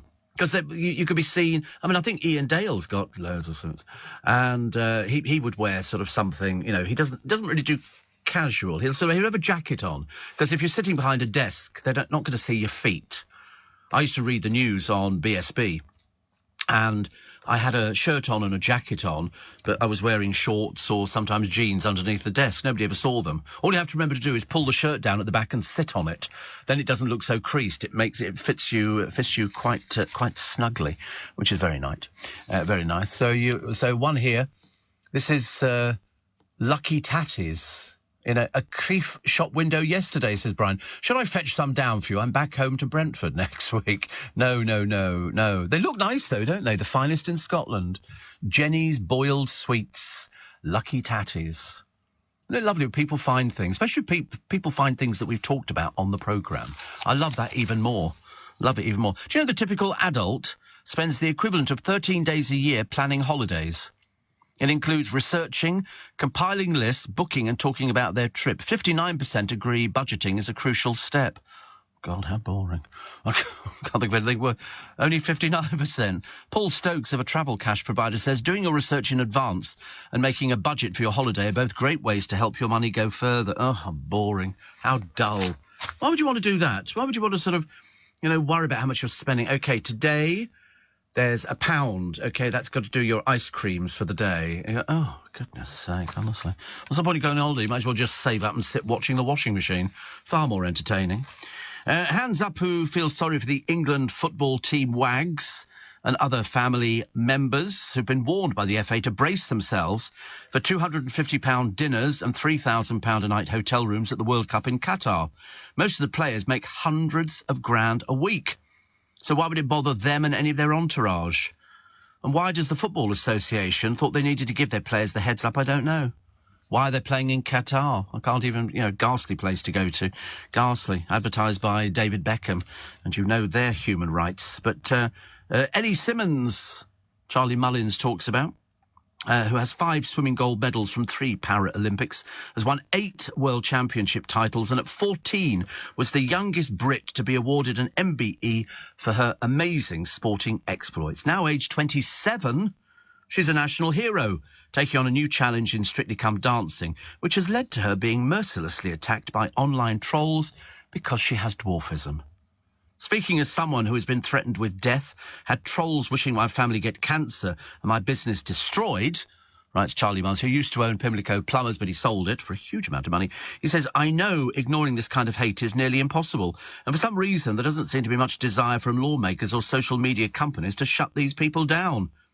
He said, so since nobody is prepared to deal with these sad trolls, who I reckon, he says, spend their Saturday nights sitting alone in darkened rooms, let's bombard Ellie with positive thoughts and tweets and give these vile creatures something else to feel bad about. Vote Ellie Simmons for the Glitterball Trophy. Absolutely. Absolutely. The social media companies don't do anything. They don't do anything about it. So people like that. But if Charlie Mullins says he's had death threats and people threaten to burn his company down and stuff like that, these people are sick in the head. Pathetic wastes of space. I think we should just expose them.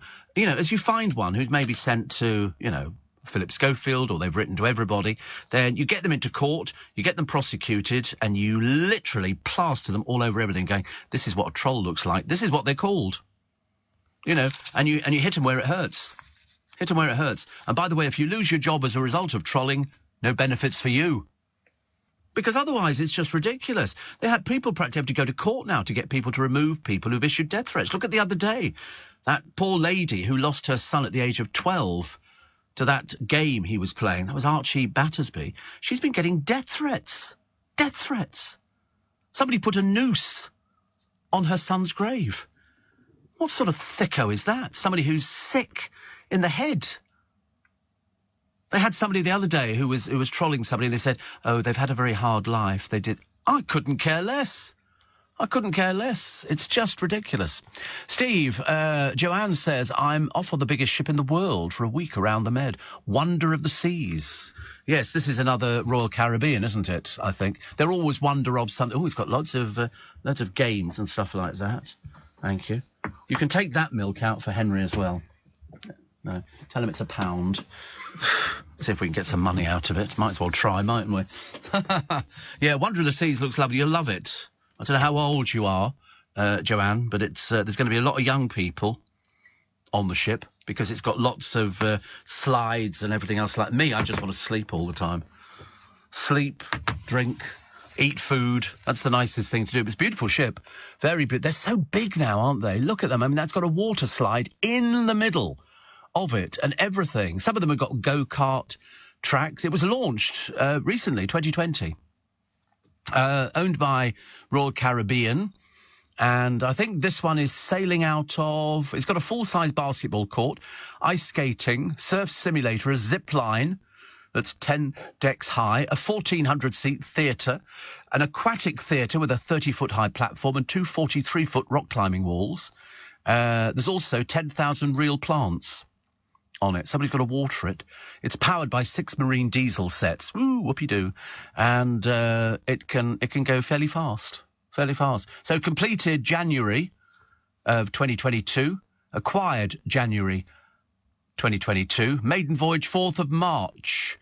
And home port is the Everglades. Have you ever been to the Everglades? It's just full of cruise ships. You cannot believe how many cruise ships there are in the world. And people love them. You know why? Because if you book some really good cruises, and they're not necessarily full of young people, you know, sort of people who just want a relaxing holiday and know how to do fine dining and stuff like that, it's actually really good value. How many cruise ships in the world? Oh, I would think thousands. 314,000. Just 314. Seems more, doesn't it?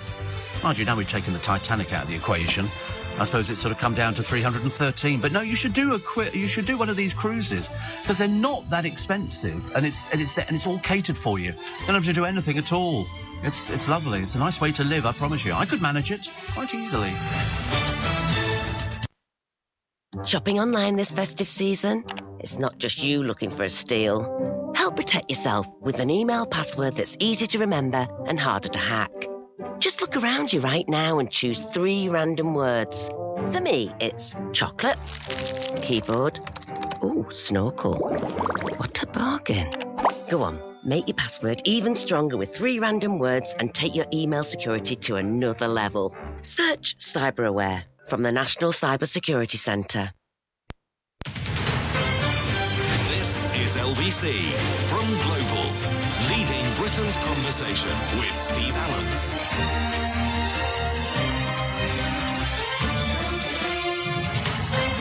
Great competition for you on the programme. Now, this is to make some noise, money, as much as possible.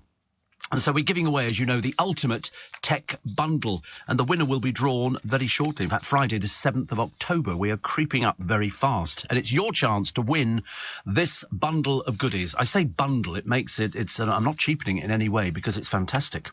In my huge prize package for you is a brand new Apple iPhone 14, the latest iPhone just released, an Apple iPad Air, an Apple Watch Series 7, a pair of Apple AirPods Pro, the Bluetooth headphones, a Meta Quest 2, an all-in-one virtual reality headset with controllers, a 43-inch Samsung 4K Ultra HD smart television, a Samsung Galaxy Book 2 laptop, a Sonos One smart speaker, and an Amazon Kindle Paperwhite. It's not bad. That's all one prize. It will be delivered to your door, and I'm hoping it's you. For your chance to win every single one of those brilliant prizes, you have to text the word TECH, T-E-C-H, and send it to 84850. So TECH, T-E-C-H, and send it to 84850. A voluntary donation of just a £5 from every tech supports Global's Make Some Noise. You've got until midday on Friday, the 7th of October, to enter. Keep the phone handy, because just after midday, somebody will be called, and it'll be making your Christmas, I promise you. Standard network rates apply. You need to be 18 or over, please. To see the list of participating Global stations and full terms and conditions, go to makesomenoise.com. And all you have to do is text TECH and send it to 84850. TECH is T-E-C-H, and send it to 84850. And good luck, because we seem to be quite lucky on this programme with sort of turning out winners. And it could be you. It's got to be somebody. Got to be somebody. Always see Jason Manford's on tour all over the country, or you can probably catch him on the internet in a place near you. And somebody else was. Harry Hill is touring. He's doing a slightly bigger tour. Harry Hill, yeah. No, perhaps he'll be sitting down. I don't know. What do you mean, stand up? Of course, stand up. Have you ever seen Harry Hill's act? Very funny. Very funny. He's playing up until January next year. Seriously. TV Burp was, I know, it was excellent. I don't know why they bother getting rid of these things. They're so good. Although they're still showing repeats. But, yeah, there was a lot of work went into it, a lot of work. But this is his UK and Ireland tour, Harry Hill. He says, agile as a tapir, cunning as an ant, the self-styled supervarmint returns. He's fabulous. Only a few dates for Jason Manford. And but as I say, you can catch him on an internet near you soon, I should imagine. Also, I see that Peter Dyke is leaving the Daily Star. He doesn't say where he's going to. He does the hot TV, so it's going to be left to Ed Gleave to do it. He started in 2000. He said Will Young was studying politics at uni. City broker Nick Bateman wasn't nasty at all, and Ryland Clark was ginger, because he dyes his hair and his beard, and in fact just about everything. I don't know why, actually. What was I doing? What, in 2000? I've got no idea. I can't remember last week. They asked me something like that for. No idea. But in fact, he said I've had an amazing time and doing it. So I don't know where he's going to be going to. They haven't actually said anything. Mock the Week tonight has got Nish Kumar and James Acaster. I can't quite get to grips with James Acaster. I don't really know what I'm watching. I don't know what the act is. I know he's supposed to be sort of funny, but I just don't know enough about him. He is slightly unusual, isn't he? But that's all you can say. Breaking up is hard to do. Everybody breaks up. You go out with somebody, you get fed up with them, and then all of a sudden, you ditch them or trade them in for a younger model. As I was only saying to Leonardo DiCaprio the other day, I said, sometimes you might find them your age. Anyway, songs for parting lovers. I'm not going to do the whole of them. Number 10 is No Doubt Don't Speak. I've never even heard of it. I don't know what that is. It's obviously a song. Do I know it? I don't know it. I really don't know it. I don't know anything. Number 9 is Dionne Warwick. Thank you. Walk On By. So is this what you play when they're walking out the door? Okay. ABBA's Knowing Me, Knowing You. That's there. Taylor Swift, We Are Never Ever Getting Back Together. That's a bit blatant, isn't it? I prefer the other one, which I can't repeat. Sinead O'Connor, Nothing Compares to You, which is good. Gloria Gaynor, of course. Just turn around. You're not welcome anymore. I Will Survive. Every girl over the age of 7 knows the words to that song. Adele, Someone Like You. I think that's a nice song. Fleetwood Mac, You Can Go Your Own Way. These are all songs about it to do with breaking up. Whitney Houston, And I will always love you. Great song. And guess what's number 1? Number 1 is... Go on, have a guess. My Way. No, it's Back to Black with Amy Winehouse. Yeah, Amy Winehouse. Amazing, isn't it? I don't know. I like watching her on the television, actually. I just think she didn't have enough people around her who looked after her properly. Have you seen the new coin? Charles III is in mint form on the £5 and 50p So it's a £5 crown. Well, they're not legal tender, are they? It's not legal tender. And a 50p piece, actually. Yeah, I'm looking at the £5 coin. It's very nice. But if you get one, where are you supposed to get these from? Do you have to buy them or something? Or commemorative? Oh, it's commemorative one. And he's on the 50p. That's a shame, isn't it? He's not wearing crown. They don't wear crowns. He's just... Well, yeah, of course the Queen did, because she had loads of crowns.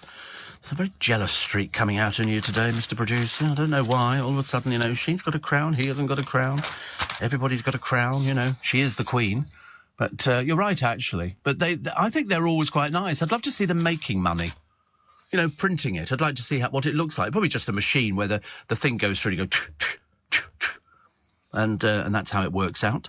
The detectorist, a metal detectorist, is celebrating. He found a medieval gold coin. Mick Edwards, 62, was on the verge of packing it up when his machine gave a strong signal. He found a 35-gram 10 Cruzados piece in Wiltshire. It's from the reign of King Manuel I of Portugal and depicts the country's royal coat of arms.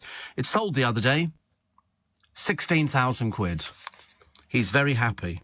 He's going to split the proceeds from the London auction with the owner of the field he found it in. I should blooming well think so too. If you had permission to be there, which is okay. What else we got? The coroner. Oh no, I don't want to do that. That's a sad. I don't like sad stories. I think it's Friday. We need a bit of sort of injecting of happiness to go into the weekend, even though the weather's not going to be particularly brilliant.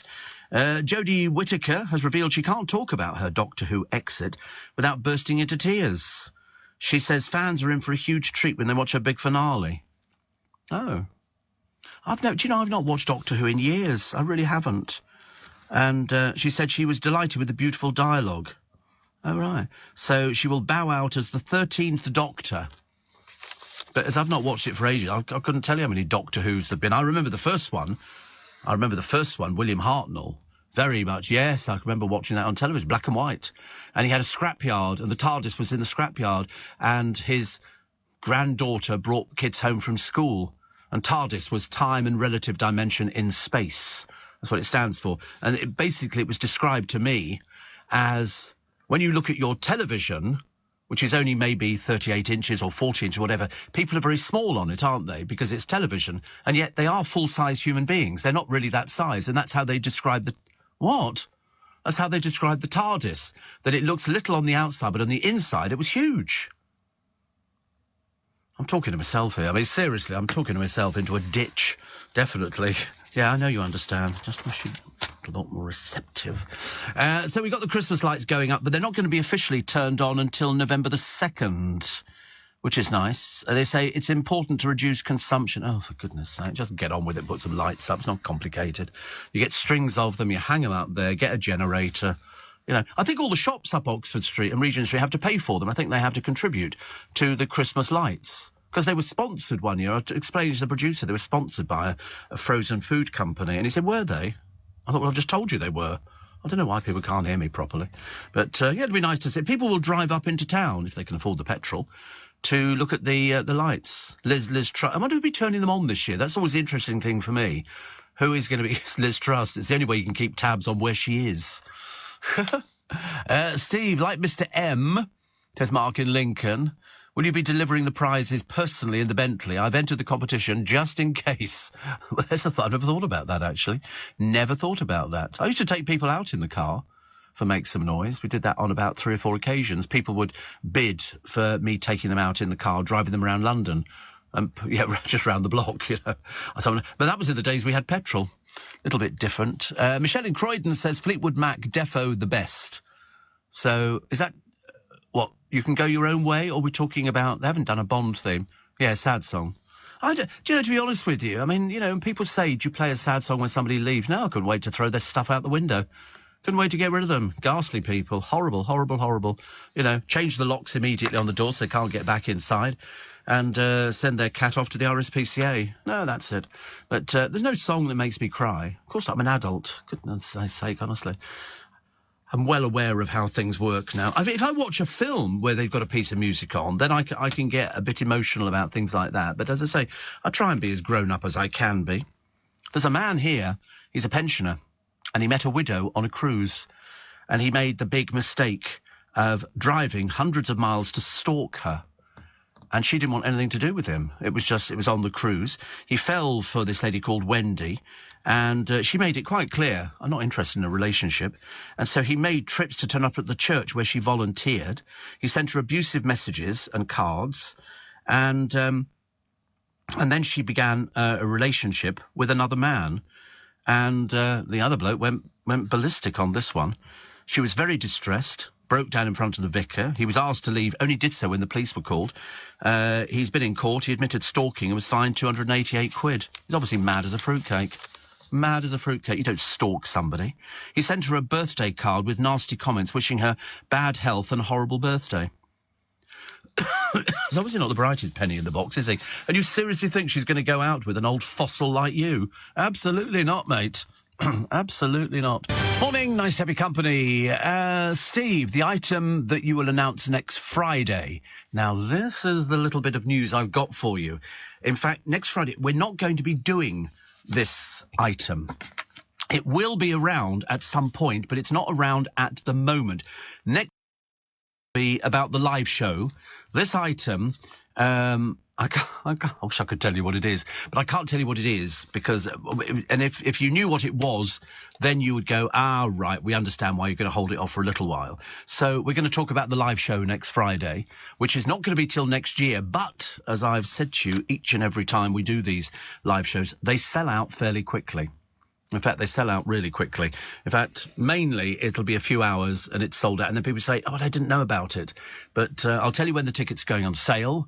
I'll tell you what the date is. But I'll just tell you it's next year, OK? And it's the meeting of the clan. It's the meeting. It's always good fun. And we do meet and greets as well. And all the money goes to Make Some Noise, which, as you know, I shall probably do my teary up bit because it raises money for little charities that don't get any help from government or anything like that. They have to self-raise. And over the years, we've raised millions here at Global. Millions of pounds goes to lots of little charities. So we can give 50,000 here, 75,000 there, 150,000 here, 20,000 there. And it's all due to your generosity. And so lots of the presenters at Global do different bits and pieces. Some people have an auction and some people, go and volunteer their services for things. But we always like to raise as much money as possible. So we're going to do ours in two chunks. We're going to do the show and then we're going to do the item, which I can't tell you about. I want to tell you about it, but I shall save it for a little while. So bear with us. Bear with us on that. 84850 steve@lbc.co.uk. Sandy in Peterborough says, I'm off to hospital today, going to have a knee replacement surgery this afternoon. Not looking forward to it. Is there going to be lots of pain? Is there? I didn't think there was now. To be honest with you, my brother had that, and his knees were crumbling. And they put a camera in and they showed them crumbling. It was like rocks that are just sort of breaking up. So you can get knee replacements now, which I believe are plastic. I don't believe there's pain. In fact, very rarely on any operations now you have in hospital is there pain as we know pain. And God knows I've had pain in the past. Phil the Sparky. Oh, we haven't had a Sparky for ages. He said, offer my daily 50-mile trip to Horsey Gap. Fitted out a farm building. Always great to listen to you on the journey. Been listening for 5 years. He said, makes the journey bearable. We haven't had a Sparky on the programme for ages. I like that idea. Thank you very much indeed. You're very welcome. Did you see the other day? I had to laugh. It was Blankety Blank with Bradley Walsh. And he's all right, actually. He's all right, yeah. He's all right. But the teaser was, they give you the thing where you try and sort of win everything. Crystal, blah, blah, blah. Nobody said meth. Not one person wrote down meth on it. I mean, Crystal Maze, yeah. But, I mean, nobody said meth. I mean, did these people never watch Breaking Bad? You know, that's how it has to be. Shopping with Keith Lemon, which I haven't seen because it was the ghastly Katie Price. What's the only thing in her career that she's regretted and hated? Was it A, her wedding to Peter Andre, B, giving Ryland Clark his first TV break, C, her failed bid to represent the UK at Eurovision, or D, having had so many boob jobs she's lost count? Amazingly, it was Eurovision. She felt she'd been stitched up, and if we remember correctly, it was more a case of stitched in to that ghastly outfit. And who said... Oh dear, this is where you don't hear half of this. You've got a bit of lean, but I'm not surprised given the amount of meat in that thing. Was this Paul Hollywood judging Sandro's giant burger sandwich on the Great British Bake Off, Anna Richardson to a male contestant on Naked Attraction? The answer was A, although to be fair, we haven't seen Naked Attraction yet. I don't know how that programme gets... It is the oddest programme on the television. When you think... It's like, you know, I've heard of, you know, some of the odd things I've come across in my life. The restaurant that's pitch black, and you feel your way to the table and all the waiters are blind, and waitresses, and it's so that you taste the food or something, as opposed to seeing it. See, I don't want them to give me anything funny. I really don't. But it's stuff like that I sort of think... This is really weird. Naked Attraction. So people stand there. They're standing stark naked in a tube, which then rises and shows... And then they do a close-up of their bits. I ask you, nobody looks good. Seriously, unless it's down to your kneecaps. It really, you know, it's the kind of thing that you think, who came up with this idea? And they put all sorts of different people, and based on what the person who's picking wants, they'll sort of find people with tattoos and piercings like you've never seen. If you've never seen this programme, don't bother. Don't bother. It's really, really weird, and you will feel a modicum of sympathy for some of these people exhibiting themselves all the time. I don't know why. It's like when they had embarrassing bodies. These people were so embarrassed about their bodies, they go on television. Honestly. Take That, or Mark Owen, hoping to play with Take That in the Glastonbury Legends spot. He's 50 now. He said, I'm the biggest fan of Glasto. You're too young. That is the problem with Take That. They're, you know, in terms of musical, you know, compared to some of the people, they aren't really that kind of band either. You know, it's no good sort of, you know, it just, you know, Dolly Parton, yes, you know, the Kinks, all these sort of things. But definitely not that. But they are getting back next year. They're going to start writing a new album in January. He's got an album out called Land of Dreams. It's his first solo record in 9 years. I don't know I haven't heard any of his stuff before, so I really couldn't comment on it, which is interesting. Also, 400 BBC job cuts in the digital radio revamp. Apparently, BBC Arabic and BBC Persian radios will also close in a move it says will accelerate its digital offering. So 382 jobs will be axed. Broadcasting Union Bectu said it was disappointed. That's about as far as they wanted to go. What else do we have? Oh, yes, toys for Christmas. I seem to get a list on a regular basis for this one. They've said parents will be taking a trip down memory lane as the top 10 toys include Buzz Lightyear, Barbie and Play-Doh. Love Play-Doh. Play-Doh, the smell of Play-Doh is like wicked. That is so exciting. That's back. Yes, you've always been able to get it. They did a beautiful thing years ago in Costco. It was like a wheel with lots of little tiny Play-Dohs, all different... colours. Beautiful, beautiful. But anyway, number 10, Jumping Sumo, which is £70. Number 9, Tick-Tock Brick, £34. I don't know what these things are. Number 3, Hamley Bear Panda Plush, £22. Number 7, Barbie Cutie Reveal Doll. Oh, God, there'll be Barbie taking her clothes off again.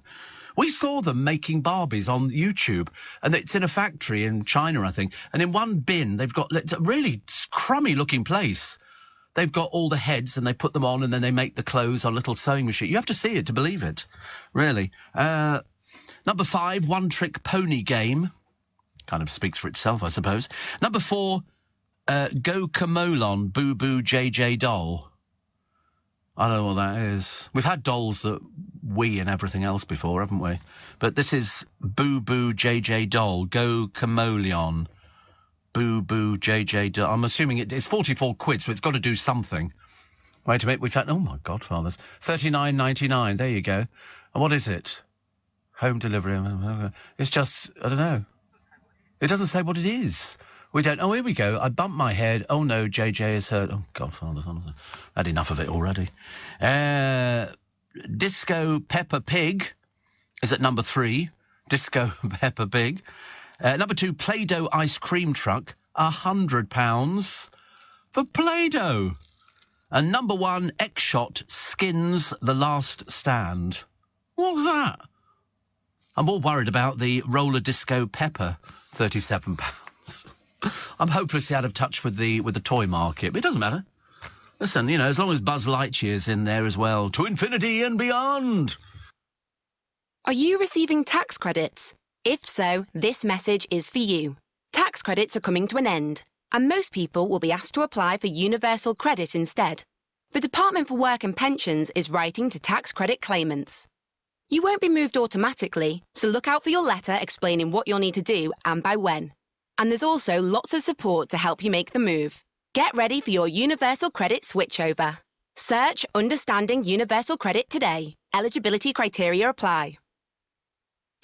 This is LBC with Steve Allen. Morning, nice to have your company. My thanks, as always, to Nikki Walker for the goodies. Thank you very much indeed. They arrived completely unscathed and have been demolished. Kevin the Milkman says, my go-to breakup song is always the Stranglers' 1978 version of Walk On By. Hugh Cornwall's vocal delivery, along with Jean-Jacques Burnell's growling bass line, and the amazing keyboard of the late Dave Greenfield, bear all the hallmarks of men who've had their hearts well and truly stamped on by some unfeeling women.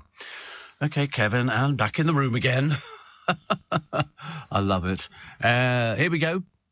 It says, Pete again, only a few left to close up now. He said, I've 30 all year round, so with the shorter days, it's going to be busy. Lots of automatic pool covers to clean. I like these pools. They've got this, they're building this house, Pete, in London. It's built, but they're equipping it out. It used to be Dame Margot Fontaine's house, and it's now got 6 levels underground, including at the very bottom a spa and a swimming pool and everything. It's only 40 million, this house, and I thought even if you win the lottery tonight, you still can't afford it. But it's got this pool downstairs. I remember thinking, oh, that looks really nice. Imagine taking somebody back. You meet somebody in a bar or something, go, do you want to come back for a coffee? And they go back and you walk into a place like this. You'd be like, what? Yeah, we're going to come back for a swim. That's always a recipe for disaster as far as I'm concerned. Guess who's touring in October? The original Harlem Globetrotters. The original Harlem... Do you know who they are? Not a clue, have you? No, they're basketball stars. And they always perform to dun dun dun dun dun dun dun dun, Sweet Georgia Brown. But they're back again. They're doing all over the place. London, they're doing the OVO Arena and the O2, spread apart, actually. Also, Hothouse Flowers are touring. The Cure, Al Stewart, Richard Marx. Blimey, everybody's touring. Everybody's touring, which I quite like, actually, as long as we get people in. I mean, I don't know whether you'd like the Harlem Globetrotters, but they do all tricks. They do tricks. It's a well-rehearsed act.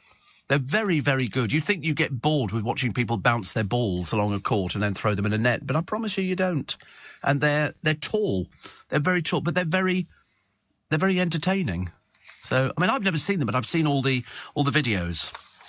And all the rest of it.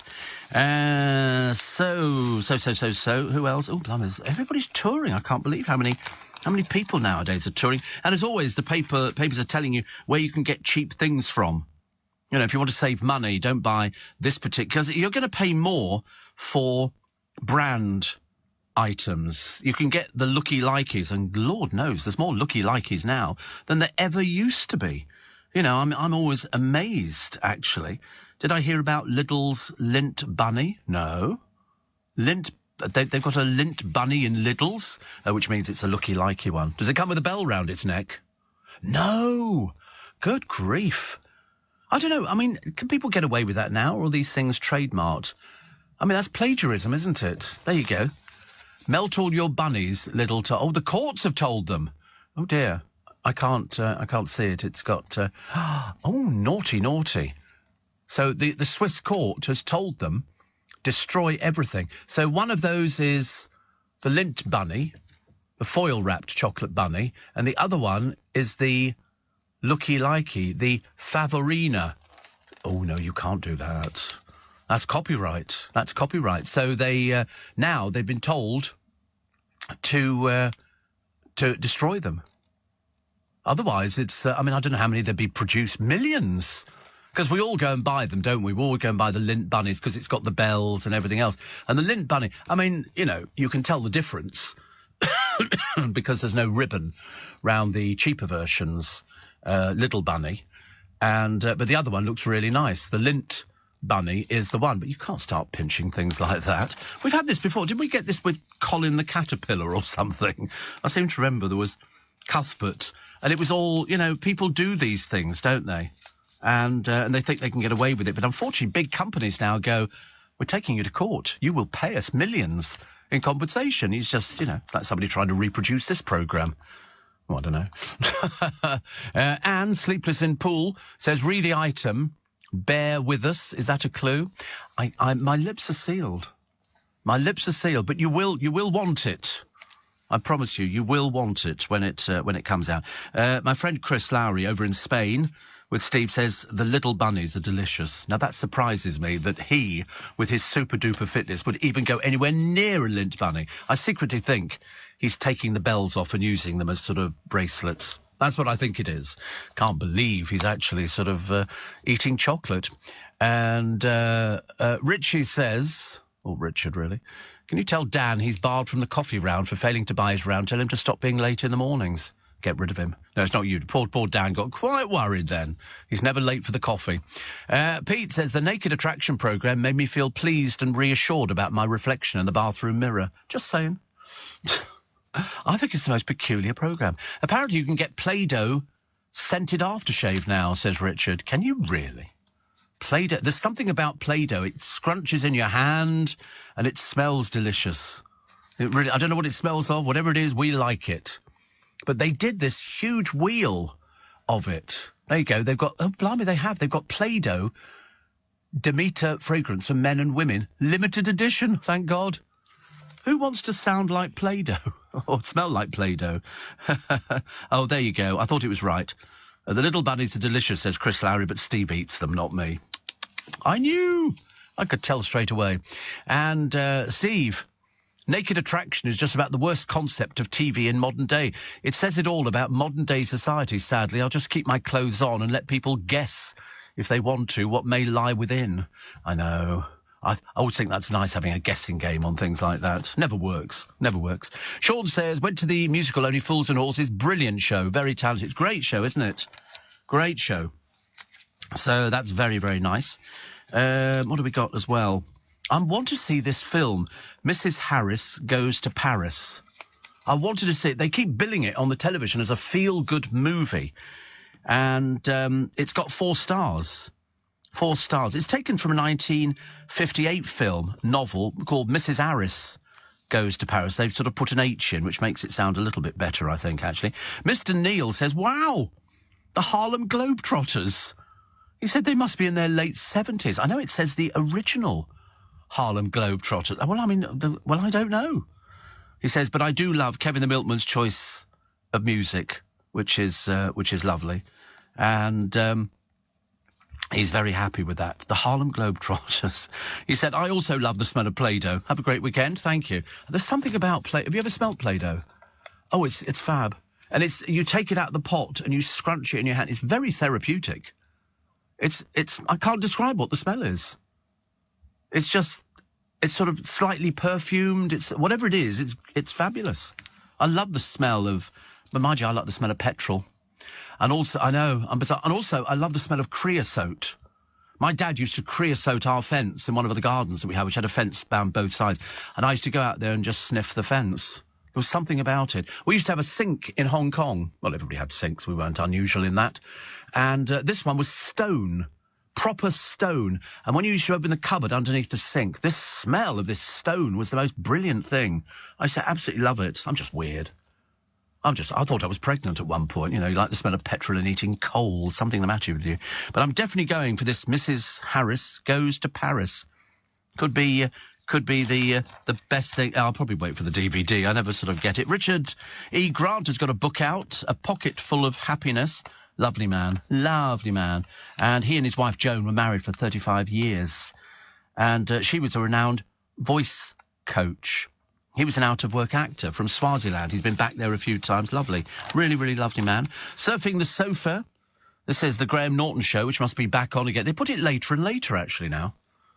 And so this week you've got Jamie Lee Curtis and David Tennant. You know, because the big stars want to appear on it because there's no other programme that gives them the profile and the audience. you know, you have to sort of make sure you get the audience. And I think Robbie Williams is on there. Oh, lovely. It'll be nice. With the same Robbie Williams act we've seen before, actually. Obviously, he's flogging the new single, isn't he? I knew he had a single out. I couldn't remember. But he's definitely not going to be back with Take That, which is slightly odd. I thought he would have been. Perhaps he sort of wants to go out by himself and prove that, you know, he can still sort of fill the stadiums or whatever places he's got. Trust pledges state pensions will rise to match inflation. And peaceful death of the Queen from old age. 2 days before her death, they seem to have caught her at this moment. I'm sure if you took other pictures of her, she would look fine. But in this one, she all of a sudden has gone to a little old lady. Still the Queen. And now they're still queuing down in Windsor to go into St George's Chapel to see the place where she's been laid to rest. So she's there with her sister, Margaret, her husband, Philip, and her mum and dad as well. They're all in the same vault. And the queues entering the grounds. I mean, really, really nice to see. Nice to see for anybody. I mean, because she was just a nice person. But people went, and one of the reporters went down and went Q2 to view the final resting place. And it was a case of literally bow your head and then you moved on. But at least they made it known that they were fans. Just wanted to say, says Sidcup Julie, have a nice weekend. Merci bien. And Kim says, very quick week again. Do you know, it goes by so fast. Only seems like 7 days ago we were saying have a nice weekend. And have a good relaxing rest over the weekend. I'm going to sneeze. Sorry. Bizarre. I'm on bathroom cleaning up duty tomorrow. Workmen finished today. Nice lads. Collecting the boys on Sunday. Taking them to the pet store for a treat. I've missed the rascals. But thank you for a smashing week. Talk to you Monday, says Kim. Thank you. And somebody says, do you remember the game show that had contestants naked with Keith Chegwin? Yes. Yes. It was a one-off. It wasn't a series. Naked Jungle, I think it was called. And it was funny because I remember watching it. I don't know why. And it was a case of there were the contestants. They had a rule, although we weren't told it till afterwards, that everybody was naked. All the cameramen, producers, everybody who was on the floor was naked to make people feel about it a bit easier. They found some contestants. Keith Chegwin was wearing like a pith helmet, and he came from like a pith helmet. They're called pith helmets. That's what they are. They look like, you know, you're doing Carry On Up the Jungle. They're called pith helmets. There you go. Not the other one. And he came from behind a rock, and I thought he's going to be wearing pants or something like that. No, he was stark naked. So I sent off my last remaining sympathy card to his wife, and it was stark naked. Yeah. Seriously, it was the most bizarre thing ever. I don't know why. Yes, everything was on display. If you're naked, it's on display. There was no fuzzing of it or anything. You could see. I say see it. I mean, we had to use a magnifying glass, but it didn't sort of bother me. And it was the oddest thing ever. And but it was called Naked Jungle, I think, and it was, it was on the television. Steve, I love the smell of creosote too. See, told you, it's not just me, actually, Carol. And it brings me back to my childhood at a beach club in Atlantic Beach, New York. They use creosote as a wood preservative by some of the boardwalks. Wonderful, nostalgic. So, we used to, my father would roll it. Oh, it's lovely. I can't tell you. I don't know why. Isn't it funny? Different smells affect different people. Please don't write in with your favourite smells. This is not BBC Radio Shropshire. We went to the cinema last night, Steve, to watch Smile. There were about 10 people in the audience, which was a bit shocking because the film had only been out one day. I was surprised by the end of the film because it was equally shocking, says Gary. Oh, I've never heard of it, which doesn't really help, does it?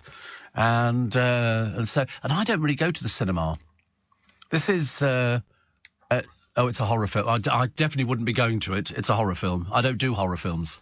Got enough horrors in my life without having to go to a horror film. No, I don't like... Oh, no, nothing like that. No. Unless there's a song and a tinkle and a frock, I'm not really interested. Great show, keeping me laughing. Looking forward to getting tickets for your show, says Cass. There's also an interesting podcast on the history of Play-Doh. No! How wonderful. Cass, the advanced novice spiker. And Mike says, the smell of Play-Doh reminds me of marzipan. I don't care. Whatever it is, it's lovely. There's something about it. Marzipan, is that what they say? Oh, right, okay. So the Mail are running with David Beckham. He blasts Brooklyn over this wedding dress rumpus with Posh. I mean, honestly, they're a very childish family, aren't they, really? He's blasted him and says, we don't do that in this family. He did an interview with a magazine, and basically said, to be honest, my wife is my first priority and I never want to see her upset ever. We have each other's back 100% and we just move on together. And this was all over. So we're told, whether you believe this, you take it with a big pinch of salt, this row.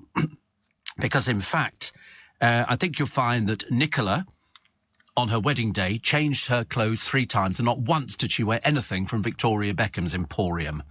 Obviously a woman of an impeccable taste. And we're told that Beckham read the riot act to Brooklyn and said, we don't do that. And a source says, I don't think David has ever lost his temper with Brooklyn or had cause to talk to him harshly. Ooh, naughty, naughty. But they say Brooklyn, an aspiring chef. Don't make me laugh. Don't make me laugh. He's not an aspiring chef or anything like that. But apparently Miss Peltz's brothers, Bradley and Diesel, are joining her in Brooklyn in Paris this week. Whether they go to Victoria's rag and bone thing on the catwalk, I've got no idea. If she doesn't go, this will be very interesting.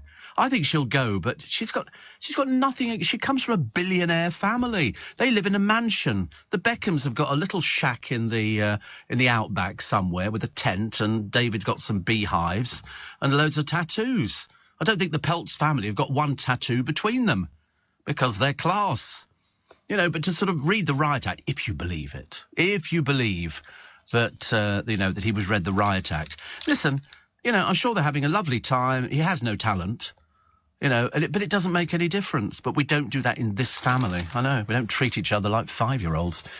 Have you tried Creosote Aventus, says Chris. Thank you. Steve, the original film of Mrs. Harris Goes to Paris starred Angela Lansbury, Dinah Rigg and Omar Sharif. Is it available on Amazon? Just out of curiosity, because I'm going to buy it if it's available. You can just... I should be sitting on the train today and I'm going tapping away. Mrs. Harris Goes to Paris. Is it on... Oh, tell me. Wait a minute. Is that... It's not available. New from £369. I think not. Currently unavailable. Why? Listen, we're talking about it. If it's on LBC, everybody's talking about it. There'll be a rush. Everybody will want to get it. And they'll go, quickly, quickly, quickly. So the big question by Rebecca English, the royal editor of the Mail today.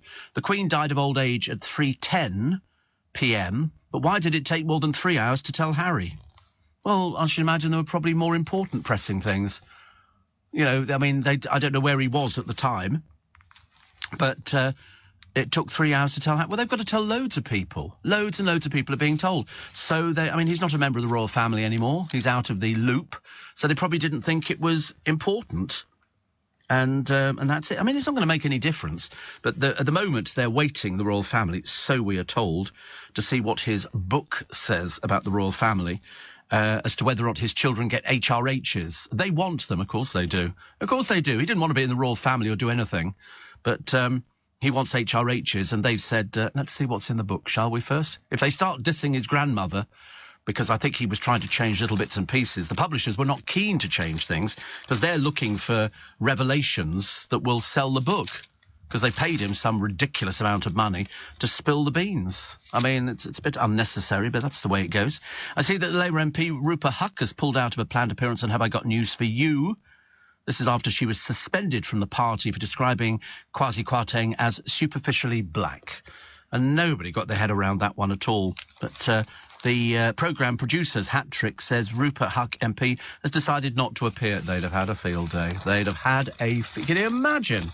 Can you imagine, what they would be asking? What they would be asking. Very, very interesting. Very, very interesting. And that's just about it. So the Beckhams, at war with each other.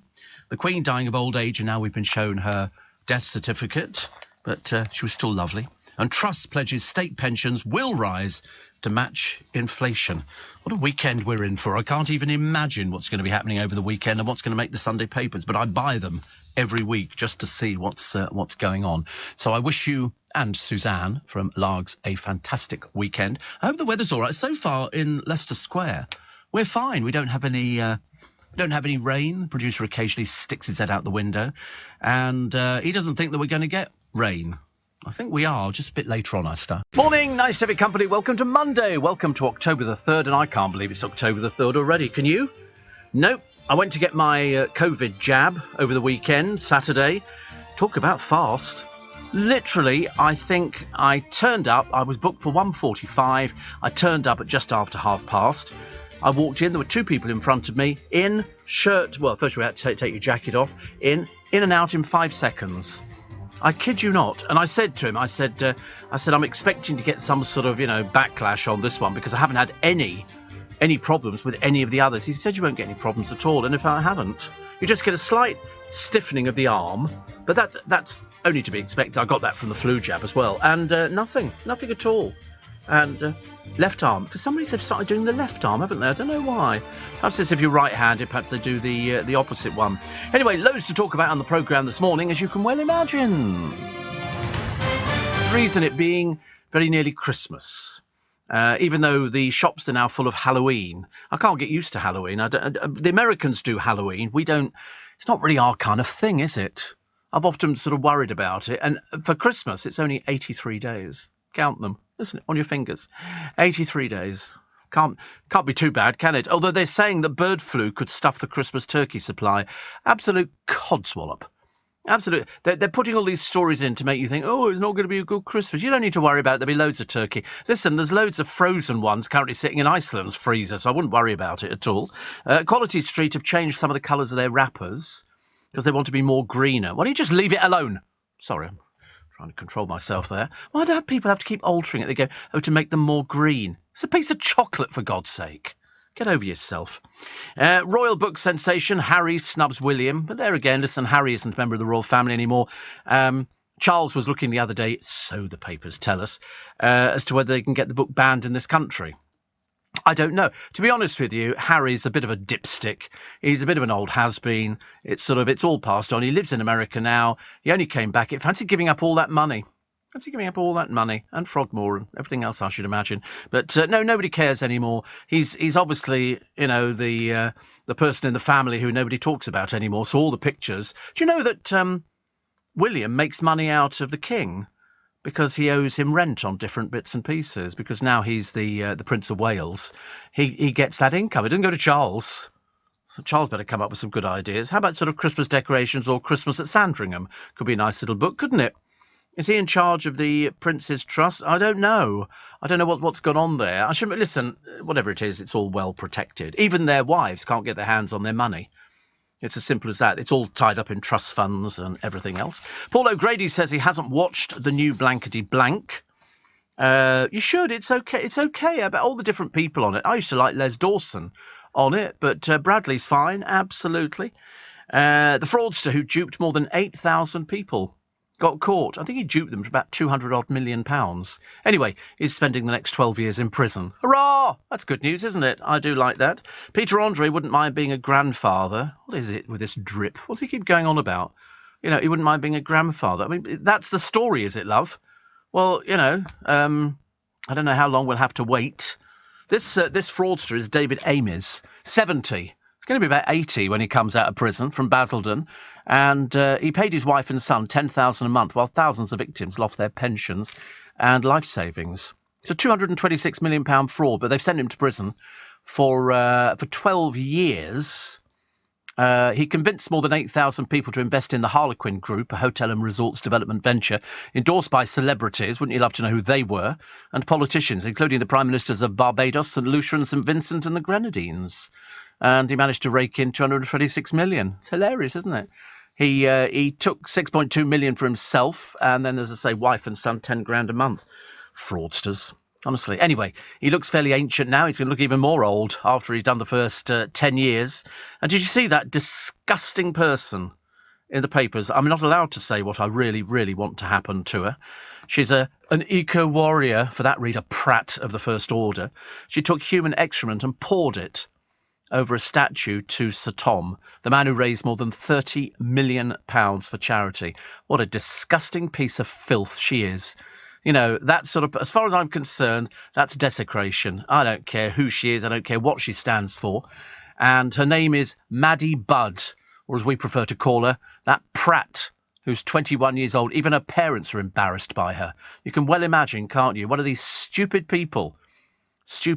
Apparently, she says every time a private jet takes off, it pours a bucket of, what's it, and everything Captain Tom stood for. And so she turns up. She looks a bit thick, actually. They actually filmed her doing it. I seriously couldn't understand why she was so disgusting. What a piece of filth you are, love. What a piece of filth. Somebody like you should be arrested, thrown in prison for a long, long time. You're too stupid for words. People like you make me vomit. Really, ooh. When I think what he raised, and when I think what she's done, nothing. 21, mental playing age, 5 years old. Ridiculous. What do we get? So, Emily in a speedy apology. I don't want to touch too much on that story because I think Nick Ferrari is going to be doing it this morning. This is a woman who, something to do with the NHS or something. Anyway, decided to film herself speeding on the motorway. This is Emily Thornberry. I know what you're saying. Emily who? That's show business. But it is a case, isn't it? If you're speeding on the motorway, the last thing you do is film it and then put it up so that people can see it. I mean, I can't imagine how stupid you'd have to be for that. Mind you, the Mirror made the biggest gaffe, didn't they? The Mirror. I mean, how embarrassing. They managed to try and tuck it under the rug. Here's a picture of Kwasi Kwarteng. No, it wasn't. It was just a picture of another black guy. And they obviously think they all look the same because they thought it was Kwasi. I mean, just unbelievable. They've apologised for a terrible error. The Chancellor had to tweet, that's not me. The Mirror said it would redouble their efforts against racism. Yeah, well, let's start on your own doorstep, shall we? God in heaven. Here is this bloke, this is Kwasi. No, it wasn't. What thicko at the Mirror decided to put him on there? It doesn't even look anything like him. Oh, sorry, he's black. That's obviously what somebody went. It looks like him and he's coming out of a government building. Good Lord. I mean, I love the way that Kwasi Kwarteng had to sort of go, that's not me. And somebody at the Mirror went, oh, my God, what have we done? What have we done? What was the other one? Lisa Snowdon says winning Celeb MasterChef has been life-changing, which is good. And Robbie Williams, who bored the pants off everybody on Strictly Come Dancing the other day. Honestly, he'd already been on the Graham Norton show. Is there some deal whereby, Robbie comes on and sings his latest boring song? Because it was so dull, I nearly fell asleep during it. You know what it is? It's his new album. It's just covers of his previous hits. He couldn't even be bothered to write anything because, as we all know, Robbie's writing skills are not particularly brilliant. It was all somebody else. And I think Robbie just wrote the one line, Down the Waterfall, and that was about as far as he went. So this time he's done an orchestrated version of his hits, but they're so dreary.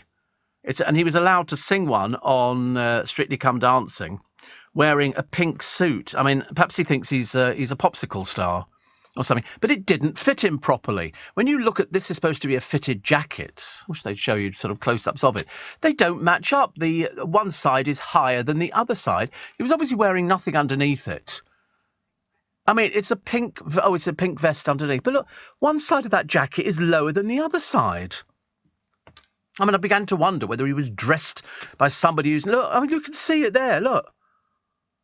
Really is absolutely tragically awful. And all that metal stuff around your neck, love. I mean, look, it doesn't alter the fact you haven't had a hit in ages.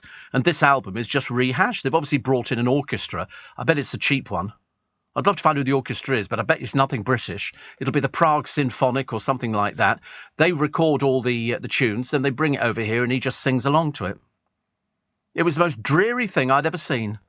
Honestly. And especially he's been on Graham Norton.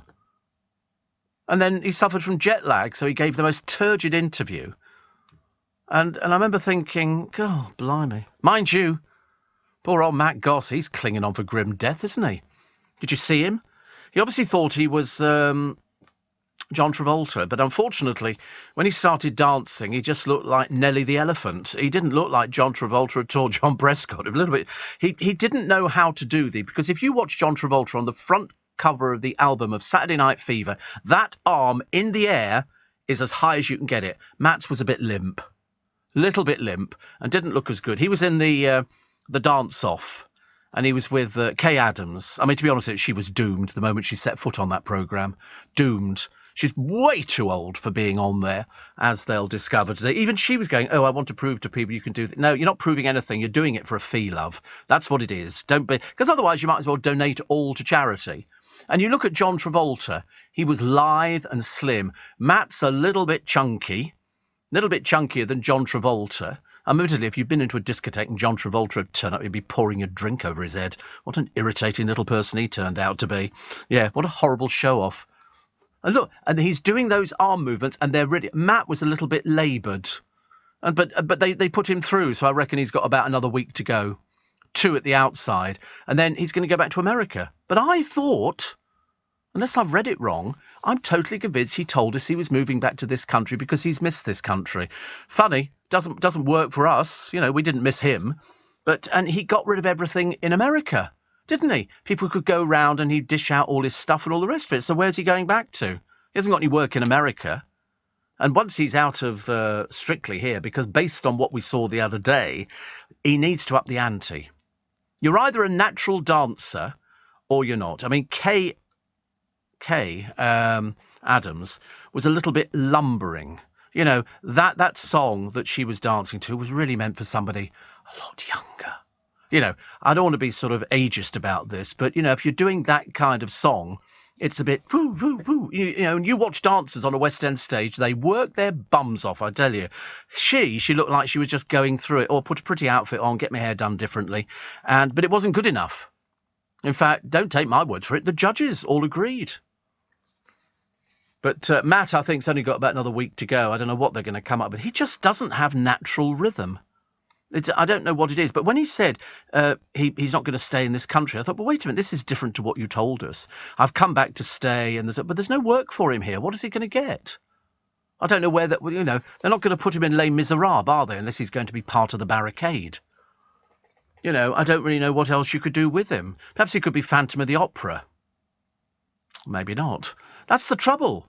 He's had some quite nice bits of music out, but the trouble is because of his attitude and because of he sort of lumbers along, it doesn't kind of work as it should do. It should work an awful lot better for him, because I think he was going to come back here, you know, I'm the big Matt Goss and all the rest of it, whereas in fact they've gone, I'm sorry, mate, you're the first dance-off, which is, you know, he's actually underneath a load of people whose career was washed up months ago, which is even worse. I'm sure it'll get better. Steve Allen on LBC. Do you know, I was watching over the weekend. I was I've got a stack of DVDs, as you know, and I decided, I don't know why, that I'd watch Cliff Richard's 75th birthday event, and it was an event at the Royal Albert Hall.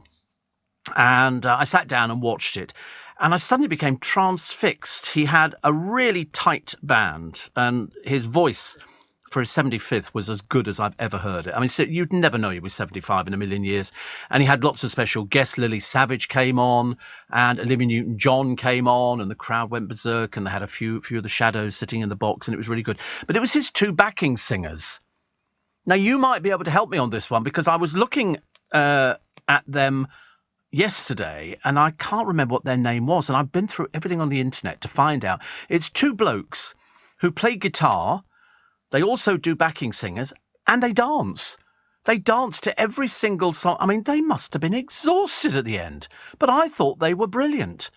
I thought they absolutely made it, because I thought to myself, God, I hope they paid you loads of money, because they sort of enhanced Cliff and his performances as well. When you think he's 75, he was singing and dancing for God knows how long. Seriously, he must have done about 3 encores, kept coming on and singing. But these 2 fellas, and I can't remember then, I should have written it down. It's just one of those things that, you know, so I'm sure that somebody who's been to see Cliff before, because the Albert Hall was packed out, as you can well imagine, and people sing. He recreated all the hits from Summer Holiday to The Young Ones, and it was just sensational. It really was. There they are. That's the boys there. That's the boys there. Now, what are their names? And that woman as well. They were fantastic, but they dance, you know, and I mean, it can't have been that easy, singing, dancing, and they weren't just sort of silly little dance routines. They were quite complicated, and I thought they were both brilliant. But both brilliant. So if anybody can tell me what the name of the boys are, and the girl as well, because I thought they were really good. And so I'm recommending that, you know, if you're looking for Cliff at his best, and also being very happy with the world, when you consider all the crap that's gone on in his life, he's emerged victorious, and his voice was sounding amazing. He's in his 80s now. He's in his 80s. Not in this one. But who are the boys who are with him? Because they were both sensational. That's what I want to know. I think they go out as themselves, and I think they do shows as well. But to watch them dancing, because I'm always quite envious of people who... I mean, I dance, as you can well imagine. I'm quite talented in that department. Yeah, I do a foxtrot or a waltz or something like that. Bit of a jive, you know, the limbo. Dun, dun, dun, dun, dun, dun, dun, dun. But tell me the name of those boys, because Cliff fans will know that. You will know it because you've been to see him so many times. When I went to see Cliff, because he had a box at the Royal Albert Hall for the last show that we went to see, which was a few years back, we were in the box with Elaine Page and Paul Gambaccini and Tim Rice and us. And us. It was amazing. Me and Warren, we had a lovely time, and there was drink and everything. We had really super time. And it was just amazing. But I can't remember whether he had the same boys and the girl doing the backing vocal. But when they came out and started dancing, I thought maybe they'll just do one or two dances. Practically every song that had a bit of go to it, they were up there dancing, doing all this bit, you know. I should have substituted them for Matt Goss. Would have been a lot easier. But they were very good. So if anybody knows who they were called, do please let me know. Because I wanted to big them up, because I thought they were so good. Because it's quite nice to have a programme where if you see something that's good, you can say to somebody, this is really, really good. Steve, I emailed you on Friday telling you we were going to Joe Allen's after hearing you talking about it. It was just as we expected, first class. Service out of this world. They couldn't do enough for us, and the food was exceptional. We explained to them we'd heard you talking about it, and they said they'd not seen you for a while and they missed you. Great experience. We will be going back. Yeah, well, I mean, I haven't been for a little while. In fact, we're trying to organise at the moment the Steve Allen lunch, which hasn't been the memorial lunch, hasn't been on for ages. And I was supposed to speak to my friend Jordan the other day because he said we need to talk, and we arranged 2:00, but I have a horrible feeling. Well, I went to bed at 2:30 because he hadn't, and I then thought perhaps I was supposed to call him. So consequently, I could never get anything arranged. But Mr. Moyles came. I've been snubbed. Mr. Moyles came in the other day, and he said we need to do a lunch. And I thought yes, because we've not been back to Joe Allen's for a little while, so we will be going back there. I'm glad you enjoyed it. I'm glad you enjoyed it because I like it, and as I say, I've been going there for 35 years. Friday, yes. Well, I recommended the duck and watermelon because I quite like that, and Little Italy as well. I've not been there either for a little while. I tell you for what, mainly because I mean, yesterday, as I say, I went to bed about 2:30. I was absolutely exhausted. I don't know why. There's no reason to be exhausted. I haven't been out sort of running marathons like it might have been the jab that made me feel a little bit tired. But I'm glad you enjoyed it. It's always nice when sort of somebody goes somewhere that you've been to that you like. The other place I'm recommending you go to, if you're in London, is the Wallace Collection, which is at the back of Selfridges, and it's a treasure house of Canalettos, the Laughing Cavalier, suits of armour, jewellery, paintings, the like of which you've never seen. And you can go right up to them. You don't have to sort of stand behind wires or anything else like that. There's no glass over them. You're right up and you look at the detail on these Canalettos, and they must have about 20. And also from the school of Canaletto as well, which is really amazing. Really amazing. Marilyn says the film Mrs. Harris Goes to Paris used to be Mrs. Harris, didn't it? I want to go and see it. Is it good? Well, she said it's amazing, so that's good. And Stephen says, I read about the woman who defiled Captain Tom's statue yesterday. It made me sick. If I could be 100% as amazing as Sir Tom, I'd be so proud. Disgusting. Lowest human being ever. A piece of filth, as far as I'm concerned. I don't know how anybody could ever do that to anybody. I mean, really, it just almost beggars belief. I mean, it really beggars belief. What a piece of filth she is. What an embarrassment to her parents. Mrs. Harris Goes to Paris is the story of, in the 1950s in London, a widowed cleaning lady falls madly in love with a couture Dior dress, deciding she must have one of her own. After working to raise the funds to pursue her dream, she embarks on an adventure to Paris that will change not only her outlook, but the very future of the House of Dior. It stars Leslie Manville, which is great. And Jeff Stevenson says, my mate, Peter Howarth, was one of Cliff's backing singers for years. He's now singing with the Hollies and also in the Ships. Yes, he's had quite a few, actually. He's off to Amsterdam, is Jeff, to join the Oceana Serena, He spends all his time hopping on and off cruise ships. But these two lads, Jeff, which they appeared on the 75th thing. They're sort of youngish. I don't know how. Oh, we think we might have a name. And there you go, Tim Bonsar and David Luke. And I think it was David Luke on the right-hand side. I think. Show me a picture of David Luke. Do you know, honestly, the internet is fantastic. Google's now collapsed. Typical, honestly, we don't ask for much on a Monday apart from your company, and we like that.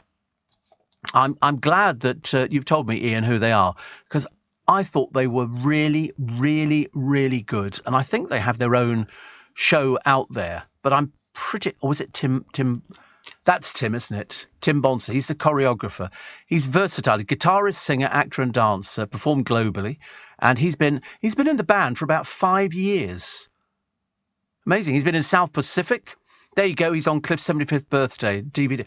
Really, really good. He just comes out. You know, when you watch somebody on television, sometimes dancers, and I've spent a lifetime with dancers, lived with dancers, been out with dancers, you know, and I just think they worked really, really hard. David Luke is the other one, but I thought they were absolutely brilliant, absolutely brilliant. So Tim Bosnar, Bosnar. It says. Oh, he spelled it Bonsar. Okay. Well, excellent. Really fantastic. And Liz says, Pam and I will see you on the 29th, lunchtime at Joe Allen's. Morgan says, what's the name of the Blue Badge London tour guide? It's Diane Burstein. Secret London. Just type in Secret London and you'll find Diane Burstein. And she does these walking tours around London where because she's a Blue Badge guide, Bernstein, yeah. She's very knowledgeable. And you don't just get somebody who's on a tour bus who doesn't know too much about things. She knows she's been doing it for years. I mean, she was with me with Secret London on LBC for years, and that must have been at least 20 years ago, at least. And she was on every week, and we do a different walk. Oh, she does Jewish London. She does Jack the Ripper tours, Ghost London. She does all sorts of things. And what you do is you meet at a certain place. You pay her whatever it costs now, I can't remember, whatever it is, and you go on a walking tour, and she will show you, you know, pubs which featured in Jack the Ripper's time and stuff like it. It's really interesting. It's what I call, it's living history. You're seeing the real things, and because she's a Blue Badge guide, that means they're better than everybody else. And stuff you would probably walk past and not even look at. I was always told, if you come to London or anywhere and you want to see history, look up. You look up, because the building up... No, not in here, look up. Not dealing with an idiot, seriously. It's yes, we're looking at the fan and the ceiling. If you look up, you'll see the original building. It's only the downstairs where they turn into building societies and things like that. But the upper bit of the building, if you go up to Holborn, to the tube station there, stand looking at it, look to the left, and that was the Holborn Empire. And the shops are still there.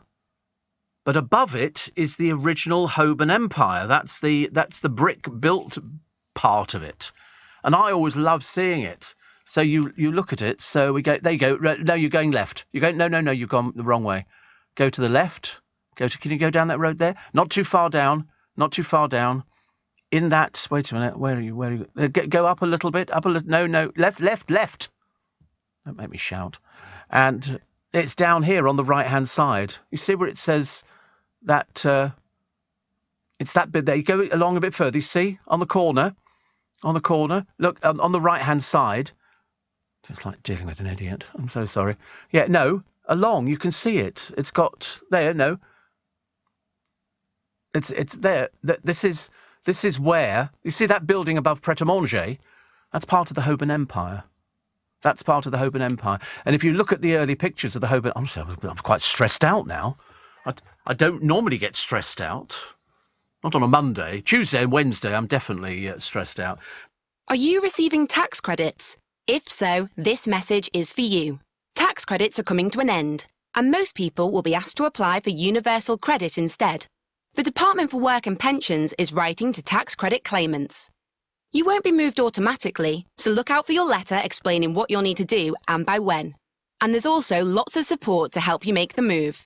Get ready for your Universal Credit switchover. Search Understanding Universal Credit today. Eligibility criteria apply. Leading Britain's Conversation, LBC, with Steve Allen. Morning, nice to have your company. Zina Badawi is 63 today. Guess how old Chubby Checker is? Let's twist again like we did last summer. 104. 81. 81. Also, Tommy Lee is 60, and Gwen Stefani is 53. And if you're celebrating your birthday today, many happy returns of the day. I hope you have a lovely, lovely day. I don't know what the weather's going to be like. It absolutely tipped it down over the weekend, but nothing sort of too much. I didn't think. It wasn't as bad as I thought it was going to be. But because of the train strike over the weekend and going in to get my jab, I've decided I'd get the bus up there.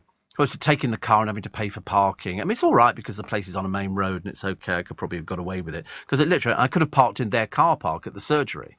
And got up. When I came out, the traffic was banked up all the way from Kingston, almost halfway to Teddington. So we waited for a bus to come along. And it was packed. I mean, I normally don't get on, but I start coughing. And I just to clear away, kind of frightens them a little bit. And I get on the bus and everybody's clinging on for grim death. And he keeps letting people on. I'm thinking, I don't think you're supposed to have this many people standing. Many of them elderly. Many of them elderly people. But luckily, by the time I got to my stop, it was okay. I could sort of move around a bit. If I kicked a few people on the shins, it kind of worked. But in and out to get the jab, literally 5 seconds. In, out, finished. It was as quick as that. So if you're booking yourself in, good luck and enjoy. That Pret in Holborn is the one that does smoothie slush puppies, says Ian. Smoothie slush puppies. No, don't talk to me about food and drink this morning. I had a lovely smoothie the other day. It was sort of like a slush, and it was very nice actually. And it was sort of cucumber and pineapple and things like that. I shouldn't really have pineapple, but I don't think there was too much pineapple in. I think they just waved the pineapple over the top. But it was delicious. It was, I thought it was very nice actually. I haven't got all healthy. No, I've tried to find that on Sunday, if I'm going out for breakfast, I mean, I can, if push comes to shove, go for a fry-up. But I haven't had a fry-up on a Sunday for ages and ages. On a Saturday I have. I've been to a Premier Inn. I've been to a couple, actually. Parked the car up and gone in for £9.50, had an all-you-can-eat breakfast, which to me comprises of sausages, bacon, beans, hash browns, and then about 3 croissants. And a cup of tea, which I like. I'm not bothered about the cup of coffee. It's quite, for £9.50, it's not... And you can go up again and get more. Seriously, you don't have to worry about it. Mike in Cornwall, I didn't know. That time I was a bit bloated. You mentioned jelly babies. He said, I love jelly babies. And my nana used to give me a box when we set off for home after seeing it. Do you remember they were in a yellow box with a waxed paper bag inside? I remember. Eileen in Scarborough said, just watched a clip of Cliff's 75th concert. Looked like great fun. That man had so much energy and looks fantastic. I hope you had a nice weekend. It was great. It was great. And also to see Tim Bonsar and David Luke dancing. And I mean, they put in so much effort. I don't know why I watched it. I don't know why. I have a calling every so often. And I bought a load of Cliff concerts and I bought all the films and everything else. And to watch him on stage and to hear him, he's not enhanced or anything. He just can sing, but also he's fit. If he wasn't fit, I mean, he must have done at least 2 hours on stage, at least, just him with the backing band and doing literally all the hits. And it was just, the crowd love him. You go see anybody who's a Cliff fan, of which there are many, many millions around the world. And I mean, he gets a lot of ladies, as you can well imagine, good-looking man. And he goes through all the songs, and he doesn't say, oh, this is one I had back in, he did a little routine about he entered the Eurovision Song Contest. He said, and I came third. Where he was singing Congratula. He sounds as good singing it today as he did singing it all those years ago. But, it helps having a good band, which had, somebody with a saxophone. He had 2 lots of keyboards, a drummer. He did all of them. We don't talk anymore. It's worth getting. If you're a fan of Cliff, you'd have that in your collection already. I thought it was absolutely amazing.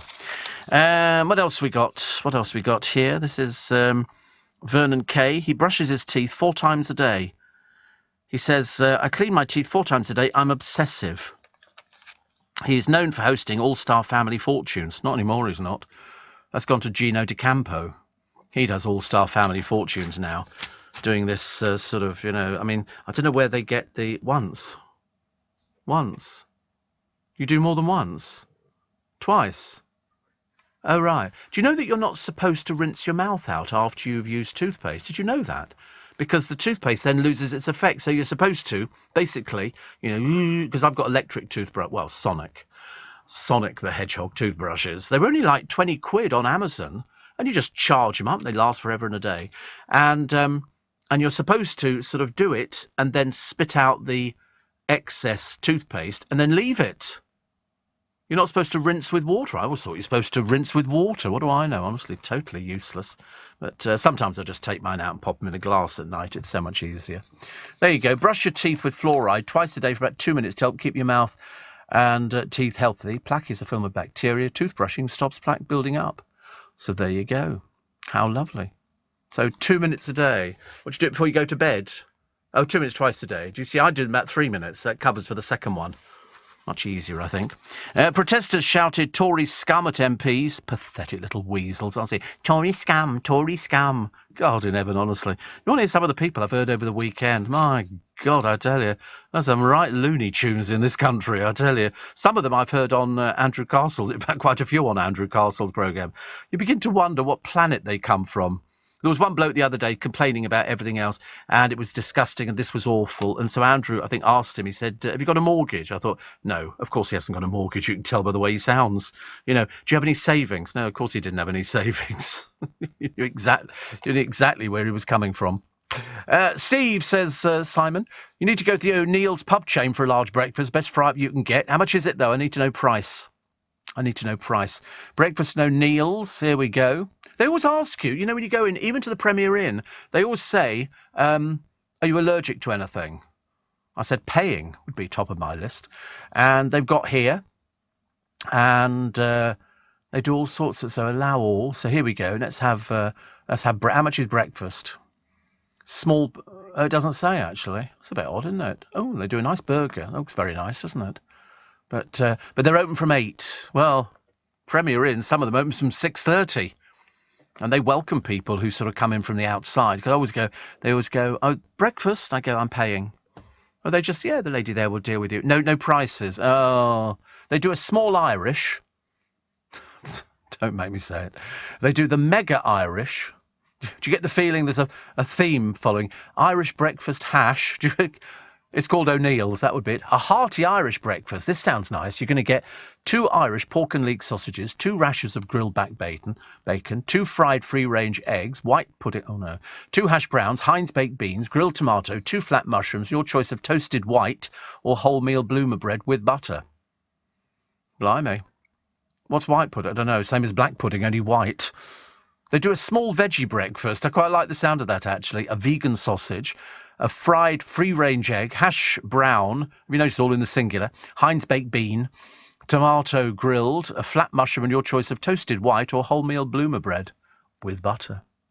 Sounds nice, doesn't it? Don't ever have maple syrup. Oh, that's white pudding, isn't it? It's white pudding, oatmeal pudding or mealie pudding. Similar to black pudding, but does not include blood. Lovely. Just what we need, isn't it, really? Just what we need. No, thank you. No, thank you. It seems very cheap, £1.55. Seems good for it. I don't know, I'm not into things like that. I just want sausages and bacon and hash browns. Although, to be honest with you, if I was given the choice, I'd have chips. Chips for breakfast, I think it's fantastic. Sausage and chips and baked beans and maybe some mushrooms. I had salmon over the weekend, twice. I shouldn't have done, really. Paul, the bus driver from Deal and Manchester, says COVID booster jab on Saturday too. Working in Manchester at present. Booked mine online. 10-minute walk to the chemist and the hotel. Done. Bravo NHS. Even away from home I get the jab. Yeah, well done. There was no queue in my one at all, apart from some old man who decided to take his shirt off for the. Which really, I think lots of chemists do it as well. Lots of chemists.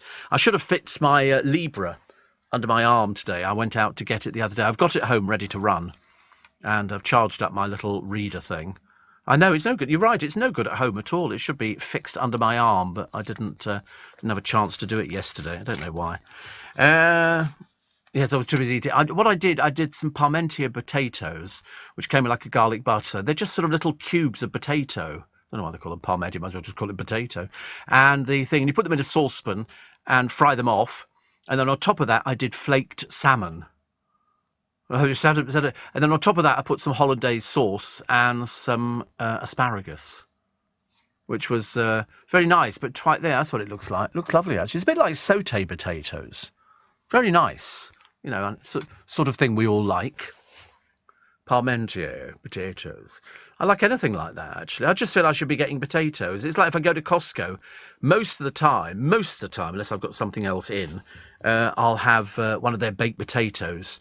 The other day, I had chili con carne and cheese. And they're very generous with their portions. And sometimes I'll just have beans and cheese, or just beans, or just cheese, or just chili con carne. Yeah, cheese is a bit dull and boring. You need loads of butter on it, but we don't get that. But it's very good.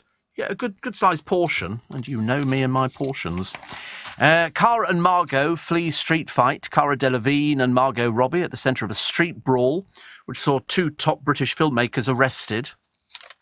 I had to explain to Cara Delevingne where she was, I suppose. It's a street fight, dear. Huh? Street fight. Okay. And the other day, apparently the UK's winning the fight against monkeypox, which is lovely, isn't it? I think that's good news. We're very good, you know. There's a glut of mini fruit in shops. Mini apples. Have you ever had the mini apple? They're really nice. The mini apples are fab. They are. You can buy them all over the place. They're really... And I went through Chiswick the other day because there was a queue all over the place. And I decided to nip through and use my rat runs, which I know very well, having lived around there for about 30 years. And they've now got a Chiswick flower market on a Sunday. Because I kept thinking, there's a load of flowers there. And it ran all the way up to the police station. So I think next Sunday I might have to go there. But there's a dry summer. Experts claim the apples will be tastier as a result. They're little tiny things. You can get about... They're just really nice. Ideal for kids to get them to eat apples, which are very good for you. You stick one in your Tupperware box. Another little handy hint. Steve Allen on LBC. Text 84850. Actually, Pete the Pool Man says, you've mentioned Cliff, Steve. Here's his pool. Well, it was before he left St George's Hill in Weybridge a few years ago. It's the largest private pool that I've looked after. The house is up for sale with Knight Frank. How lovely. I'd never seen the house. I knew about it because one of our presenters went up there to interview Cliff years and years ago, and it had a jukebox with all Cliff's records on it and stuff like that. But it is quite a large pool, isn't it? And also, it's a nice size. It's a nice shape. Whereas, in fact, most of the pools are, they tend to be a bit boxy, don't they? But that's lovely, actually. Very nice. How good. So that was before he left St George's Hill in Weybridge. I don't know where he lives now, actually. I know he lives Barbados, and he's got a place over there, and I think he must have a base here as well. But he's got loads of places he can stay. 84850 steve@lbc.co.uk. Former Question Time host David Dimbleby says he's got no friends. He says he rarely had home visitors and conceded, I'm not sociable at all. He's 83. You don't have to be social. I don't know why people I don't know whether it's a recommendation for people, but he said he hosted the BBC show for 25 years. He said he didn't have a launch party for his memoir, Keep Talking, a broadcasting live, as he didn't know who to ask. I was free. I could have gone. He said, my friends are very few and they're almost all ex-editors of Question Time, funnily enough. And his wife, Belinda, agreed with him, calling him a sociopathetic. She said he doesn't have any friends. I often say to somebody, I've got the same group of friends that I've had for quite a long while, but I've got lots of acquaintances. I've got hundreds of phone numbers in my book, but I wouldn't class them all as friends. They're acquaintances. I mean, you do tend to stick to the... Also, you don't have enough time as you get a little bit older. You really don't. It's sort of trying to squeeze everything in. I mean, it got bad the other day when I got a message from my godchildren saying, when are you coming down to see us? I thought I was only there a couple of weeks ago. And so I'm doing them this weekend. They obviously want something. I'm the only one who takes flowers down. Nobody else takes flowers down. I'll go and pick up, say, about 6 bunches of roses. Or if I'm really feeling in the right mood, the flowers at Costco are beautiful. You know, you pick up a 20 quid, you get this huge bouquet of red roses. I mean, really, really nice. Prince William is the King's new landlord and is collecting hundreds of thousands of pounds in rent from his father because William has taken over the Duchy of Cornwall and its property portfolio worth nearly 350 million, including Highgrove. So Charles now has to pay rent to his son, which I think is quite sweet, actually. McDonald's have reopened some of their restaurants in the Ukraine. I don't know why they're running this in the sun. It's an old story. We did that ages ago. And there's a Marine here, a Ukrainian Marine, shows how 4 months as a Russian prisoner of war left him skeletal and frail. Dreadful, really. He's 42. He was once well built. He lost 6 stone because his captors starved him. And pictures of him pre and post captivity have shocked the world. They did a thing the other day. It was quite heartbreaking.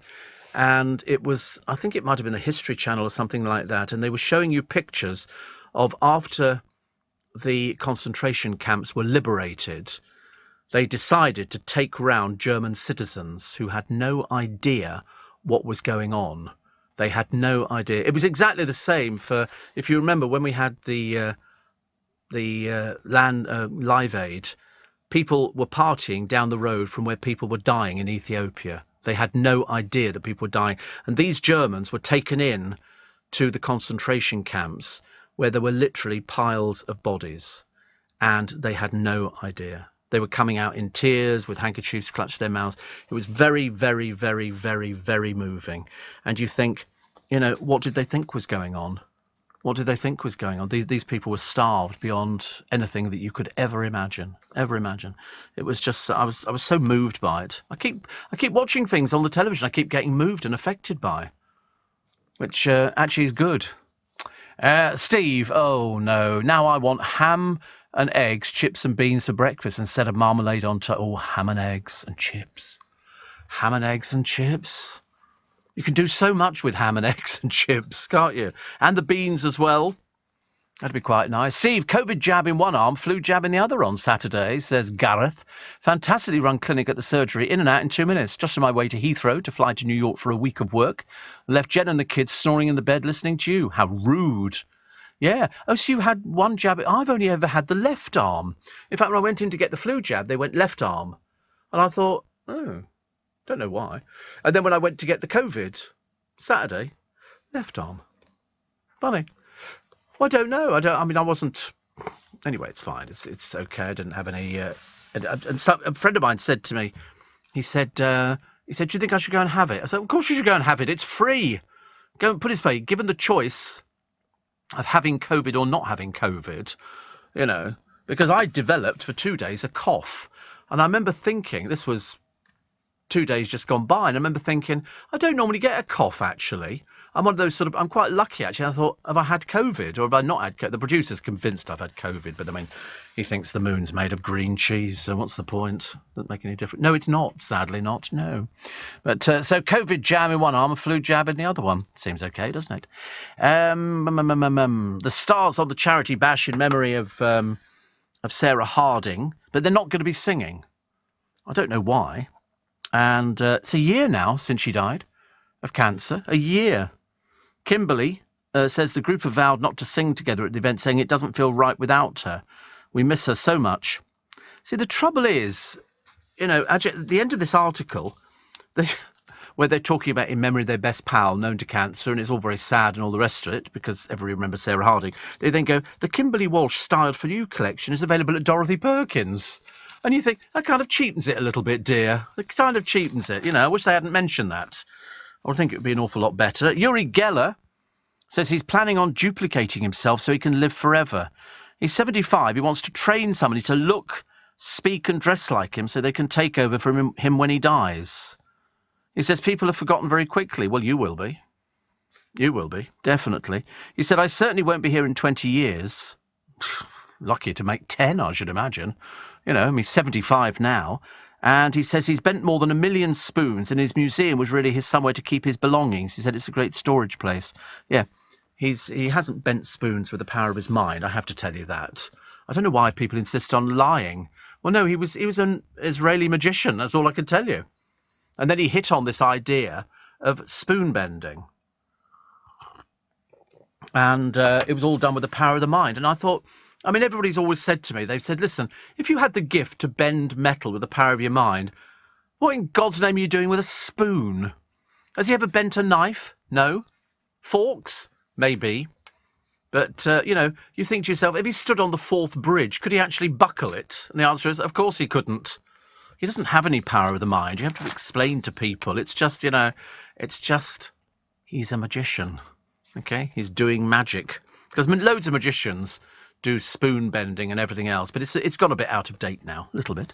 Reality TV star Zara McDermott, whoever she is, apparently, she's ex-Love Island and Made in Chelsea. Never heard of you, love.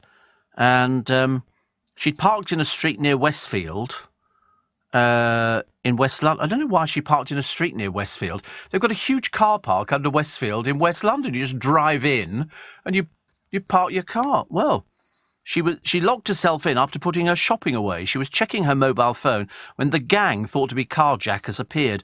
One tapped on the window as others tried opening a passenger door on the boot. She said, I put the car into reverse and put the accelerator down. Whilst you were driving backwards, dear. I mean, I'm hoping that we can see this on CCTV. Seems a bit dramatic. What sort of car have you got? 4 men in balaclavas. Perhaps they were ski instructors. We don't know. But you can park at Westfield. In fact, you can go underneath Westfield. It's huge, the car park. It's absolutely enormous. I would go there. Well, at a street near Westfield. Doesn't sound very believable, does it? There's nowhere to park round there. There's no parking. It's all residence parking. No, I'm not saying she's lying, but it sounds a bit fatuous, doesn't it, really? Steve says, Jack, I've been bunged up with the flu the last few days, so haven't slept with a hacking cough. Annoying as was due my flu jab and COVID booster, but needed to wait for it to completely pass before I get it. Oh, right. Also miss work. So that's money gone, the wonder of being a freelancer. Yeah, that's the trouble now. If you're freelance, you don't work, you don't get paid.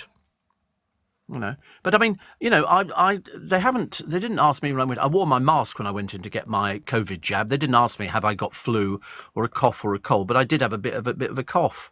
But then actually, by the time I went there, it's like going to the dentist. You go to the dentist with toothache, you sit in the waiting room, and for some reason it magically goes, even before you've been in to see the dentist. And you think, so, when the dentist opens the door and goes, Stephen, ready for you now, and you go, I don't need you. It's gone. Or when you take something broken back to the shop and then it works, you say, listen, I tried to do this, and they go, you do that. I bought a little it's a ball, and you charge it up on your charging block or whatever it's called now, and I bought it in Costco. It's £10.99. It lights up, you throw it up in the air, and then it hovers and it floats and it does all the rest of it. And I turned it on. I couldn't turn it off because I'd thrown away the instructions, and I was waiting because I've got another one which has got a little push button thing. You push it and it turns it off, and then you push the little button on it. So I had to go and buy another one to find out whether or not I was missing or I'd thrown away the little gadget for stopping it. No, it didn't have a little gadget for stopping it. You turned the thing upside down and shook it 3 times and it turned itself off. I've got balls everywhere at the moment. I'll tell you, my life is a disaster. It really is. Yeah, dreadful. Kim says, Roger Dodger, Steve, that's you all set up. I'm scheduled for both beginning of November. Oh, it's worth getting. Adam says, one of the best things Cliff released was his perfume for men. I have to buy it from America now because I can't get it in the UK. Never even heard of it. Is it well known? It does exist. There you go. The producer's probably got it. Mind you, he'll try anything. If it was free, he'd be trying it. Actually, I've got a present coming from him in the post, but it's not arrived yet. Is it Creed? No, sadly not. No, it's nothing like Creed, but you'll love this. You will really love this. In fact, I only thought about it the other day because I ordered it on my telephone when I was on the train bored one day. And I thought, that'll be good, I'll have one, and then the producer can have the other one. But I'm not telling him what it is. Like to keep him waiting, Here's the news. Are you receiving tax credits? If so, this message is for you. Tax credits are coming to an end, and most people will be asked to apply for universal credit instead. The Department for Work and Pensions is writing to tax credit claimants. You won't be moved automatically, so look out for your letter explaining what you'll need to do and by when. And there's also lots of support to help you make the move. Get ready for your universal credit switchover. Search Understanding Universal Credit today. Eligibility criteria apply. This is LBC from Global, leading Britain's conversation with Steve Allen.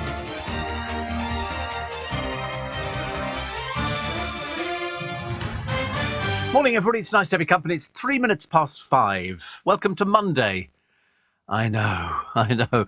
Everybody hates Monday. I don't know why, because you've had a nice weekend and you think, oh, can I just stay in bed today? Perhaps I'll do the, hello, I'm not going to come in today. I don't feel very well, you know. And then, yeah, you can text now, so nobody ever knows where. And of course, you have to remember, if you text, don't answer the telephone. Because at some point you're going to go, hello, and they're going to go, oh, you're all right now, are you? And you go, oh, no, sorry. No point.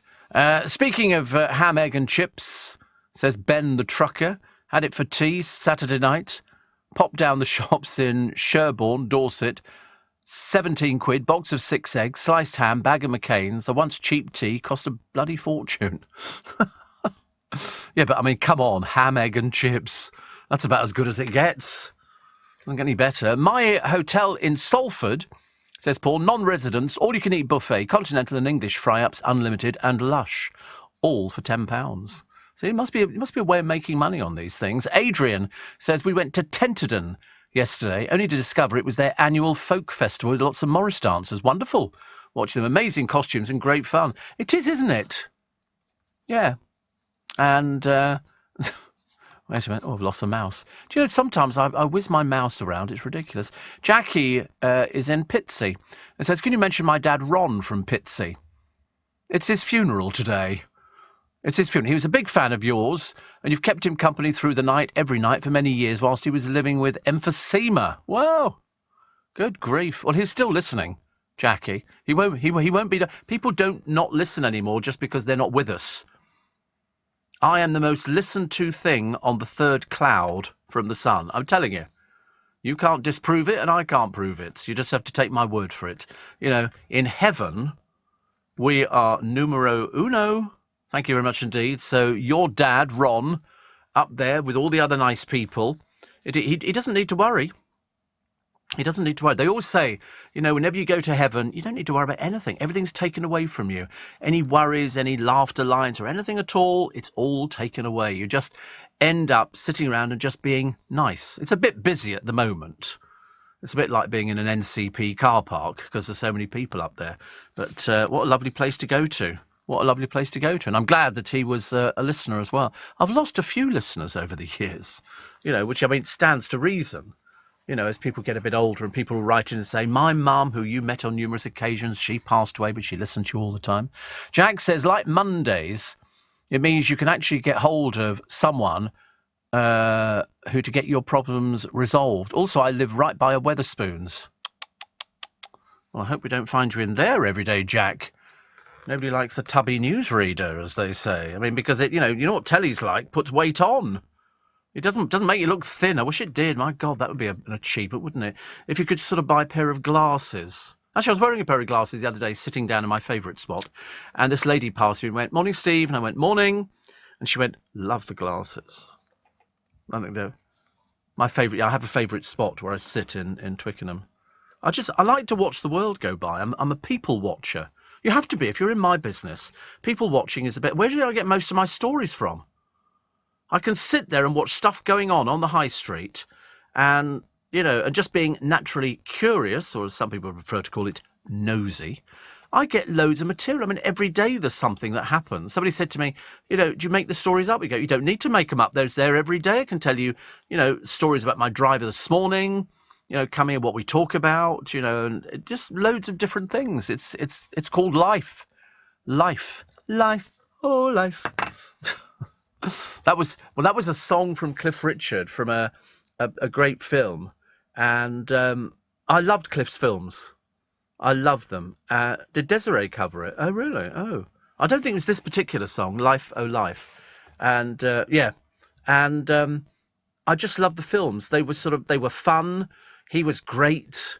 He was, he had long hair and everything else. He was just fab. He was fab. I still think he's fab now. I really do. When I was listening to him singing the other day, in fact, actually, yesterday I watched it all the way through.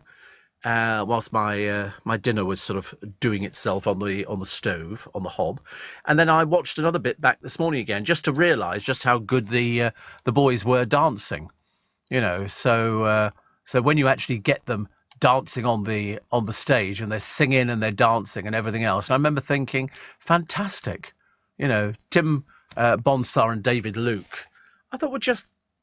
I keep mentioning them for the simple reason I was just amazed at how hard they work. All the other musicians, if you're the drummer, you just sit behind the drums and play the drums. But they were literally up their little flight of stairs, picking up the guitars, going straight into the songs again, singing the vocals, making sure they were pitch perfect, and then coming down and doing the dancing.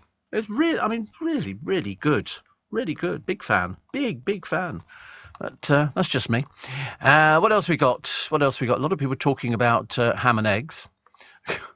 Steve, we put 5 eggs outside last night for the fox and sat watching him on our doorbell. He was backwards and forwards for ages. I didn't know they ate eggs. Tony, I had no idea. It's an odd one, isn't it? I suppose actually hedgehogs would eat eggs. The one thing you're not supposed to put out for hedgehogs is milk. Don't give them milk. It's like, don't give your dog chocolate. That's fatal for dogs. It really is. As you know, on a weekday, there's actually an atmosphere in the newsroom, says Jack in Hull. Always a bit sad working on a weekend when you're the only one in. I know you've got nobody to take the mickey out of, have you? I quite like it, actually. When I'm in here in the early hours of the morning, there is invariably in our newsroom, our huge newsroom, there's 2 of us. There's me. The producer comes up at about 2:45 or something like that. And then Adam comes in, and then Dom comes in, or this morning it's Lottie. And it gets busier. They start bit, but it's never sort of chock-a-block unless I'm in during the daytime. Whereas Corey, my former producer, one of the original Beastie Boys, he's covering Tory Party conference for Ian Dale, so he's got to book all the guests and everything else. He must be thrilled. He's already done Labour Party conference. Now he's got Tory Party conference.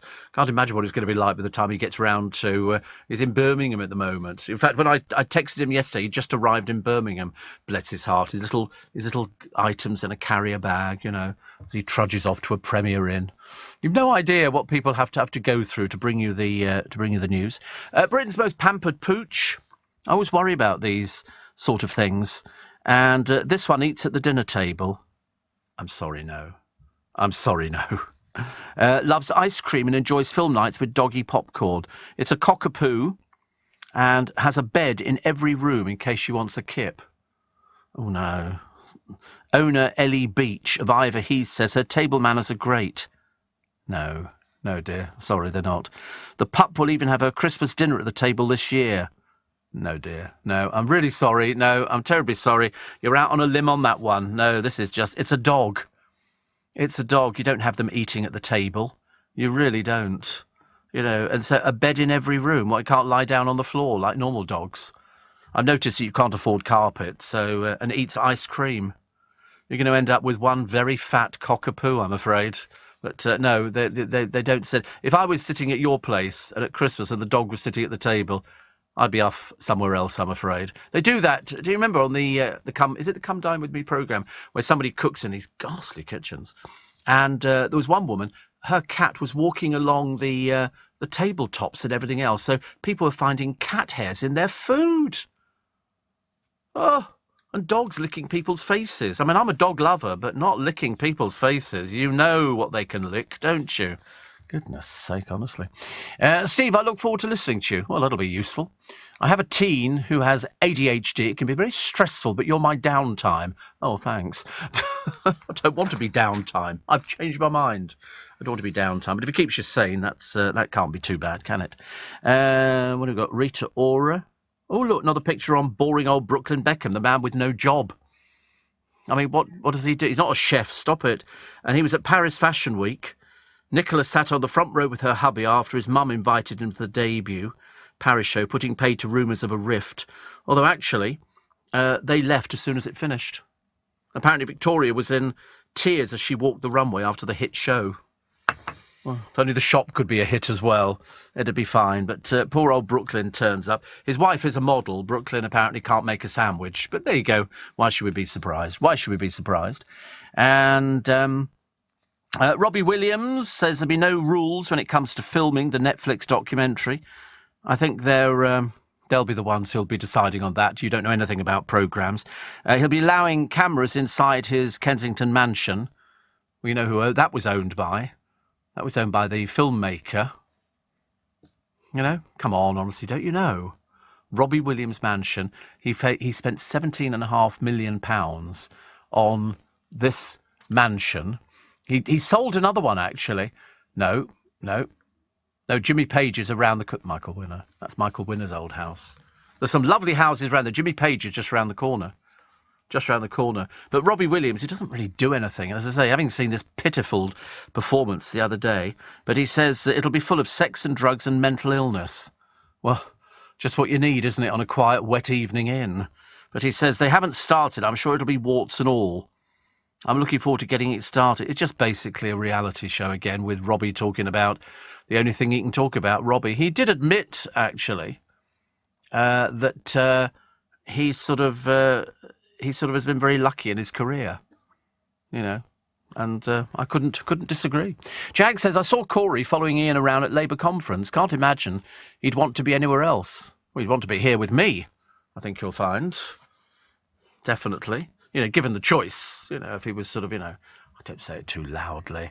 Yeah, Labour conference with Steve Allen. Can you imagine? Labour conference with Steve Allen. I think that's quite funny. I still want to know, actually, more nurses are leaving the NHS, and that's why it made me laugh when Starmer has declared, you know, and this brought the house down, we're going to have 7,000 more nurses a year. And I thought, where from, dear? Are you going to wave a magic wand and they're going to appear? They're going to come in from abroad. But then, why are they not coming in from abroad at the moment? There's no block on nurses coming in from abroad. So why would nurses be leaving the National Health Service? There was no mention of more money for them or anything else or better services.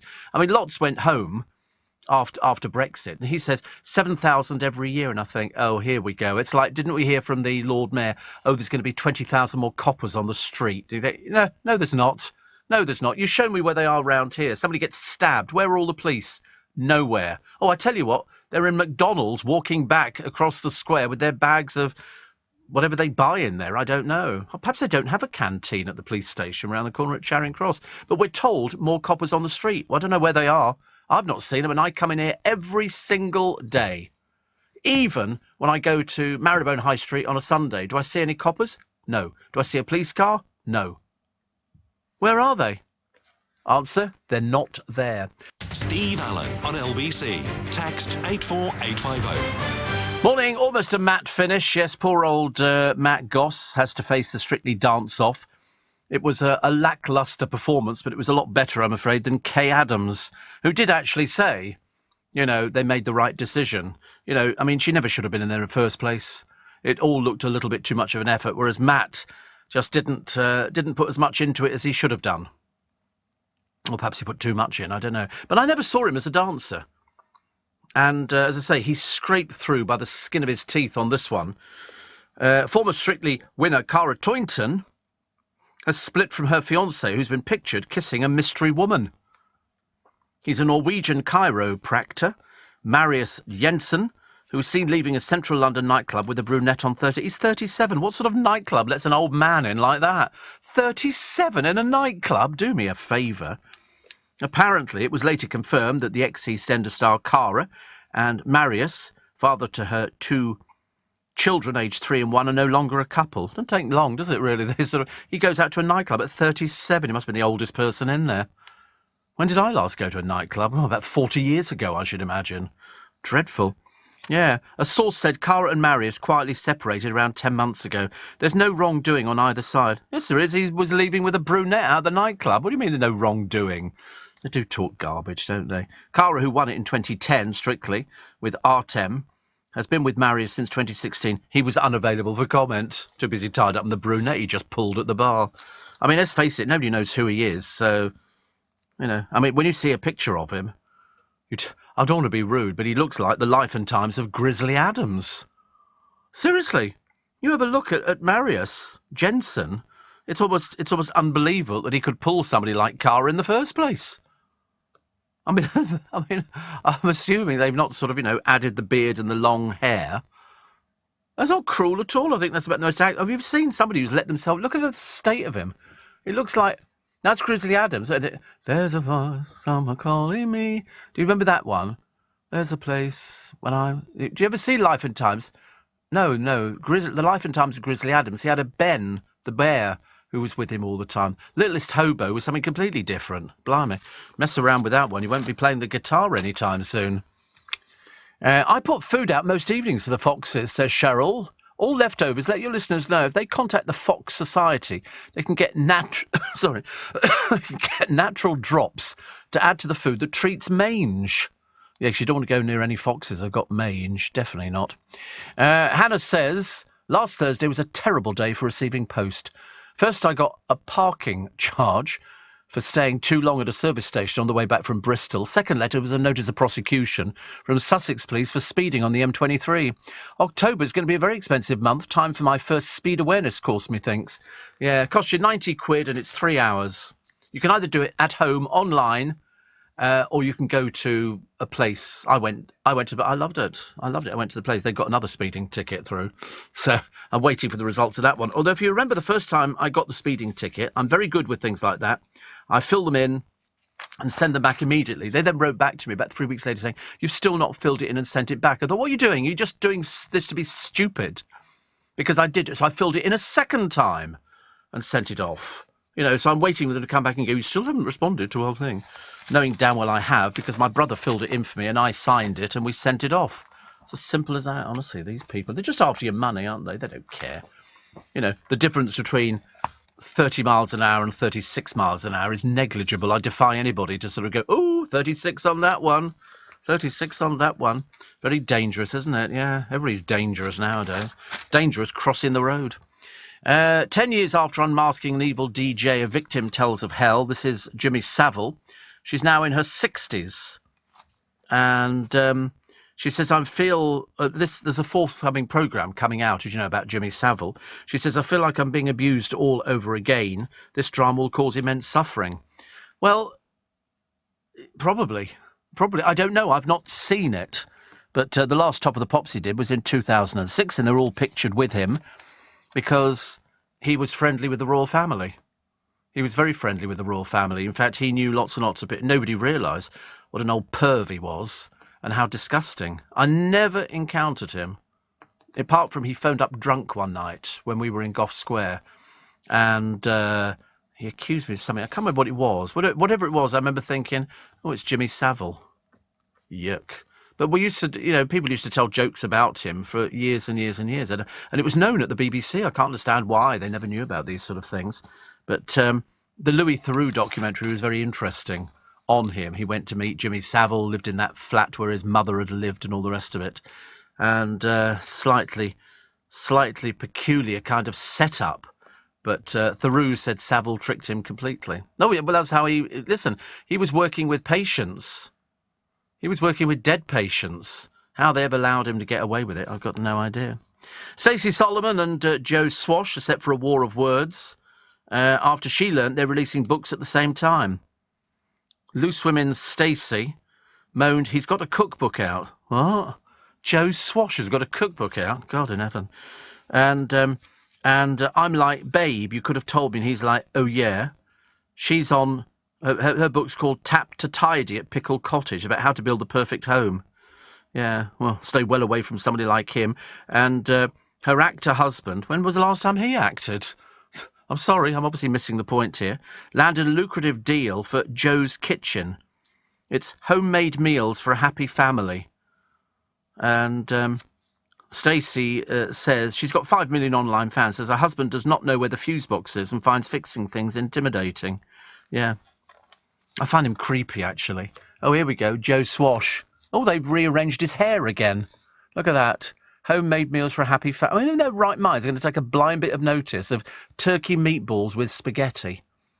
And here it is, a DIY trifle. No, really complicated stuff. Makes you wonder, doesn't it, really, just how mad we've got. It looks disgusting, actually, I have to be honest. He seems to have just thrown all the sweets on there. fruit pastels and everything on a trifle, I ask you. I see Alex Scott, very private, very private. You don't want to talk about anything at all, do you? You've got a book out. And she puts out the message, you're not alone, as they've revealed the lineup of presenters for the Children in Need. Jason Manford's there again. He could just do it on the internet, couldn't he? That'd be so much easier. Also, Adi... how do you pronounce his surname? Adi Pitim, the one in the wheelchair guy. Adepitan. I can never pronounce it. He must be in his 60s now, isn't he? He seems to have been on the television for ages. Mel Gidroych and Chris Ramsey on the night. Who's Chris Ramsey? Why do I know Chris Ramsey? Geordie comedian. Hilarious. Oh, I think I might have seen him. I don't know. They all look the same, actually. Jason says the relationship campaign is important, blah, blah, blah, blah. Yeah. Okay. There you go. Also, the marathon's back. Oh, that's him, isn't it? Yes, I do know him. I can't remember what he does. Yeah, but what sort of jokes is he? Does he tell proper jokes like, there's this nun and this vicar, he doesn't do anything like that. Does he do observational comedy? Did he have a programme on the television with his wife or something? Oh, it was rubbish. Absolute dreary rubbish. Talk about trying to make somebody run before they could even walk. Apparently, Steve, you see traffic wardens patrolling the streets 24 hours a day, but no police around ever. No, you do? I see them on my television. They're in Police Interceptors or Police 999. What's your emergency? But I never see them on the streets. They're only available if you've got a film crew handy. That's what the police do nowadays. Do you know 40,000 runners pounded the streets? Yeah, they always say that, don't they? They pounded the streets. And then everybody, Chris Evans was there with his wife Natasha. And there was also Stephen Mangan. A lot of people dressing up. Sophie Rayworth was there as well. Kate Lawler. They call her a telly star. She hasn't done telly for years. And a man was dressed as Shrek. There's always one bloke in the deep-sea diver's outfit doing that. He's still running about 3 months after it finishes. This time, he's halfway. There's the one they had this year was somebody dressed up as a rhinoceros. Looking like he'd wandered in from that sort of West End show where they have rhinoceroses. What's the show called? Can't remember what it's called now. It's at the Adelphi Theatre just round the corner from here, just when you go right over the bridge. Lion King. Yeah, looks like that. That costume looked almost identical. Perhaps you can rent them. I don't know, actually. Telly star Lisa Snowdon says winning Celebrity MasterChef has been life-changing. We said she was going to win. We predicted she was going to win, and we were not wrong.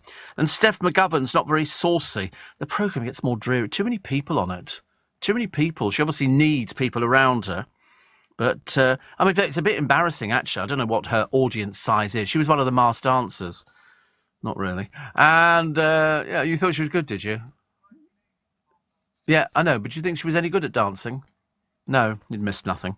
And it's sort of, I was sort of trying to work it out, because they say, oh, who do you think it's going to be? Who do you think it's going to be? I thought I couldn't care less. They're just doing it for a fee. But Steph's show, they always have somebody cooking, and then they have people trying it, and then they said, there's too many people on it. But I was delighted to report that Vanessa Feltz's little show on some channel secured 3,000 to watch it. I mean, it's a bit of an embarrassment, isn't it, really, honestly? The trouble is nowadays, it dilutes television. I don't know what the audience figures are for Steph McGovern's show, but I don't think they're very high at all. I really don't think they're very high. It's a case of, what are they fluctuating around at? What do you think about? Better than we think. OK, let's have a look. Let's see whether I'm going to be eating humble pie any second now. Because I'm always curious, because they spend a fortune on these shows, and then you go, is it really worth it? Is it really worth it to spend that much money? And I should imagine the cab bill alone for Steph McGovern's programme must be astronomical. And is it worth it? I don't know. And Steve, I remember watching Jimmy Savile as an 8-year-old on Jim'll Fix It. He gave me the creeps. I knew at that age he was strange. Well, I always remember the one Fix It he went on with a girl to the Dead Sea. She wanted to float on the Dead Sea, and he went on this Fix It. And I remember thinking, I don't think this is right. And he was sitting on the beach in his swimwear, and then he floated around next to her, and I'm thinking, I don't like this at all. Not very nice. In fact, I used to have a producer who went on the programme. She wanted to meet a group, I think, or something like that. She thought he was creepy too. Chris Ramsey was on Strictly a few years back. He came around 5th and was very improved each week. That's why I know him anyway, says Kathy. He did that thing with his wife. It was sort of he was a bit too smiley, Carol Smiley, without any sort of substance to it. I was a little bit disappointed. ITV2 are reviving Big Brother. Fans of the original Channel 4 series have aired concerns producers will fill the house with influencers and reality TV wannabes. Well, of course they will. They haven't got anybody else. It's only those old dimbos who will turn up for things like that. With UK Export Finance, I'm fulfilling more export orders from around the world with working capital support. Export insurance means I'll get paid when exporting to challenging markets. At UK Export Finance, we believe no viable UK export should fail for lack of finance or insurance. Between 2022 and 2023, we provided £6.5 billion of government-backed trade finance to support UK exports. Learn how we could help you win export contracts, fulfil orders, and get paid. Search UK Export Finance today. Steve Allen on LBC. Morning, nice to have your company. It's Steve Allen's Early Breakfast. This is LBC, and you're very welcome. It's nice to have your company this morning. More of your texts and emails coming up in a moment. So Quality Street, why they keep changing things, I've got no idea, but already they're offering tins of it, 2 for £7, I think. And the colour-coded wrappers are set to lose their iconic sheen as its makers go green. So the chocolates have sparkled in see-through plastic and foil since Rowntree Mackintosh launched the family favourite 86 years ago. But the current owner, Nestlé, are switching to, wait for this one, waxed paper. To stop 2 billion wrappers a year going to landfill. Chocolate historian and former Rowntree Mackintosh archivist Alex Hutchinson says it's a huge deal and a bit sad. Harold Mackintosh launched Quality Street. He specifically designed it to be an explosion of colour. Different flavours, different shapes. The wrapping was absolutely key. The new wrappers will keep their distinctive colours, but the material is neither fully matte nor fully shiny. Cheryl Allen, no relation, head of sustainability at Nestlé Confectionery, says, "We know opening the lid and seeing the jewels is important. We think we've done a good job with the redesign." Do they look fine? Yeah, they're a bit matte. I like a bit shiny. I'm more shiny, you see. That wouldn't appeal to me at all, actually. Apparently, in 2008, they adopted plastic wrappers made from compostable cellulose, but admitted few people bothered to dispose of them with their spud peelings. Yes, I'm looking at them now. They look quite dull, actually. They don't look at all interesting. I should be boycotting that, I think. Is that it? I mean, the colours just aren't vibrant enough. And what it was the silver paper wrapped round, and then the actual paper on the outside was coloured. And so it looked quite nice. These just look a bit, but they look like sort of just boring toffees. Shan't be going for that one. You watch. Sales will drop. I predict that one immediately. Oh, shall we get... Oh, no, they don't look as good. I love the way the...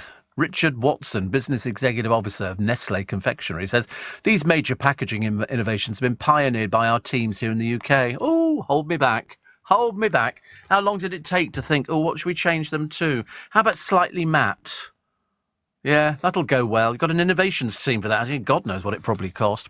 Took the boys to the local pet store, says Kim yesterday morning. Got them bandanas. Helps keep them... These are dogs, by the way. Helps keep them cosier on the colder days. They're greyhounds, Steve. Need all the help they can get. Nipped into the butcher's. Got myself a nice piece of bacon for lunch. Some butcher's scraps for the boys. Pleasant weather. A very relaxing, non-assuming grand day all round.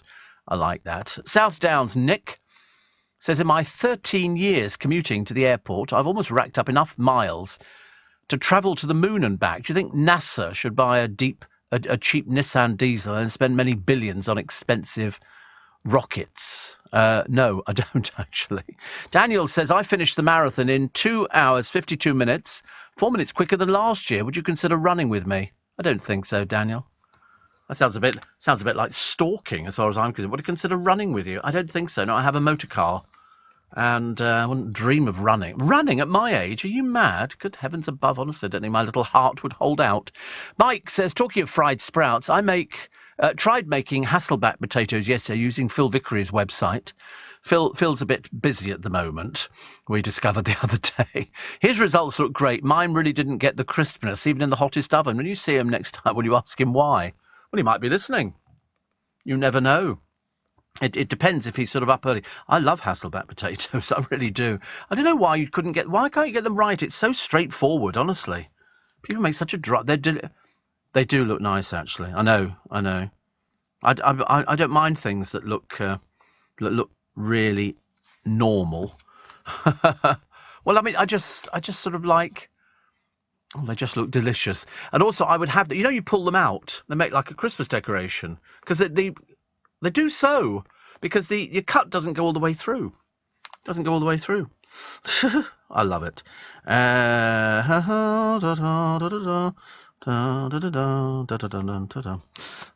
I was just looking at a text. I texted the local council a short while ago, and they've just responded. I must be an automated response, which always drives me mad. But they're good. They're good. Weatherman Alex has got married. Alex Beresford, the Good Morning Britain presenter. He does. Sneeze. Thank you. Love it. He's 41 and his bride's 29. Slight age difference, I think, on that one there. They tied the knot in a cliff-top ceremony. And then she disappeared. He said, my cousin said it was like being in a movie. I was blown away. Oh. Speaking to Hello Magazine. He's the weatherman. It's bad enough. They've got the travel bloke from Zoe Ball's programme on Strictly. I mean, honestly. A friend set Alex up with Imogen, who works in e-commerce. What in God's name is that? What's e-commerce? Online stuff. Oh, right. But apparently the full interview with Alex. Yeah, we got married. End of interview. What else do you need to know? Yeah, we're really excited about knowing more about it. Not. I like stories about cars. I'm not a petrol head. I'm not. I'm not a petrol head. I do love petrol. I love the smell of petrol. I love the smell of creosote. I'm a bit strange like that. But this was a car fanatic whose little mini motor car from 1964 sat unused in his garden shed for 34 years and had to be pushed to the auction. His name's Elwyn Watkins. Elwyn Watkins is 86. He paid £800 for the car. £800 for it when he bought it. It's a green Mark I Morris Mini Cooper S, 1071cc's, was one of just 4,000 made with the performance engine by British Motor Corporation. Despite needing renovation work, a bidding war broke out for the car that had only covered 39,144 miles. And how much do you think it went for? Even he couldn't believe it. £53,000. £53,000. The car had sat in the shed for over 30 years. We had to roll it out the shed to take a photo of it. And it's finished in the original almond green, comes with porcelain green and dove grey trim. Mr. Watkins, who used to run Elwyn Watkins Transport Company, bought the car in 1965. Wow. It had only been driven for 113 miles after 1986. Elwyn's brother, Julian Watkins, says, my brother's a motorbike and rally enthusiast. Just kept it in the shed. They were very basic. I had a Mini like that. Very, very basic. The starter motor. See, on this one, the starter motor was on the steering wheel column. Mine was in between the seats. You push the button on the floor. In fact, on my one, you could see the road through the floor. It was that good. Wouldn't get on with that boot at all. I'd never go with that. But £53,000. You see, people buy these cars. They do them up. And they do them. And that's why you see this programme, Bangers and Cash. It's really, it's really very lovely. By the time you get it going, it'll never... Look at that engine, he says, talking to himself. It's a bit mad, isn't it, really, when you sort of look at things like that. But you get these petrol heads on that Bangers and Cash programme, and it's really good. It is really, really good. I love it. Oh, guess what the top of Brit's bucket list of European holiday destinations is? What is number 1, do you reckon? I was going to give you... Well, I'll tell you what. Number 10... is Auschwitz. I really must go to Auschwitz. Even my godson has been there. They do school trips and everything else. Number 9, again, I've not seen, the Leaning Tower of Pisa. Number 8, Darren will know this one, the Blue Lagoon in Iceland. Yeah, I've been to the Eiffel Tower. I've never been up it. I've only just seen it from a distance. Number 7, the Acropolis of Athens in Greece, up on the top of that sort of hill thing, is number 6. Giant's Causeway in Northern... Have you seen Giant's Causeway? That's amazing. No, the one that you're talking about is Machu Picchu's not in there. No, it's not. Have you seen Giant's Causeway? That's really interesting. It looks like basalt rocks. They're all... have a look at Giant's Causeway. No. It's an island, isn't it? I believe. It's really amazing. You have to see it to believe it. Look at it. People go there. It's in Belfast, near Belfast. Look at it. It's all just columns on the coast of Antrim. No, not impressed. Okay. How about the Colosseum? Colosseum, you quite like that. It's been rebuilt over the years, so it used to be a roundabout, and people used to go round it. Then they moved the traffic, and it was all falling down. And so what they've done is they've built it up to what it used to be, and you can do tours inside it and everything else. Rome was disappointed. Talk about... Don't go in the summer. Don't go in the summer, I tell you. Never breathe.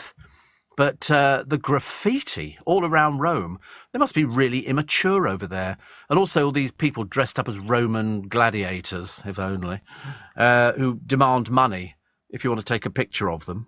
I told you we had a bit of a trouble with my sort of eldest goddaughter. Tried to take a picture and he let fly with a torrent of abuse because she didn't pay any money. I said, she's only a child. Stupid man. Lake Como in Italy is number 3. Number 2 is Pompeii. I'd like to go to Pompeii. That would be quite nice. It is Italy heavy. Well, in fact, the top one is Iceland/Norway. For what? What do you think? What do you think the Northern Lights? Absolutely. The Aurora Borealis. Fascinating. I mean, we went to inside the Arctic Circle and we got the Aurora Borealis. And I remember telling a friend of mine, I was on the phone, I went, I'm looking at the Aurora Borealis. And they went, how thrilling for you. We're sitting here. Yes, who is this? Stop reversing the phone charges. Tony in South Ealing said, did roast spuds in the air fryer yesterday for the first time. Amazingly crispy in 15 minutes. Parboiled for 5. Hardly any oil. So quick and crispy. Well, it was these potatoes I saw a picture of a short while ago. They look delicious. Steve, when are we going to know what we have for Make Some Noise this year? Well, you're not going to hear it until January. Till early next year. It's going to be very early next year. And then you will know, and then you'll be on the phone immediately. A, because you'll want to see it, and B, because you want to get your hands on it. It's as simple as that. But I'm limited supply. There is a reason, which I shall explain to you when we actually get round to doing them, why we haven't done it and why we're not doing it for Make Some Noise. But I will have details of my one-man show. It is the Leicester Square Theatre, isn't it? It is the Leicester Square Theatre. And that'll be coming up next year as well. We've done it every year I've lost track of how many years we've done it. And it's this Friday we'll have details. Oh, my goodness me. Make Some Noise Day this Friday. So you will hear all about it then. And we always look forward to seeing you, which is quite nice. What was the other one? Another break. Honestly, I must take this break quickly. Then I'm going to come back and tell you why all of a sudden Blackpool's business is booming, and the wristwatch capable of working on what? 5:45. Let's get the LBC Travel with Joanne Webb. Leading Britain's conversation. LBC with Steve Allen. Morning, Pat and Derek, parents of Sidcup Sue, say we're sure you'll find this interesting. Secret, Twickenham, Whitton, Teddington and the Hamptons. Good God in heaven. By Andy Bull. Does it exist? Is it a proper book? A detailed read? We like to... They'll probably mention me or something. They always do.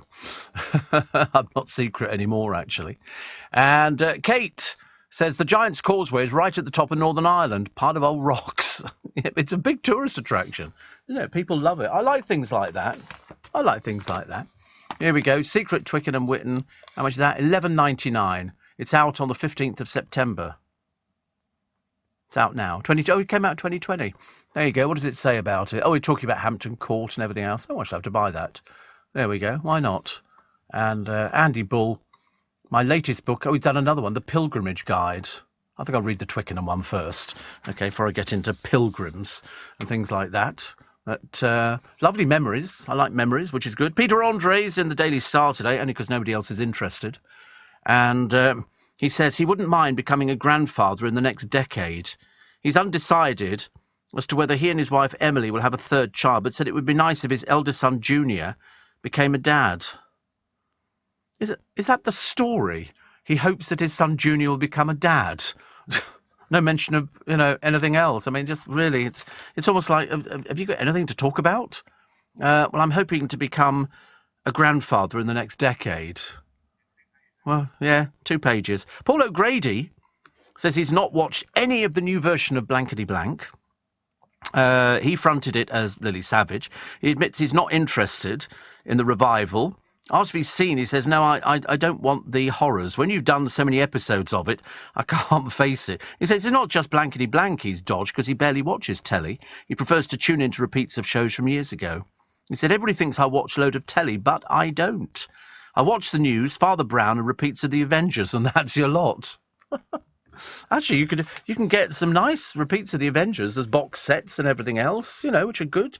And you can watch all those. Columbo's a good box set to have. All the James Bond films. That's always on, though, isn't it? In fact, actually, it's amazing how many of the old programmes you get. You don't get that on radio. Radio's sort of very much immediate, isn't it? Steve, my friend, says Eileen, took a beautiful picture of the Northern Lights that was seen here in Scarborough the other night. He's a great photographer, has waited years to see them. I was fast asleep when they appeared. I didn't know we got them over here. Unless I can imagine Kim up there in the Highlands. She probably gets it because you get these starry nights, and then you could probably get the Aurora Borealis. I just assumed you only got it when you sort of go abroad. What? How many episodes of Columbo were there? Well, there was an extra one. There was one filmed in this country, which he did over here, and there was also, you mean Mrs. Columbo as well? Because I think there was a pilot of that, or the actual Columbo, probably about more than 40. More than 40. Yeah. How many more than 40? 69. Were there really? I've got the box set somewhere. I don't know where it is. God knows where it is. I've got box sets all over the place. 69 episodes. The one that was made in this country. And then there was Mrs. Columbo, which they tried to do a spin-off. That didn't kind of work, because he always used to refer to the wife. Mrs. Columbo, she's a big fan of yours, and all this kind of stuff. I liked him. I love watching all of them back on the television again. 2 men have been charged in connection with an alleged assault on a man who heckled Prince Andrew during the Queen's coffin procession. You remember this one, because this idiot shouted out. He didn't appear to heckle. He did heckle. He said something. And this was when the 4 children followed the hearse from the Palace of Holyrood House to St Giles's Cathedral. And a Police Scotland spokesman said this 22-year-old appeared to heckle Andrew as he walked behind the coffin, and 2 men allegedly pulled him to the ground. The men, both aged 34, have been arrested and charged in connection with assault. Following the incident, a report will be sent for consideration to the Procurator Fiscal. Previously, the 22-year-old man was charged with breach of the peace, released on an undertaking to appear at Edinburgh Sheriff's Court at a later date. I don't think there'll be any result of that one at all. I think, if you can't stand on the street, all right, everybody admits it was in very, very poor taste, at the Queen's funeral. But that was how he felt. But there's no rule against shouting at anything you like. I can shout out rude words all day on this programme. And I do. I'm constantly using rude words. Steve, we saw Lucy Worsley discussing Agatha Christie in Ilkley. She's also the historical curator at Hampton Court Palace. It sounds great. Is it worth a visit, says Anne? What, Ilkley or Hampton Court Palace? Well, she's in Ilkley. Oh, Hampton Court Palace. Yeah, but you can get a good DVD on it. You can get a good DVD on Hampton Court Palace. It was owned by Henry VIII. He pinched it. I think he got it from Wolsey. I think Cardinal Wolsey had it, and Henry saw it and went, we're having that. Kicked out Wolsey. And they expanded on it over the years. And they spent a lot of money. They put tapestries in. It was a lock-up palace. And beautiful grounds. The oldest vine in the world, still producing grapes, and beautiful rooms, and the tapestries, which are still hanging on the walls, they project the colour onto them, so you can see what they would have looked like, and you can go and walk through all the rooms and everything else. It's really a fascinating place. You can join. They started building it, I seem to remember, in 1514, and then added bits to it. It's lovely. It's got a nice long walk down to it, and the sort of the Thames is right next to it. But it's worth joining historic royal palaces, depending on how often you come down. But definitely worthwhile going there. They've got a restaurant. You get, the usual fish and chips and stuff like that. And I would put it, up high on my list. Tower of London would be up high on my list. The banqueting house is a bit, it's on the list of going to, but it's only because of the painted ceiling and the fact that it was Charles I's execution site. He walked through St James's Park into the banqueting house, still there, and walked out through a window. The only thing they don't know is which window he walked through. They just know that they built the scaffold the other side. People were hanging off lampposts and everything else, but they shrouded the execution site in black so that people couldn't watch it. But after they'd taken his head off, very popular little pastime in our history, the executioner held it up and went, "Behold the head of a traitor." And then he got buried in St George's Chapel in Windsor, which is where he currently is at the moment. But it's got a lovely scene, but I'm amazed it's still there. It was all part of the Palace of Westminster. And round the other side, you can see a set of steps that led down to where the Thames came in, which is now, the Thames is half the size it was. It was twice as wide. You can imagine what it must have been like. Stinking place. Oh, ghastly. Absolutely terrible. Will Mellors, former colleagues, can't believe he's favourite to win Strictly because they've only ever seen him dad dancing. He said that the other day. He said, my father said, "You don't dance like that at home." He said, "Well, of course you don't. Nobody dances like that at home." And Jeremy Edwards says, Will isn't a stage school kid. He's just done acting. He's very good at doing funny, silly David Brent type dancing. Well, he's getting there. He's getting there. The thing is about doing Strictly is you should look on it as you're supposed to add a new skill. Do I have a favourite No, I don't have any favourite because to be honest with you, I don't know what I'm looking at anyway. I just think it's a lot of people and they sort of do their dun dun dun. I was only curious to see what Matt Goss was going to be like, and as I say, he was sort of nearly voted off. He got through by the skin of his teeth. Kay Adams is gone off, so if she's doing Loose Women today, she'll be telling us all about her experiences of what it's like to be a failure. So Will Mellor is the book. Is he really? Good Lord above. Well, you never know. Stranger things have happened. But it seems to attract lone people. It seems to attract all sorts of strange people who like watching people dancing on the television. Whether or not it translates, when you get a cooking programme, people start going out and buying books, although not necessarily by Joe Swash. It's a case of, do people start taking up dance lessons? Wimbledon, people start playing tennis. All the local council tennis courts are fully booked up because people want to go and pretend to play tennis. Apparently, being lonely plays a key role in the development of type 2 diabetes. Thank God for that. There'd have to be some reason for everybody. Apparently, by resisting insulin, the body's blood sugar levels increase, which is what causes type 2 diabetes. They're always talking about type 2 diabetes, aren't they? Always talking about it. Type 2 diabetes, type 2 diabetes. Eating beef burgers can help cure depression and make you happy. A study of... Well, it depends how hungry you are, I suppose. A study of 440,000 Brits found meat is linked to a lower risk of depression. Seriously? I'm looking at a picture of a beef burger. It does look quite nice, actually. But won't be depressed anymore. Apparently, mind you, this is a finding in the National Taiwan University in Massachusetts. How that works out, I've got no idea. But, a lot of people, they said it may influence the risk of depression.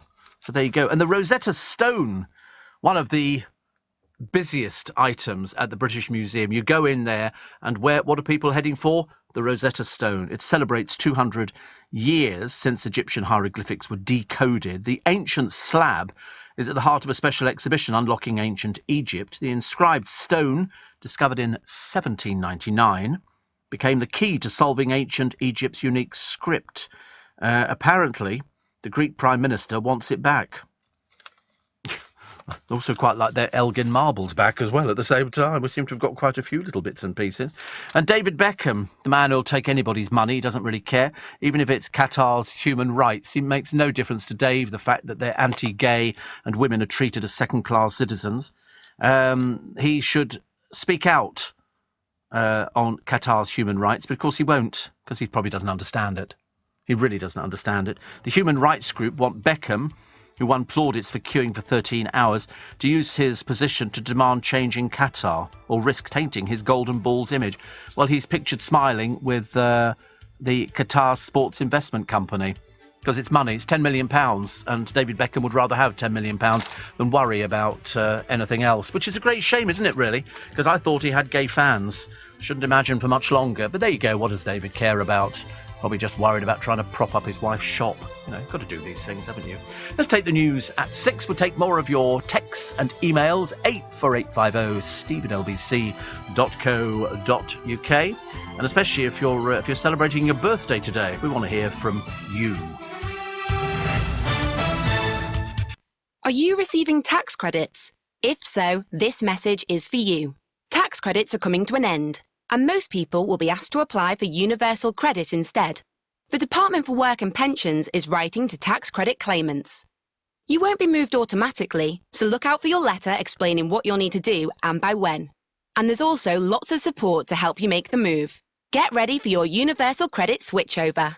Search Understanding Universal Credit today. Eligibility criteria apply. This is LBC from Global, leading Britain's conversation with Steve Allen.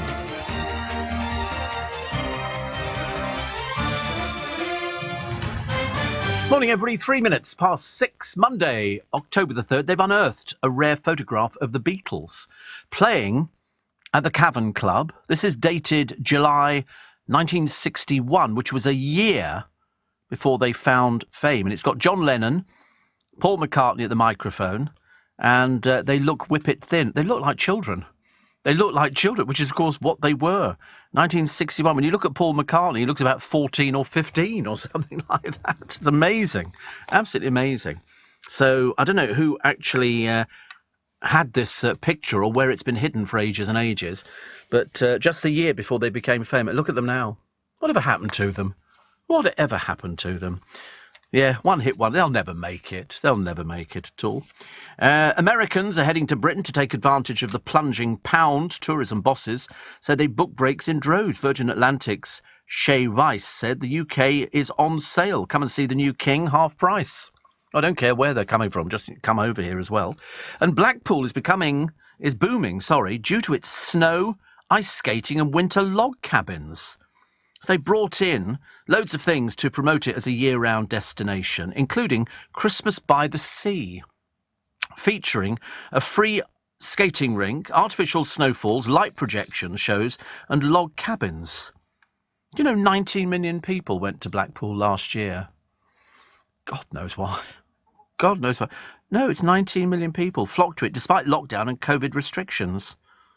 Amazing, isn't it, really? Yes, even with. I mean, the resorts tourism industry is worth more than £1.4 billion. 20,000 people are involved. Who are these people? Who's going there? Who is going? I did go once. Oh, dreadful, dreadful, dreadful. Worst half hour of my entire life. I tell you, I came out traumatised. Traumatised. I love Columbo, says Tony, the only detective show that carried out the crime at the start and showed us who it was. All the others made you wait to find out. Peter was fantastic. We were due to get an interview with him, actually. He came over to the country and then he was taken ill. But I've seen the roast of Frank Sinatra on YouTube. You're way out of line on this one, Tony. We did that about 5-10 years ago. He had dementia at the end, yeah. He had dementia, but he was at the roast of Frank Sinatra and he turned up, you know, the coat and all the rest of it. Awful pictures of him looking a little bit lost in LA. But I'd have been very happy to have spoken to him. Definitely. There's a man here. Police are searching for him. They will find him very quickly. Somebody will do this man in. He's in a lift. He allegedly abused a 72-year-old woman with cerebral palsy. Officers say the victim had asked to use it alone over fear she'd catch COVID. They said the woman was in the lift at the Victoria Centre arcade in Nottingham when the man entered and confronted her. He allegedly made derogatory comments about her disability and in the police photos stared at the woman and kicked the lift doors. They're going to find you, Popsy. They're going to find you today. I should imagine everybody will be after your blood, I should imagine. Also, Gordon Brown. Remember Gordon Brown? There you go. He's trying to save a food bank by urging rich people to donate their council tax rebates. The ex-Prime Minister heard about We Care Food Bank in Lewisham, South London, struggling to pay its energy bill of £30,000. £30,000. Founder Ray Baron Wolford had appealed on the radio for help. He said, when I arrived at the food bank at 10 o'clock that morning, there was Gordon Brown's team asking how they could save us.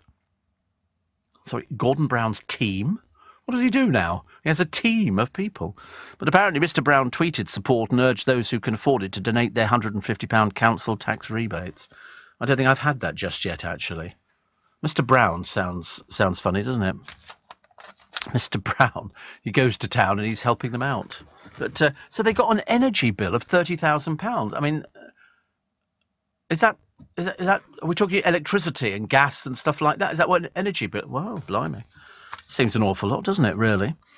Also, Princess Diana's brother, this is Earl Spencer, warned BBC chiefs nearly 20 years ago that Martin Bashir lied to land his bombshell Panorama interview.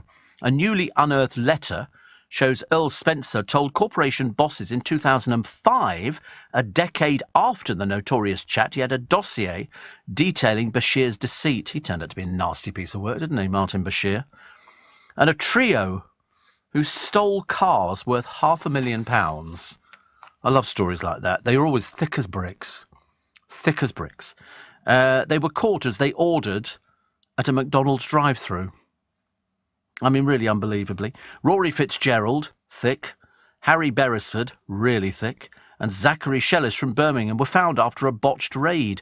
In a video found on one of their phones, a voice says, "What's that? 8 cars in one night? OK, then." I mean, really thick. At Birmingham Crown Court, they were jailed for 8, 6 and 5 years, respectively, after admitted conspiracy to steal motor vehicles and burgle homes. Really dim. Really dim. I mean, you can't believe it, can you? I mean, that really about the stupidest I've ever heard. Mind you, I found another one I thought was a bit dim. This is a van driver called William Britton. And he was snapped doing 74 miles an hour in a 60. Disgraceful speeding, honestly, it really is. Anyway, he tried to con his way out of the speeding ticket by adding stripes to his vehicle and then claiming that they were always there. Which is it's sort of elaborate, but in a cheap kind of way. Rather than taking the 3 points on his licence, he put new stickers on his Ford Transit and pretended the vehicle caught on camera wasn't his. However, investigators found Britton's phone had registered on a mast nearby, and shortly after the time he was caught on camera near Carmarthen. They also found he'd bought black and red vehicle stripes, a speed limit sticker and a GB licence plate sticker in April after the date of the ticket. He pleaded guilty. I mean, really dim. He pleaded guilty to attempting to pervert the course of justice, sentenced to 4 months in prison, suspended for 12 months and disqualified for driving for 6 months. He also had to pay £500 towards prosecution costs. At Swansea Crown Court, Judge Catherine Richards told Britton, "You're now in a far worse position than you would have been had you accepted you were guilty of speeding." I mean, really dim. Really dim. And this is somebody he was, how old was he, actually? I can't remember how old he was. They normally tell you these things. But, no, I mean, you know, how stupid. How stupid. These people are mad. But there is the best picture ever. It's in a lot of the papers today. And if you didn't know what it was, you would be saying, oh, that's nice. It's a little picture of a miniature puppy. It's a little guide dog for the blind with his tongue hanging out and his little label around his neck. The difference is, with this Labrador puppy, who's been named Daniel, in honour of this piece, which is created by a guy called Willard Wigan, this puppy, when you see it, it's in the eye of a needle. I mean, you can't even believe it's in the eye of a needle because it's so... You just can't believe how... You do get these artists. He painted it with an eyelash. That's how he painted it. I mean, you do get miniature artists. This one is particularly brilliant. Particularly brilliant. And I've seen quite a lot. They're going to sell it. How you see it, I've got no... I mean, I couldn't even thread a needle anyway. But it's going to be sold in aid of the Guide Dogs charity. So well done to Willard. He's very, very clever. I love people like this. They do... Look at it. I mean, he's been described as the 8th wonder of the modern world. He's got 2 Guinness World Records. You look at these and you think, how does he do this? He's got this microscope kind of thing. And you look at the stuff, the Queen's crown. He's also got the moon landing in the eye of a needle. They're very clever, aren't they? I mean, really very clever. He's also got Girl with a Pearl Earring and Sculpted Gold Frame, original ant house carving from his childhood. He's just one of these very clever people. And Aim for Glory, the Commonwealth Games in the eye of a needle, 3 athletes. I mean, it's just... I don't know what he sells these for, but whatever it is, It's very, very clever. So you have a look in the paper today and you will see these pictures and you'll be going, do you know, that's about the best thing I've ever seen. What else have we got in the papers for today? Oh, I forgot to mention the watch. This is the first wristwatch capable of working on Mars. On Mars. Swiss manufacturer Omega consulted European Space Agency Boffins for help in making the new X-33 Mastima, which tells both Earth and Martian time. So if astronauts set foot on Mars for the first time as planned in 2030, they'll probably be wearing them. Scientists have tested the watches to ensure they could withstand extremes of temperature, the vacuum of space, stresses of launch radiation and the harsh conditions of other worlds. I mean, the average temperature on Mars is minus 63 degrees centigrade. Each Martian day lasts 24 hours, 39 minutes and 35 seconds, which is nearly 40 minutes longer than Earth. And so this Martian equivalent is shown in digital. Oh, the current price, incidentally, on Omega's official website is currently £6,000. Small price to pay, isn't it, for something like that? Although when you'd ever use it, I've got no idea. Can't see it's one of those things that's going to sort of pop up in conversation. Oh, look, I can tell the time on Mars, which is lovely. Love Island winner, somebody called Ekin, wants to be the new Louis Theroux. Yeah, I don't think you should tax yourself too much, love. It's not going to happen. It really isn't. She says, I'm all about confidence. Oh, obviously running out of work already. Sean Wallace, you know Sean Wallace? The Dark Destroyer from The Chase, has competed on ITV's Don't Rock the Boat. And that was enough. He said, I wouldn't consider a reality TV show. I draw the line when it comes to those. I'm still a practising barrister, so there are limits. We're probably not working at the moment. He must be on the strike. But limits as to what I want to do. I like him. I like all the people on that programme. I don't have a favourite chaser. I quite like the woman on it. No, not the Vixen, the other one. No, the governess. I like her. Because, yeah, the Beast, I think, is very good as well. I don't really have one I don't like. I'm just always amazed. The only programme that annoys me beyond belief is Eggheads. I really can't cope with them. A couple of them seem in the real world. And there's a couple of them are really right miserable little so-and-sos, and they're so clever and they go there, and so people seem surprised when they win all the time. Oh, my God, fathers. Oh, dear, what have we done to deserve that? How to ruin your life. One of my ex-APs has just walked in. Honestly, I feel all depressed now. I doubt I should be able to get myself back into the groove, as it were.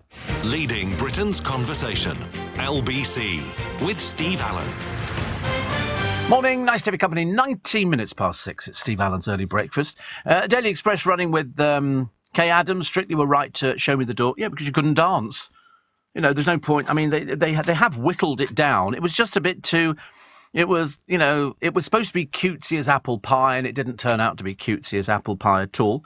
And she said it's been said. They always sort of big them up. This is the trouble nowadays, you see. I think this is where people go wrong. They keep building people up and saying, oh, you were marvellous, and, it was this and that. And you think, no, it wasn't. That's why she was voted off. That's why the panel decided that she was the worst one. And so we ended up with Matt and Nadia. But they go, oh, everybody's crowding round them saying well done and all the rest of it. And you think, no, you just got rid of somebody who couldn't dance.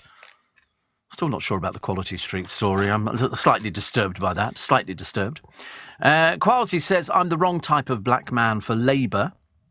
He's ridiculed Labour for characterising him as not being the right sort of black person. I have to be honest. Couldn't make it up, could you really? And Swella says, we'll end the loopholes that let migrants stay. Oh, we've heard all this baloney before, dear. Priti Patel was going to sort of send people home to Rwanda. That never materialised, did it? In fact, we sort of wasted quite a few million on that one. I don't think we even got as far as getting people on the plane, did we? And it was sitting there costing God knows how much in fuel. And Priti Patel, who basically was sort of let down in every department and didn't manage to do anything at all. In fact, if anything, the amount of people coming over the channel have increased. And they don't seem to do anything about it. Motorists face the postcode lottery over fines for breaking the 20-mile-an-hour speed limits. Have you tried driving at 20 miles an hour? Have you tried? I mean, in London, it is stop, start, stop, start, stop, start. But you go out of London, the number of notice of intended prosecutions by Avon and Somerset police last year stood at 23,338. South Wales Police handed out 8,500. Cleveland Police 1,644. Somebody from Transport for London said there was a target to catch 1 million speeding motorists.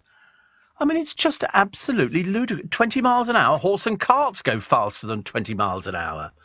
There were probably people running in the marathon who were doing an awful lot better. The 20 mile an hour, they say, is a source of frustration, with the RAC finding that 49% of those who admitted breaking a 20 mile an hour limit justified it by saying the speed was not appropriate for the road. But it's just, but you can kill somebody at 20 miles an hour as you can at 40 miles an hour or 50 miles an hour. It's just ridiculous. I like the nuisance calls. This took up a lot of Darren's time last night with people who get nuisance calls, and I couldn't understand why people get nuisance calls, don't answer the telephone. If you don't, I mean, most phones now, you can see the number that's calling you. I sometimes get them on my mobile phone, and I don't answer them because I don't know who it is. Unless they're in my phone book, I don't answer the phone. It's as simple as that. And if you're at home, I've seen people sit there and the phone rings, they go, hello, and you think, why did you pick it up? You don't even know who it is. Cold calling. You know, you can go to the mailing preference service and the telephone preference service, but it takes months to get these things stopped. And even then, they don't really care. 4 companies have now been fined a total of £370,000 after flouting data laws. You know, it's absolutely ridiculous. The companies, Posh Windows UK, based in Stoke, EcoSpray Insulations from Eastleigh in Hampshire, Euroseal Windows based in Newcastle under Lyme, Staffordshire, and Green Logic UK from Derby were all fined. £370,000 for cold calling. All you have to do is get an answer phone. They won't leave a message. They won't leave a message. And so sometimes people used to call them back. And you think, are you mad? That's what they want. And then I heard people sort of talking to Darren and saying, I said to them, don't call me ever again. Like they're going to take any notice of you. They couldn't believe their luck that they were actually sort of, yeah, I'll call again. Okay, this is another company now. And you think to yourself, I mean, how successful are they? And the answer is not very, but the more you keep banging on about it, the more chance there is of getting through to people. Hello? It's like the people who jump in front of you, the chuggers in the street. Hello? Yes? Would you like to? I don't want any money. We just want your phone number. Once we've got your phone number, we can plague you for as much as we like. And people handed it. I've seen people standing talking to chuggers. Are you stupid? How dumb do you have to be to talk to a perfect stranger on the street that you do not know, have never ever seen, never met, not even acquaintance, and you give them your phone number? Or failing that, even worse, your credit card. You know, are you lonely or something and you've got nobody to talk to and the only person you've got is a chugger who are just doing it because they're earning 12 to 15 quid an hour for taking money off you? Why would you ever give your phone number to a stranger? It's like sitting on the train going, my number is 03217. You know, yeah, write it down quick. You know, and then people used to hand over credit cards to these people. And you used to think, I mean, why don't you just leave your front door open and let people come in and burgle you? You only got yourself to blame. And then they get these things. I mean, where do you think people get your phone numbers from? You give it to them. The father of an activist, this is the one that we did at the beginning of the programme, after covering a statue of Captain Sir Tom Moore in Human Waste, says he feels ashamed. Eco group End UK Private Jets had shared a video of some idiot called Maddie Budd pouring a bucket of faeces and urine on the memorial statue in Derbyshire. Yesterday she was arrested, not on this, during a protest on suspicion of causing criminal damage. Her father, Jim Budd from Kington in Herefordshire, says, I'm ashamed of her and what she's done. She's done something horrible. She's quite clearly a bit thick and stupid. I mean, absolutely disgusting. Sir Tom Moore, who died last year, raised more than £30 million for the NHS. I mean, I've seen the video. What a disgusting piece of work she is. What a disgusting... I mean, I just find it... I mean, really, people like that, they're just such a waste of space. I wish we had those ships years ago. You just put them on, they send them to Australia, but now that's considered a holiday. She thinks she's being really clever. Unfortunately, she's as thick as a brick. Thick as a brick. Absolutely awful. It really is. Do you know you still get ramblers? You know, people like rambling. It's only because I keep thinking, but it seems to be people of a certain age. what rambling? It's where you just go walking with a group. Sometimes you do it husband and wife, or you go walking by yourself. But there's 9 pensioners here. They got lost on a rambling holiday. Okay. And they ended up on a busy dual carriageway without a pavement. I shouldn't laugh. They'd hoped to visit Bath's historic town centre, but said the bus driver apparently misunderstood and let them off on the A36 as traffic whizzed by. They dodged cars until they came across a house and were rescued by Mr. Bailey and taken back to the hotel. Sally Morgan, 69, said they all felt very worried as it's a very fast road. I mean, Mr. Bailey was very nice. He took 4 of us and then came back for the other ones. The trip organiser, Pam, says the thought of 9 pensioners stuck on the side of the road was quite frightening. I think it's quite funny, actually. The bus driver said, oh, you get off here. Where are we? A36. There isn't a pavement, but, you know, if you dodge the traffic, you should be fine. Seriously. But ramblers, good for them. And mainly women. See, obviously women, that's why they live longer, because they're fit. Yeah. BBC weatherman Thomas Schaffenacker. He appeared on a programme the other day, one of these art programmes where they sit a celebrity down, and Thomas is nothing short of brilliant. I don't know if you've ever seen any of his pictures. He's the weatherman. His artistical prowess is unbelievable. I mean, I seriously thought I was looking at a photograph. He's seriously amazing. Yeah. You look at the pictures that he does. I mean, he is just brilliant. You can't believe he just reads the weather, and he's got this talent for doing these. Look at, you'd think that was a photograph, wouldn't you? But anyway, he was recently reported to have been a favourite of the late Queen. Publicising his latest jacket-trousers combo, Thomas proudly announces brown and turquoise tonight. Well, whatever makes the show pony happy, we don't care. But he's such a good artist. These people are quite amazing. The first time I saw it, I thought it was a joke. Somebody said, "Oh, have you ever seen his artwork?" And I said, "No," but some of the Queen portraits are terrible. I mean, some of them, I looked at them and I thought, is she? Of course, she was too polite to ever say anything. Somebody would be commissioned. Yes, very interesting. They sort of captured a different side of me there. Yeah, a completely different side. In fact, we weren't even sure they were in the same room. New book about George Michael. Tormented, they say, by his quest for love. Addicted to drugs. His health failing. A new book reveals how he lurched from one drama to the other until the crisis that he could not survive. It's called George Michael, A Life by James Gavin. And I only ever saw him once. I never met him. I was talking to Anthony Costa. And as you do. And George came in to do an interview in the building, and he walked past us and he talked to Anthony Costa. All I kept thinking was, he's wearing black, he's thin. He was thin. I mean, he looked normal size on the television. When you actually saw him in real life, he was really, really thin. He was, I think he was tallish. I can't remember that, but I was too busy looking at him thinking, there's no fat there or anything else like that. He wasn't that sort of person. But strangely enough, when he died, Anthony Costa was listening to the programme and came on and spoke about him, because it was over the Christmas. And I remember thinking, and we had a number of people who had benefited from George's generosity. 6 years this Christmas since he died. 6 years this Christmas. Left a lot of money to his sister, who subsequently died as well. And he left a lot of money. A lot of money. This is LBC with Steve Allen. Morning, 26 minutes to 7. Welcome to Monday, October the 3rd. Do you know your new winter wardrobe you can get from John Lewis? You don't have to buy it. You can rent it. £1,200 dresses for £100, which is actually not bad. And so it's called John Lewis Rental. There was a dress here, which I think was worn by Carrie Johnson, who opted to hire her wedding dress when she married Boris. It would have cost £2,870 to buy, but you could rent it for £45. Not only that, but you can rent furniture.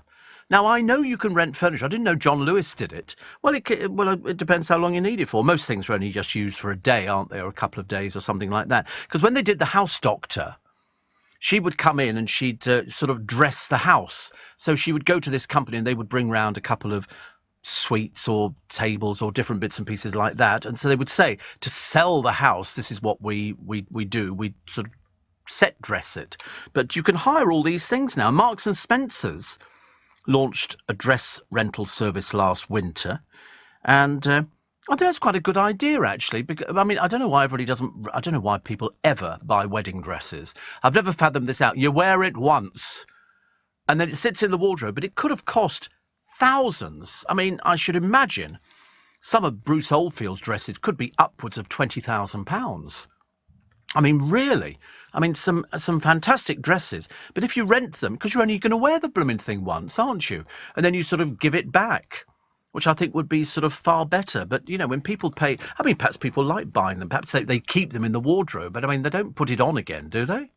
Is that what people do? I don't... Yeah, exactly. I should imagine Katie Price must be trying hers on every single day. I watched Blankety Blank, says Stella, the other day. It's such a simple, fun game show, and I miss Terry Wogan, but Bradley Walsh is quite good too. He is. He just seems to fit in, doesn't he? He just seems to fit in. Tony in Bishop Stortford, which I know very well, says, it's very weird that it's my birthday today and I'm working all day. See, the trouble is you're obviously of a certain age. And the certain age is you don't get the day off when it's your birthday. It's completely different for anything else. You get the sort of day off now. Well, I mean, I think anybody above sort of 20, you don't get the day off for your birthday. It's like, I mean, here we still do. I mean, if somebody has a birthday, they sort of produce a cake or give them the bump. We should give people the bumps. Imagine trying to do that now. I'd break a back. Yeah, it's now a blatant assault, and you wouldn't want to go down that route. Stephen Eastbourne says, we went to Blackpool last weekend and it's really great. Is it? The 3 piers have all been restored. The new trams provide frequent easy travel. The tower has the new eye ballroom and the circus was brilliant. I'm so happy for you. I can't believe how happy I am for you. It was the only place I couldn't wait to get the heck out as quick as possible. I hated it. Not my sort of place. Kevin says, big week for me this week. Going to move to China on Thursday. Really hope I can listen to the show from there. You can. Oh, absolutely. Oh, yes. You're not excluded because you're in China. You just don't feature in my figures, which is a little bit of an inconvenience as far as I'm concerned. But if you just go and get the Global Player. OK, you know how to do that? Go to the LBC website, lbc.co.uk. Download the Global Player app. Unless the Chinese government block it, which I don't think they will. Although they're opening up banks all over the place. Oh, no, they're not opening banks. It was something else they were opening up. But anyway, try it. Download the Global Player app. Then you can download all the podcasts and everything else. And then wherever you are, you can listen to LBC via your telephone. Unless, as I say, the Chinese have blocked it. But we haven't heard that the Chinese have blocked it. I mean, this is such an easygoing programme. And we're big fans of the Chinese, just in case they're eavesdropping on this programme. But you should be fine, actually, Kev, I should imagine. We've not heard of anything. We've had people before ringing us from China and listening to the programme, so you should be OK. But do it today. It's free. It doesn't cost you anything. It doesn't cost you anything at all to do. And once you've got it, then wherever you go in the world, you can listen and you can download all the podcasts, of which there are thousands, all for free. Not one penny piece will change hands. Thank you. Also, the picture that tells Harry and Meghan there's no way back. This is Charles appears to be shrinking. Now, the funny thing is, when you look at a picture of William's very tall. Then you get Kate, who's only a little bit shorter. Then you get Camilla, who's practically down here with the Munchkins. Seriously, when you look at the picture of them, it's interesting. Don't you think so? I don't know if they're on a slope. I wasn't there for the picture taken. But I think that this picture basically says this is Daddy, this is Son, these are respective wives, and no room for Harry. Thank you very much indeed. Because they're still waiting for the book to come out. And, you know, I mean, I think this is a reminder, this picture, that the royals are always on duty. I don't think they have a spare moment to sit down. It's always, you know, Charles must find this even more wearing now than it was before. And he was fairly big. It's the king and the heir. And that's it. But Truss gets her way. Charles agrees not to attend COP27. She advised him not to, so he's not going. Mainly because they've got enough to do here. They've really got enough to do. They're very, very busy. And even if Harry wanted to come back now, I just don't think they'd be interested. I think he's blotted his copybook. He's been disrespectful to the family, a man who is so ungrateful. yours beggars belief, and God knows what the latest book is going to say. And they were trying. I think there was a story that Charles was going to try and block publication. I don't know how they would ever do that, because the publisher wants as much publicity as possible. In fact, the more racy-pacey it is, the more they're going to love it. It's as simple as that. Steve, I got married nearly 15 years ago, says Kaz, and I put my dress on every anniversary after we come in for a celebratory dinner, and I also wore it to my 10th wedding anniversary party. Thought I'd get my money's worth, as it was absolutely the most expensive dress I've ever worn, and I'm very proud to say it still fits me. There you go. Kim says, I'm looking for a new gownless evening strap, Steve. Rental sounds like a plan. The way to go. I think so too. It means you get a really nice dress. You know, and having not shelled out £2,500, you can shell out 50 quid and look like $1 million. Yes, I'd look good in that, producer thinks. So it'll happen. Stacey says, would you wish my daughter Bella a happy 11th birthday? Oh, the joys of being 11. The joys of being 11. If only you don't realise how little you have to worry, Bella. You don't need to worry about bills, taxation, petrol, central heat. You don't need to worry about anything. Parents find it all for you. And then you get to 14 and discover, well, from about 12 actually, makeup, hair. My youngest goddaughter, she discovered hair, makeup, false eyelashes, seriously everything. It's just you've got no idea the fun that you've got ahead, and you'll enjoy every bit of it. My life, of course, was a total misery. I didn't have anything like that at all. I don't think there is much going on for boys of a certain age. Well, we sort of played, but I thought we were very good actually at playing by ourselves. We didn't need other people to play with. You know, we could sort of do it. You know, we used to play with cars. I used to play with cars. What? Very bitter. I used to have dinky toys. I had Chipperfield Circus, and I used to make one of the wagons, the circus tent wagon, and I'm going to come round that side of it, so help me.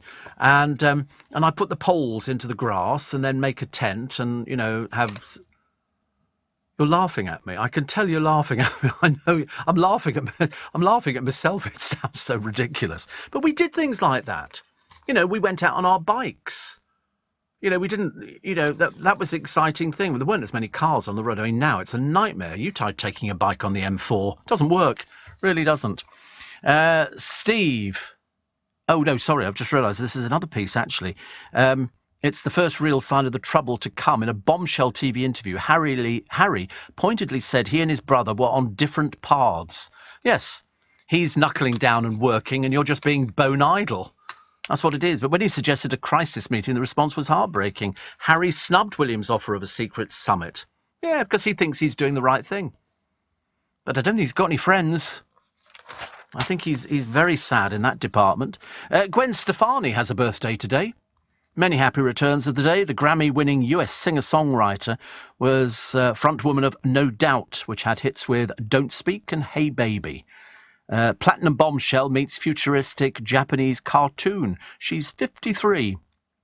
So many happy returns of the day. And Danny O'Donoghue, who's fronting the rock band The Script. I think I've heard of The Script. In fact, I'm pretty certain I have, actually. And today he's 42. 1970, former or future Prime Minister John Major married Norma Johnson in South London. And in 2005, Ronnie Barker died. In 2005, all those years ago, he was 76, I remember. And then the papers turned him over because he had an antique shop and he wasn't offering, they thought, the right prices. That was dreadful. October 1985, a Prince Andrew story. He apparently says real love will descend on him like a lightning bolt, if it comes at all. The 25-year-old, nicknamed Randy Andy for his amorous escapades, told 2 million Women's Hour listeners on Radio 4 he didn't know what he was looking for in a wife. I've not had any chance to think about it, he said. Oh, how prophetic. How prophetic. Other stories which are running in the paper... No, we can't. I think we've got to take a quick break again. I'm constantly taking breaks. I'm just in that kind of day. When I was talking to my driver this morning, he said, do you think it's going to be a good... Christmas this year? I said it's going to be a bit of a shock for a lot of people with mortgages. I think people with mortgages are in for already people have seen their mortgages rise. They've cancelled, I think, about 930 different mortgage proposals that they had on offer. So people who were just about getting ready to move with it had it taken away from them. And I think they're going to find it very difficult, and he agrees.